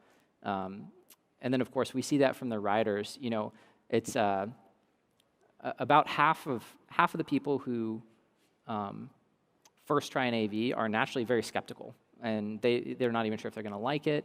they start asking themselves, like, well, what if something goes wrong? Like, what if this happens and I'm in the robotaxi? Maybe academically they've heard that they're safer or better than humans, but they're apprehensive. And then after that first ride, 2 or 3 minutes in, we survey people again, and 90% are ready to do their next ride. It's like an immediate conversion, and that applies universally to the residents of cities, regulators, city officials. We see the same thing across the board. The origin, you specifically talk aspirationally about getting people to share. I would like to ask the audience right now, how many people used Uber Share or Lyft Pool and liked sharing with people? I see one hand, 2, 3, 4, okay. That's actually a fair number. That's actually, I'm actually 10%, impressed. Yeah. How are you going to get people to share rides in a robotaxi? People don't like sharing. Well, one of the reasons probably a lot of people raise their hands here is there's economic benefits. Like when 2 people share the same vehicle going along an overlapping route, you can lower the cost to both people. And when you lower the cost of something like that, it reduces the friction to using it. And with sufficient density of these vehicles, you see that the impact on trip time is fairly minimal. And when the experience feels actually better even than riding in an existing ride-hail vehicle by yourself, arguably riding in an Origin with a stranger is still going to be better than riding in the back of someone else's car where it may be their space, it's smelly or whatever it is, like all the things that can go wrong. Or with someone, if you don't know if they just got off another shift and they're tired, or that if they had a few drinks or whatever it is, that variable you just take off the table. And sitting in a large vehicle is a shared space, very comfortable, facing each other. I don't think that's going to significantly affect usage compared to what it did for attempt 1.0 at this problem. Mm-hmm. You talked about being price competitive from sharing. What do you see it competing with Uber? Like how close to parity will you compete with them initially and then eventually once you're at a larger scale? Start by looking at ride-hail as it exists today. It is a luxury good. You are paying for a timeshare of a human-driven chauffeur. And over time, we know that we probably expect the wages are going to increase. The pool of drivers and everything may shrink as a percentage of the population. All these things are driving human-driven rideshare prices up. And then when you compare to an AV, you have a technology that today is probably relatively expensive compared to the cost of a regular vehicle. In a couple of years' time, we expect that to drop substantially. And so the cost structure is much lower. The experience is good today and getting better at a rapid rate. And so I think that delta there, like sort of higher price, worse experience, lower price, better experience, is going to be really good for consumers. And it'll give us a lot of flexibility as a company to, moving pricing up and down to go back and forth between the usual trades of like how important is it to get to cash flow positive in an industry that is really fixated on that versus expanding this technology, getting the societal benefits and larger market share. You're removing the driver, but there are a lot of people that support a single robotaxi. How many people, when today in San Francisco when a Chevy Bolt goes out, how many people are supporting that at that time? I don't know the number. It's probably less than 1 as of today when our fleet's fully functioning at our peak right now is around 400 concurrent AVs. But it's not really supposed to work at this. The economics aren't supposed to be optimal at this scale. If you think about this, when you start to get real benefits from moving to robotaxis, it's when you have a very large fleet relative to a small amount of infrastructure or fixed cost. And today, for the human-driven ride-hail, you've got 1 person in every vehicle, probably a fraction of a person, allocated inside the parent company, and then all the people it takes to support that indirectly, through charging, maintenance, cleaning, all those other things. So it's a lot. And even at relatively modest scale, a few hundred AV, a few thousand, that flips and moves very in the positive. So I think one thing people don't really comprehend is this is a business that at small scale, at tiny scale, is not interesting as a business. At moderate scale, even thousands of vehicles is very, very attractive. And when you go larger than that, it's an excellent business, but that advantage and all those economies of scale, again, pass through to lower prices for the consumer. So how many robotaxis do you need to have on the road to be profitable? What is that number? Well, so I can answer that in many different ways. The reality is it depends on whether the priority for us is fastest path to profitability or whether we want to go after market share and get more people on the platform, more people using it. But it doesn't, if you do the math, like, a single car operating, 15, 20, 20 plus hours a day, looking at, ride-hail-like revenues, it doesn't take that many. Can you give me a number? I'll leave it as an exercise to the audience. Oh, okay. Thank you. All math experts, please. But is it, in terms of scale, it's also a number of cities? So you couldn't possibly scale or have that enough cars in a single city? Is that the thinking? Yeah, for context, San Francisco is a $1 billion ride-hail market. That's basically one city in sort of, larger metro area. We're testing in 15 right now. And that will be more next year.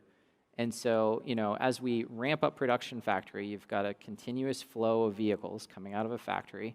And then we have, some people running an algorithm that decides which cities they go into first. But the goal there is to get to scale as quickly as we can in terms of the total number of AVs to make this business ultimately profitable and sustainable. But also balance that to make sure that we're launching with communities, giving them time to acclimate, to become familiar with the technology, making sure all the interactions with first responders and local community groups are working. And so we have these things in balance so that we don't think we're ever going to grow in any one city too fast, which I think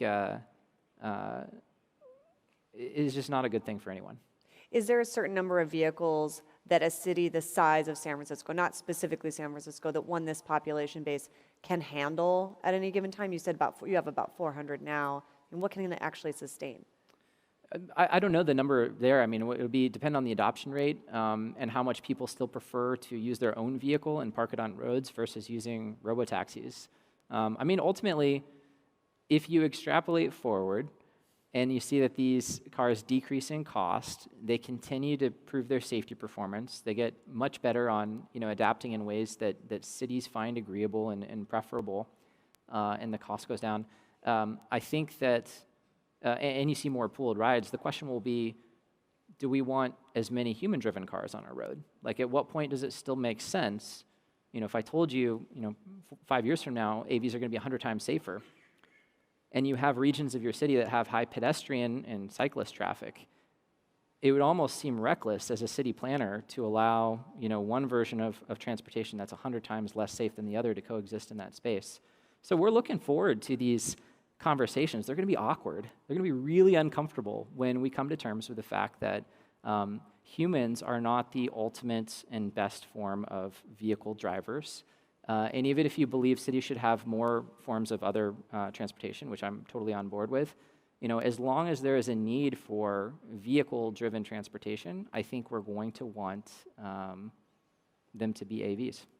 Are you going to, would Cruise put itself in a position where they'd work with city officials to lobby to actually eliminate human-driven vehicles in urban centers? Or will you sort of let them figure it out by themselves 5 years from now, in this scenario? Yeah, look, I don't think we're going to have to do a thing. I think the residents and the community members in a city are going to stand up and say, we want safer transportation in our cities. AVs are the path. What are cities going to do about it? And if we're called to join that and help in that in some way, we'd be honored to. But this is really, I think, a question that society is going to have to grapple with. And you may not see it today when I say that there's only a 75% reduction in collisions that could cause injuries. That's huge. Like if we add a couple orders of magnitude to that improvement, I don't see how it would be possible for cities to act in good faith. If safety is the number one priority for a city, it will be hard not to have that conversation and to say, look, you see this in European and other cities where they don't allow cars in certain areas and things like that. We're going to have to do something like that if we want to keep up and if we want to hold the bar high for safety. And so it's really a question for how much are we going to tolerate in our cities before we demand something better. Mm-hmm. You mentioned a moment ago that you're in 15 cities now, either small pilots, of course, in San Francisco, fared rides, and that you have plans to go to more cities next year. So what can we expect? How many more cities do you plan on entering into next year? Well, let me go back to kind of where we started on the technology. So I'll personally love the technology we work on. It's really fun. But one of the challenges for us is, do you boil the ocean and try to make a technology that works everywhere on day one, or do you start where the technology is best suited and grow over time?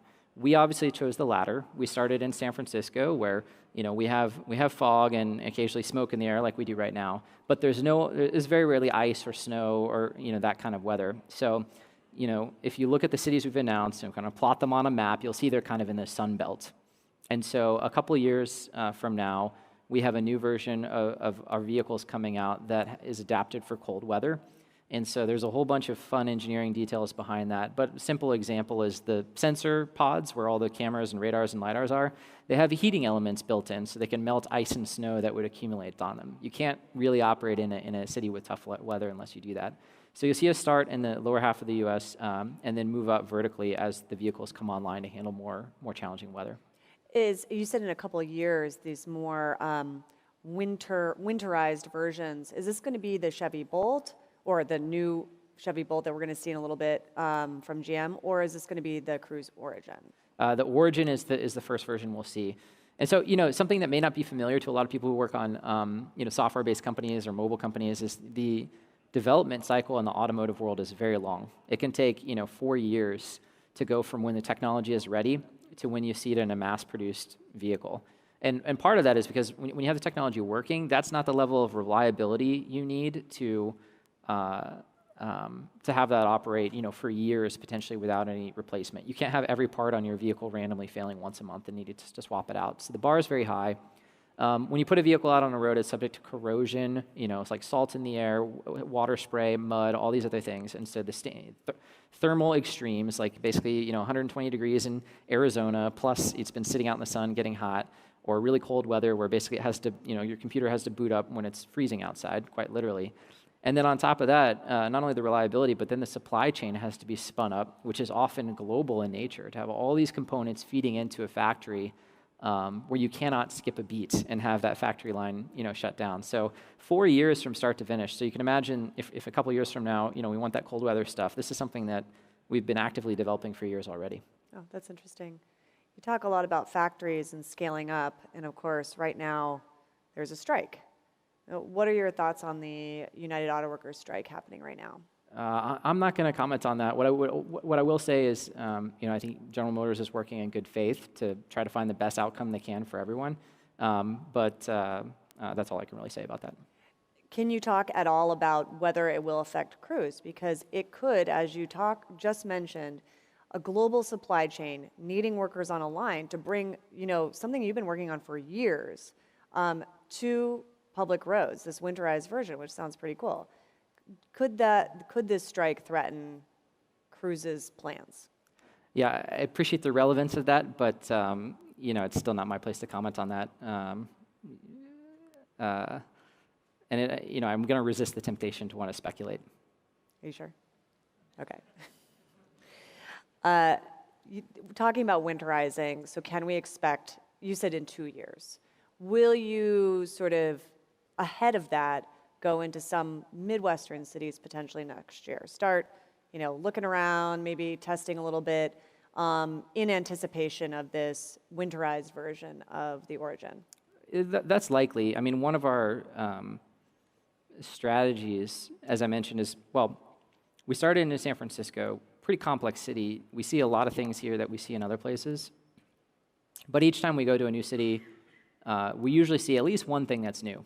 So, in Austin, I think it was the traffic lights. Some of them are horizontal instead of vertical.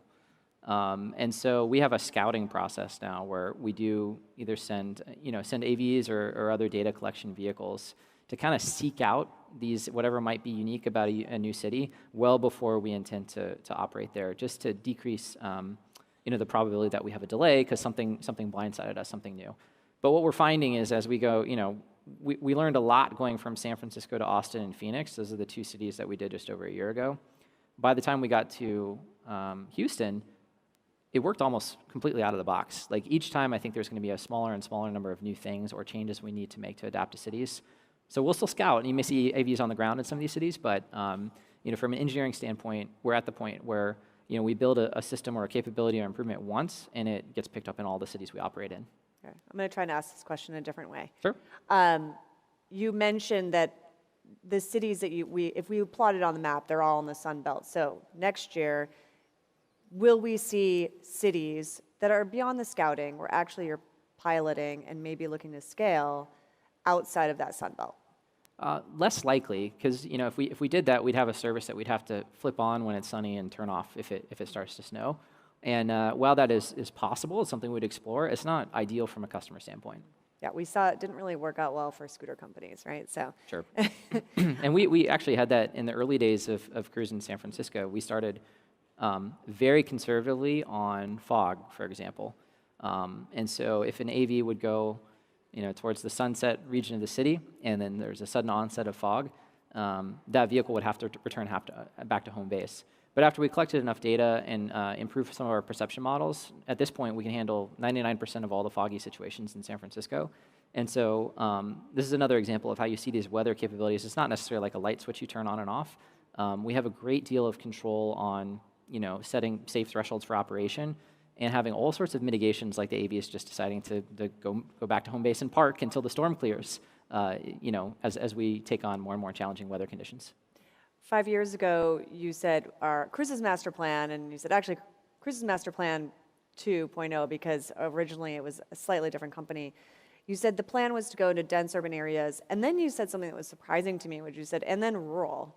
And I'm wondering if that's still in the Cruise master plan.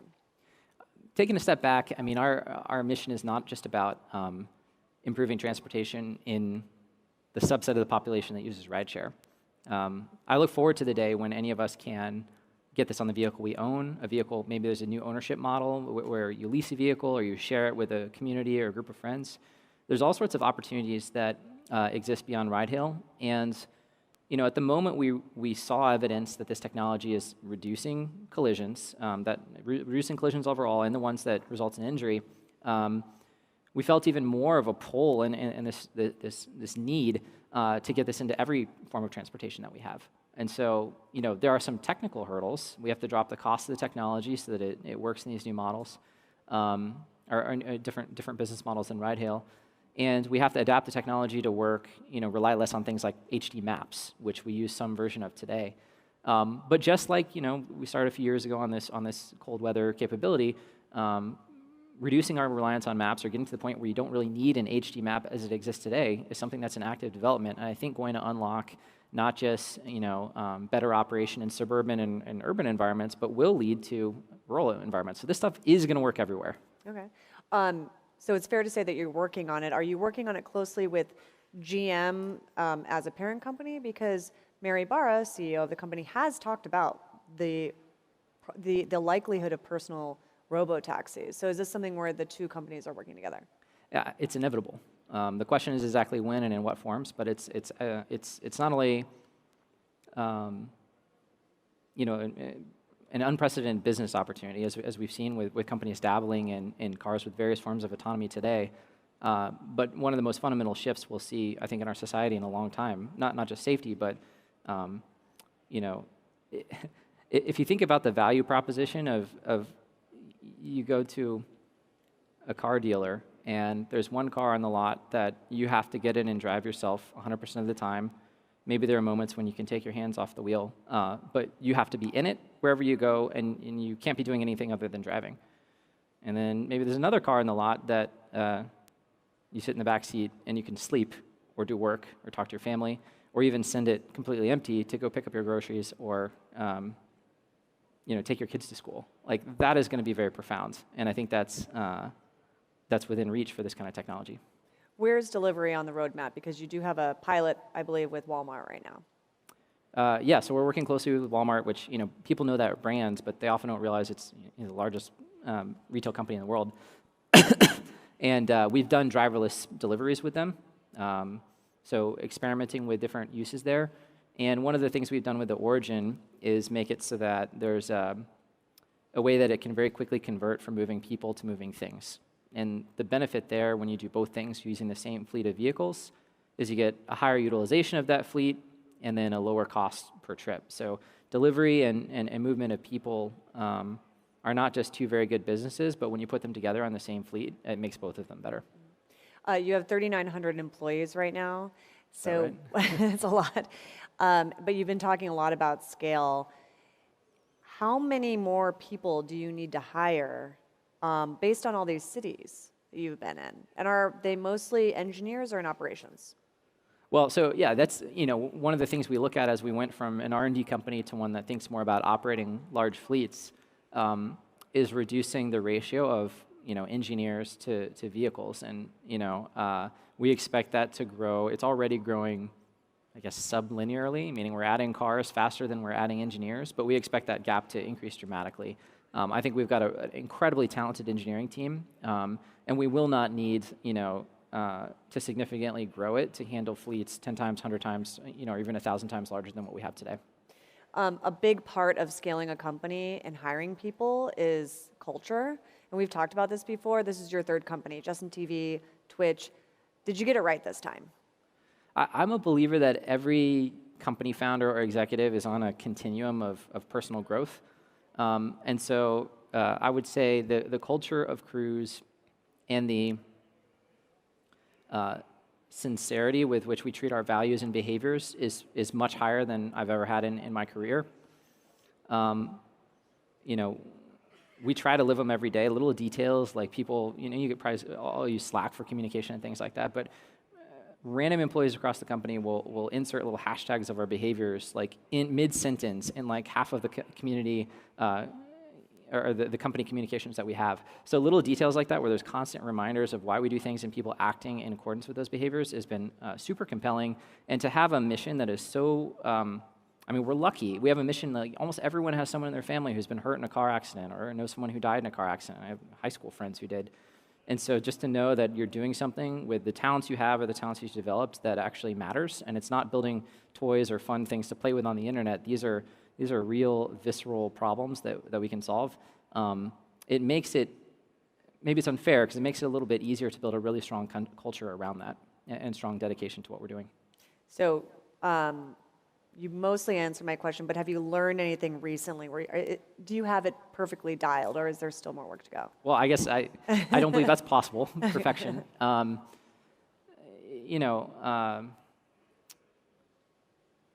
have a long list of improvements I like to make, both for myself, other leaders, and how we run the company and in the culture. Where do we start? I think one of the things that we're particularly bad at, as you mentioned, we had dozen announcements, big announcements in the last few months. We're so accustomed to that, and we're so driven and heads down and focused on the next thing that we never take time to sit back and actually appreciate what we have accomplished. I think one of the most important things for anyone working on a team is to feel that after you put your blood, sweat, and tears into a project or a deliverable and you hit it, you gotta feel rewarded for that. And I wish we did more of that. We're working to do more of it, but it's hard when you're moving fast to also take a step back and be deeply appreciative for the effort that everyone did put into getting to where we are. Right. Well, thank you so much, Kyle, for joining us. Thank you for everyone for sticking around. Thanks for Kyle. Appreciate it.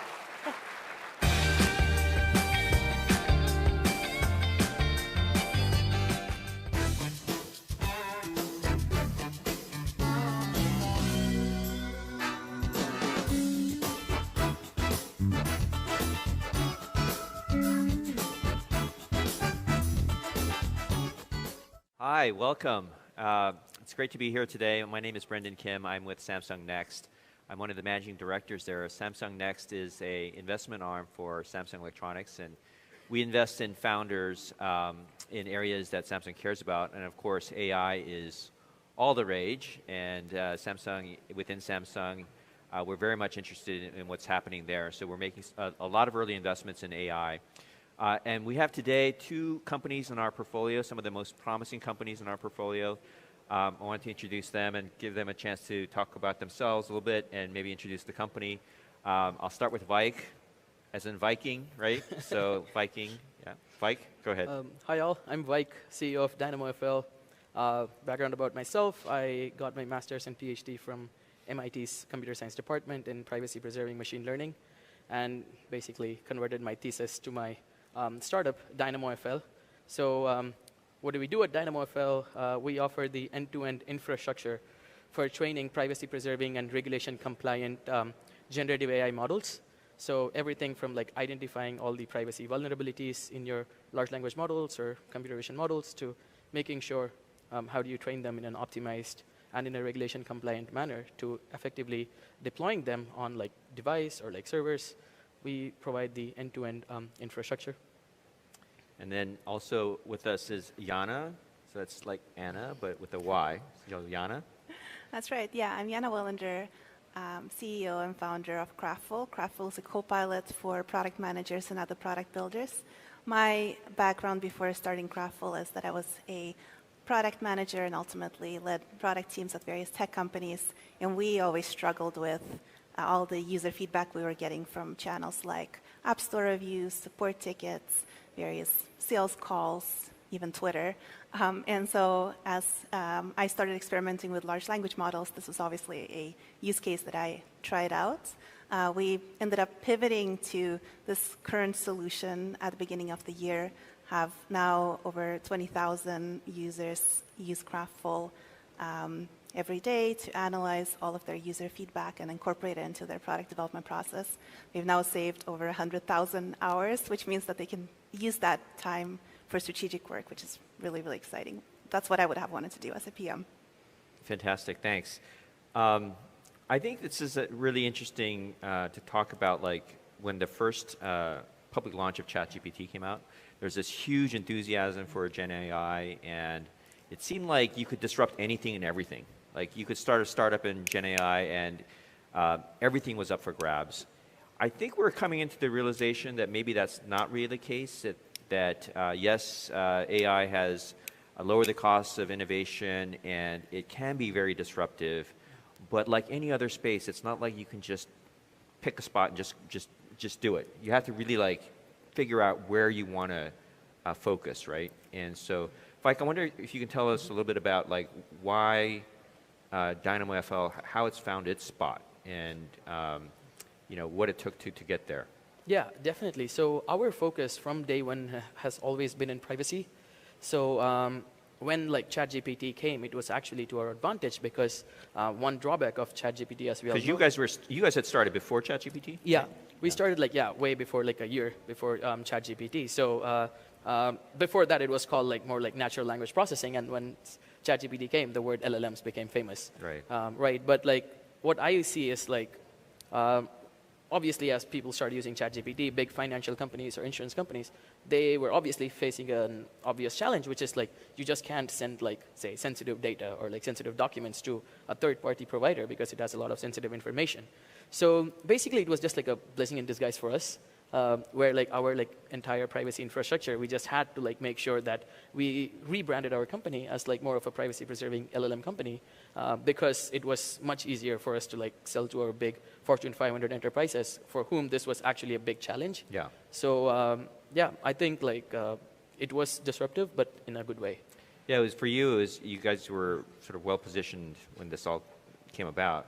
For Jana, you weren't. You had to like pivot yourself into this, right? So what was your thought process in like picking that spot, picking the spot around where you're operating? Yeah, absolutely. So we're building a different solution for product managers and product builders back then.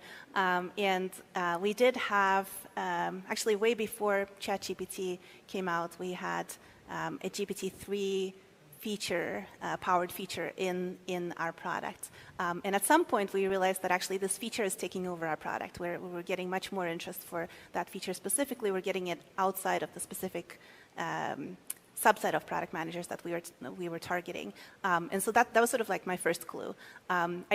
Even though it's a problem that I've experienced myself as a product manager, I still went out and validated it before doubling down on it. So I went to a conference around the same time last year. There's the Masters of Scale Summit invite-only conference. It's a good audience to target, and I was basically just introduce myself and be like, I'm Jana, CEO of Craftful, we do this. And then I would listen for feedback to see what am I getting, what kind of feedback am I getting from product builders, what sort of like solutions would they want to see built with this, right? Like they assumed we were already that pivoted product at that point. And so I kind of leveraged that to be our positioning, to be that initial feature set that we pivoted with, and then we went from there. That was sort of like our starting point. And was that like a natural pivot for you, or because sometimes when you pivot, you're like, you don't want to leave the other stuff behind, right? You want to cling to what you know, what you started with, and it can be hard sometimes to let all that go and grab something that you think might be it, but you're not quite sure yet either, right? Yeah. I think it just took off so incredibly fast that none of us on the team had any time to just reflect on it. We changed our positioning, started building this new feature set, and while we're doing that, people were organically just signing up via Twitter, just like following along, like I would, tweet random tweets about non-alcoholic beer, and people would come and start signing up for our product just because they saw what our landing page said. So we never really had a chance to think about what we're leaving behind, because we just felt this pull towards where we're going. You were getting a lot of pull, and so you knew that was where you need to run. Yeah. That's fantastic. One of the things that struck me, Vike, is you're talking about privacy, and when you enter a hype cycle like an AI, you tend to want to adopt all the language of that hype cycle, and everybody that used to be something else is now an AI company. Everybody that used to be something else is now a privacy company. Everybody that used to be something else is now some kind of data proprietary data company, right? So as you mentioned, you kind of changed your language a bit, right? And so. What did you have to watch out for? What did you do right, and what do you feel like maybe you didn't do right, or what do you have to watch for? Yeah, I to answer that question specifically, I think what we did right was to make sure that, like, say for example, our landing page, we just literally had to say that this is the ultimate infrastructure for training privacy-preserving large language models. We would identify all your privacy issues, and it's also the market which I think played a key role, because someone like a Bloomberg, when they released their Bloomberg GPT, what we saw was they highlighted that, yes, we are not releasing the model. The main reason being that people can extract sensitive PIIs or information from this model. So we didn't even have to do that publicity. We had companies who were openly accepting that there are so many privacy vulnerabilities. So all we had to do was we wrote blogs saying that how you can extract information from, say, ChatGPT or other kind of language models. And so basically, from projecting ourselves as an machine learning optimization with privacy company, it was more privacy and regulation compliance. And yeah, we just had to literally brand ourselves that way. And literally in 3 weeks, we were able to get our Series A done. So see, the timing was perfect. The timing was perfect for your round as well. Yeah, and I think it's basically we just got to know what the market people wanted, and we were early enough to position ourselves and rebrand ourselves in a way which we knew that this is a software which big Fortune 100 companies, 500s are definitely going to use. Yeah. And Jana, for you, when you sort of did this pivot, were there any raised eyebrows? Wait, Kraftful is doing that now? That wasn't quite what you were talking about before. And so how did you kind of manage that process?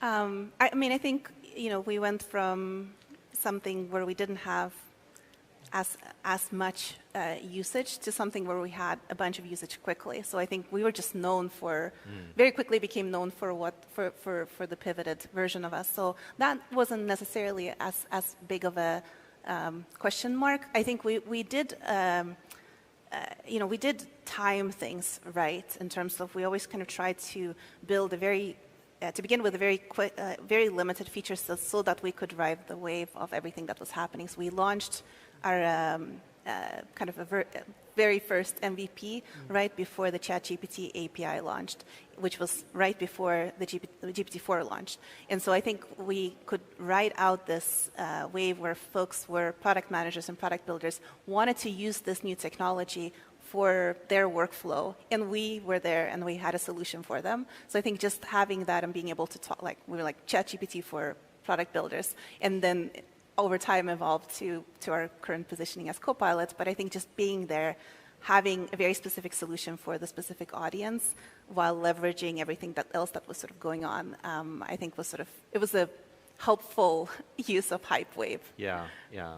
Do either of you have any thoughts about like, you have all these buzzwords, right? And do you just slap everything on and see what sticks?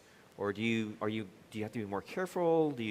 How do you find a balance?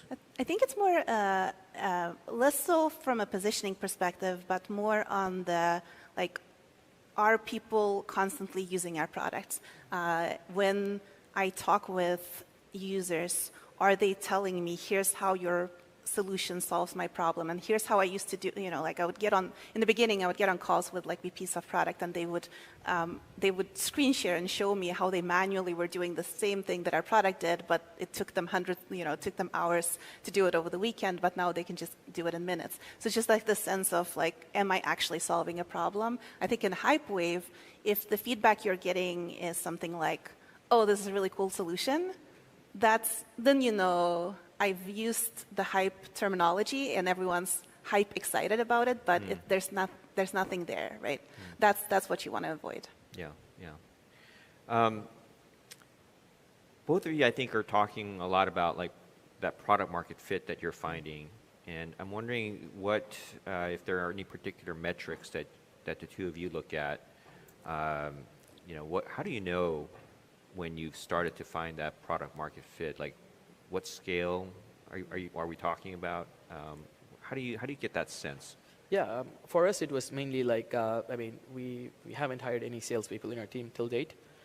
It's all been like inbound from like we're talking about like some of the topmost like consulting companies, finance companies, insurance companies. So I feel that like that is what showed us that okay, we've actually hit product market fit, because even without any like marketing, we were getting inbound interest from like the CXOs and like the VPs from these like big like Fortune 50, Fortune 100 companies.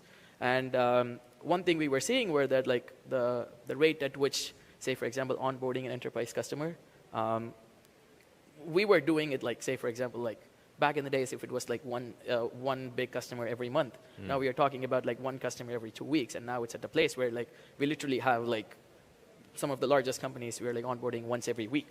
So I think that is when we realized we've hit product market fit, because this has become such a key problem, without which like literally organizations cannot deploy any generative AI applications. So I think that's the moment we realized that PMF is hit. How about for you, Jana? What's Yeah, so we primarily look at adoption and stickiness and churn as our kind of key. Obviously, we don't have any like natural virality in our product, so it's been looking at when people come to our landing page, do they instantly want to use the product, right? Are they signing up? And are they inviting the rest of their team? That's sort of like how many invites are our users sending along? And then kind of the key piece is, are they using us, every day or every week whenever their like cycles make sense for their product building?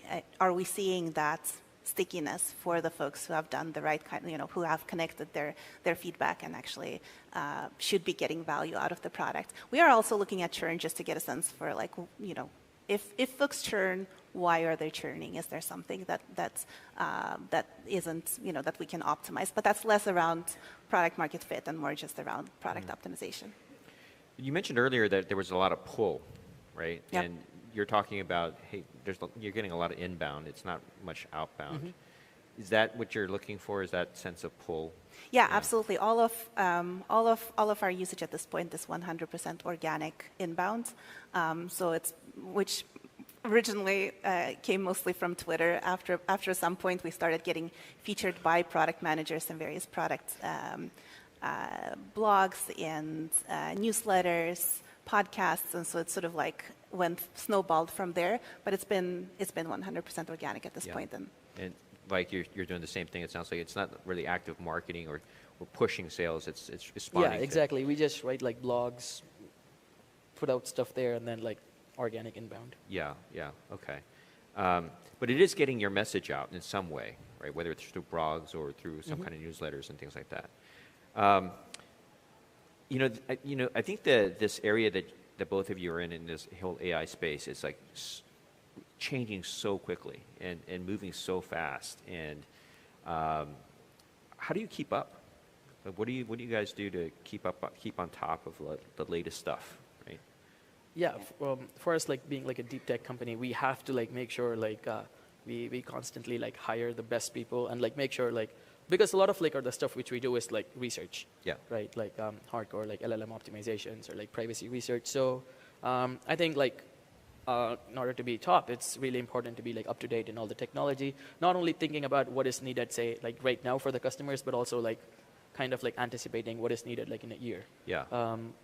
So for you, like I mean, privacy is such a well-known issue, especially for enterprises, that it seems like everybody says that they can protect data and make things private, right? So how do you keep above the noise and like, you know? I mean, again, like this is what we say, right? Like this is not something which we just came up with in the last like, say year, like, or like last like 6 months once ChatGPT became famous, right?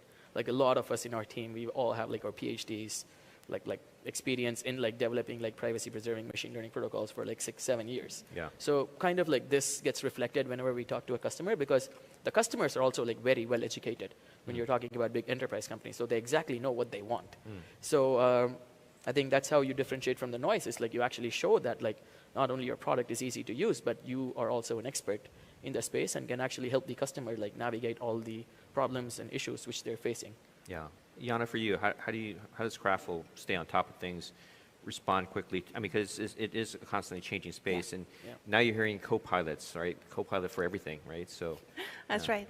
Yeah, I mean, I think the technology is changing really rapidly, and I think there's just a lot of confusion in the space generally.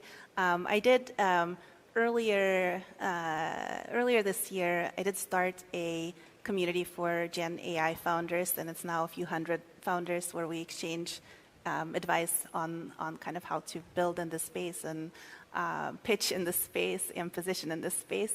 So that's been incredibly valuable. We're a Y Combinator company, and I think obviously normally we just lean on the Y Combinator network. When I started the Gen AI community, that was in the very beginning of this. By now, a bunch of YC companies are in the same space, so now I feel like I'm getting as much information from both of those founder communities. I would say that's been a really big part for staying up to date, is just talking with founders that are all building in this space and are experimenting. For example, at one point earlier this year, we hit the limit. We outgrew GPT-4 because we just had too much data that we were sending in, and the token per limit was limiting how much data we could send in and analyze per day. And so I went out to my network and started asking kind of like, has anyone come across this? And actually there was a certain rite of passage, like there wasn't a whole lot of folks who had this problem. And this is not because we had so many users back then, we just had so much data. Yeah. And I got really great advice from the community in terms of, have you tried different things? I wanted to just follow up on that. This might end up being the last question, but you're getting a lot of thoughts from the community. Everybody seems to be an expert in AI these days, and so they're all bombarding you with, hey, try this, try that. I used to be a blockchain investor a couple of years ago, and now I'm an AI investor, right? So how do you manage that kind of feedback, and as a builder, what kinds of advice do you look for? What kinds of advice do you think, not so much?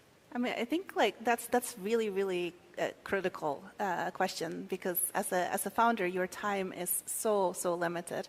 As a founder at a fast-growing company, your time is incredibly limited. You just have a second to think about everything, basically. So you have to think about, what's the problem that I'm trying to figure out, and who is the best person in my network. So be focused. Exactly. Right? Yeah. Like, you don't want to listen to everyone. Yeah. And even as I go out to the the Gen AI community, I'm looking at who's building these kind of LLM applications, who've had scale, So be focused and be targeted about what you're looking for. How about you, Vike? I think like listen to the customer. So the customer like demands, like at the end of the day, you're building a business, and like forget the investors, forget the advice. Yeah, just customers. Like focus on the customers customers, put them first. Make sure you're always like available for them, and just like focus on their problems. Yeah. Well, 20 minutes went by really fast. So I really want to thank everybody here for attending, and to TechCrunch for putting all this together. To Vike and Jana, thank you so much. We really appreciate your time here. Thank you. Yeah. Thank you all for having us.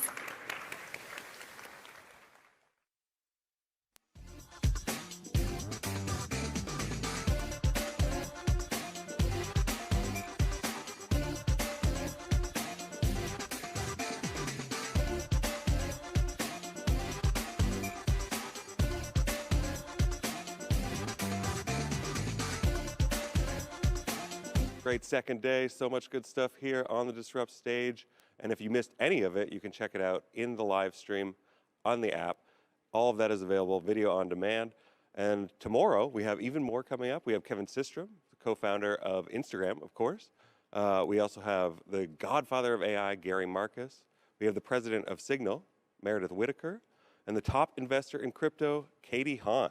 And of course, we have the grand finale of the Startup Battlefield competition, which is what you're all here for. So please join us back. That all kicks off at 10 a.m. tomorrow. Thanks.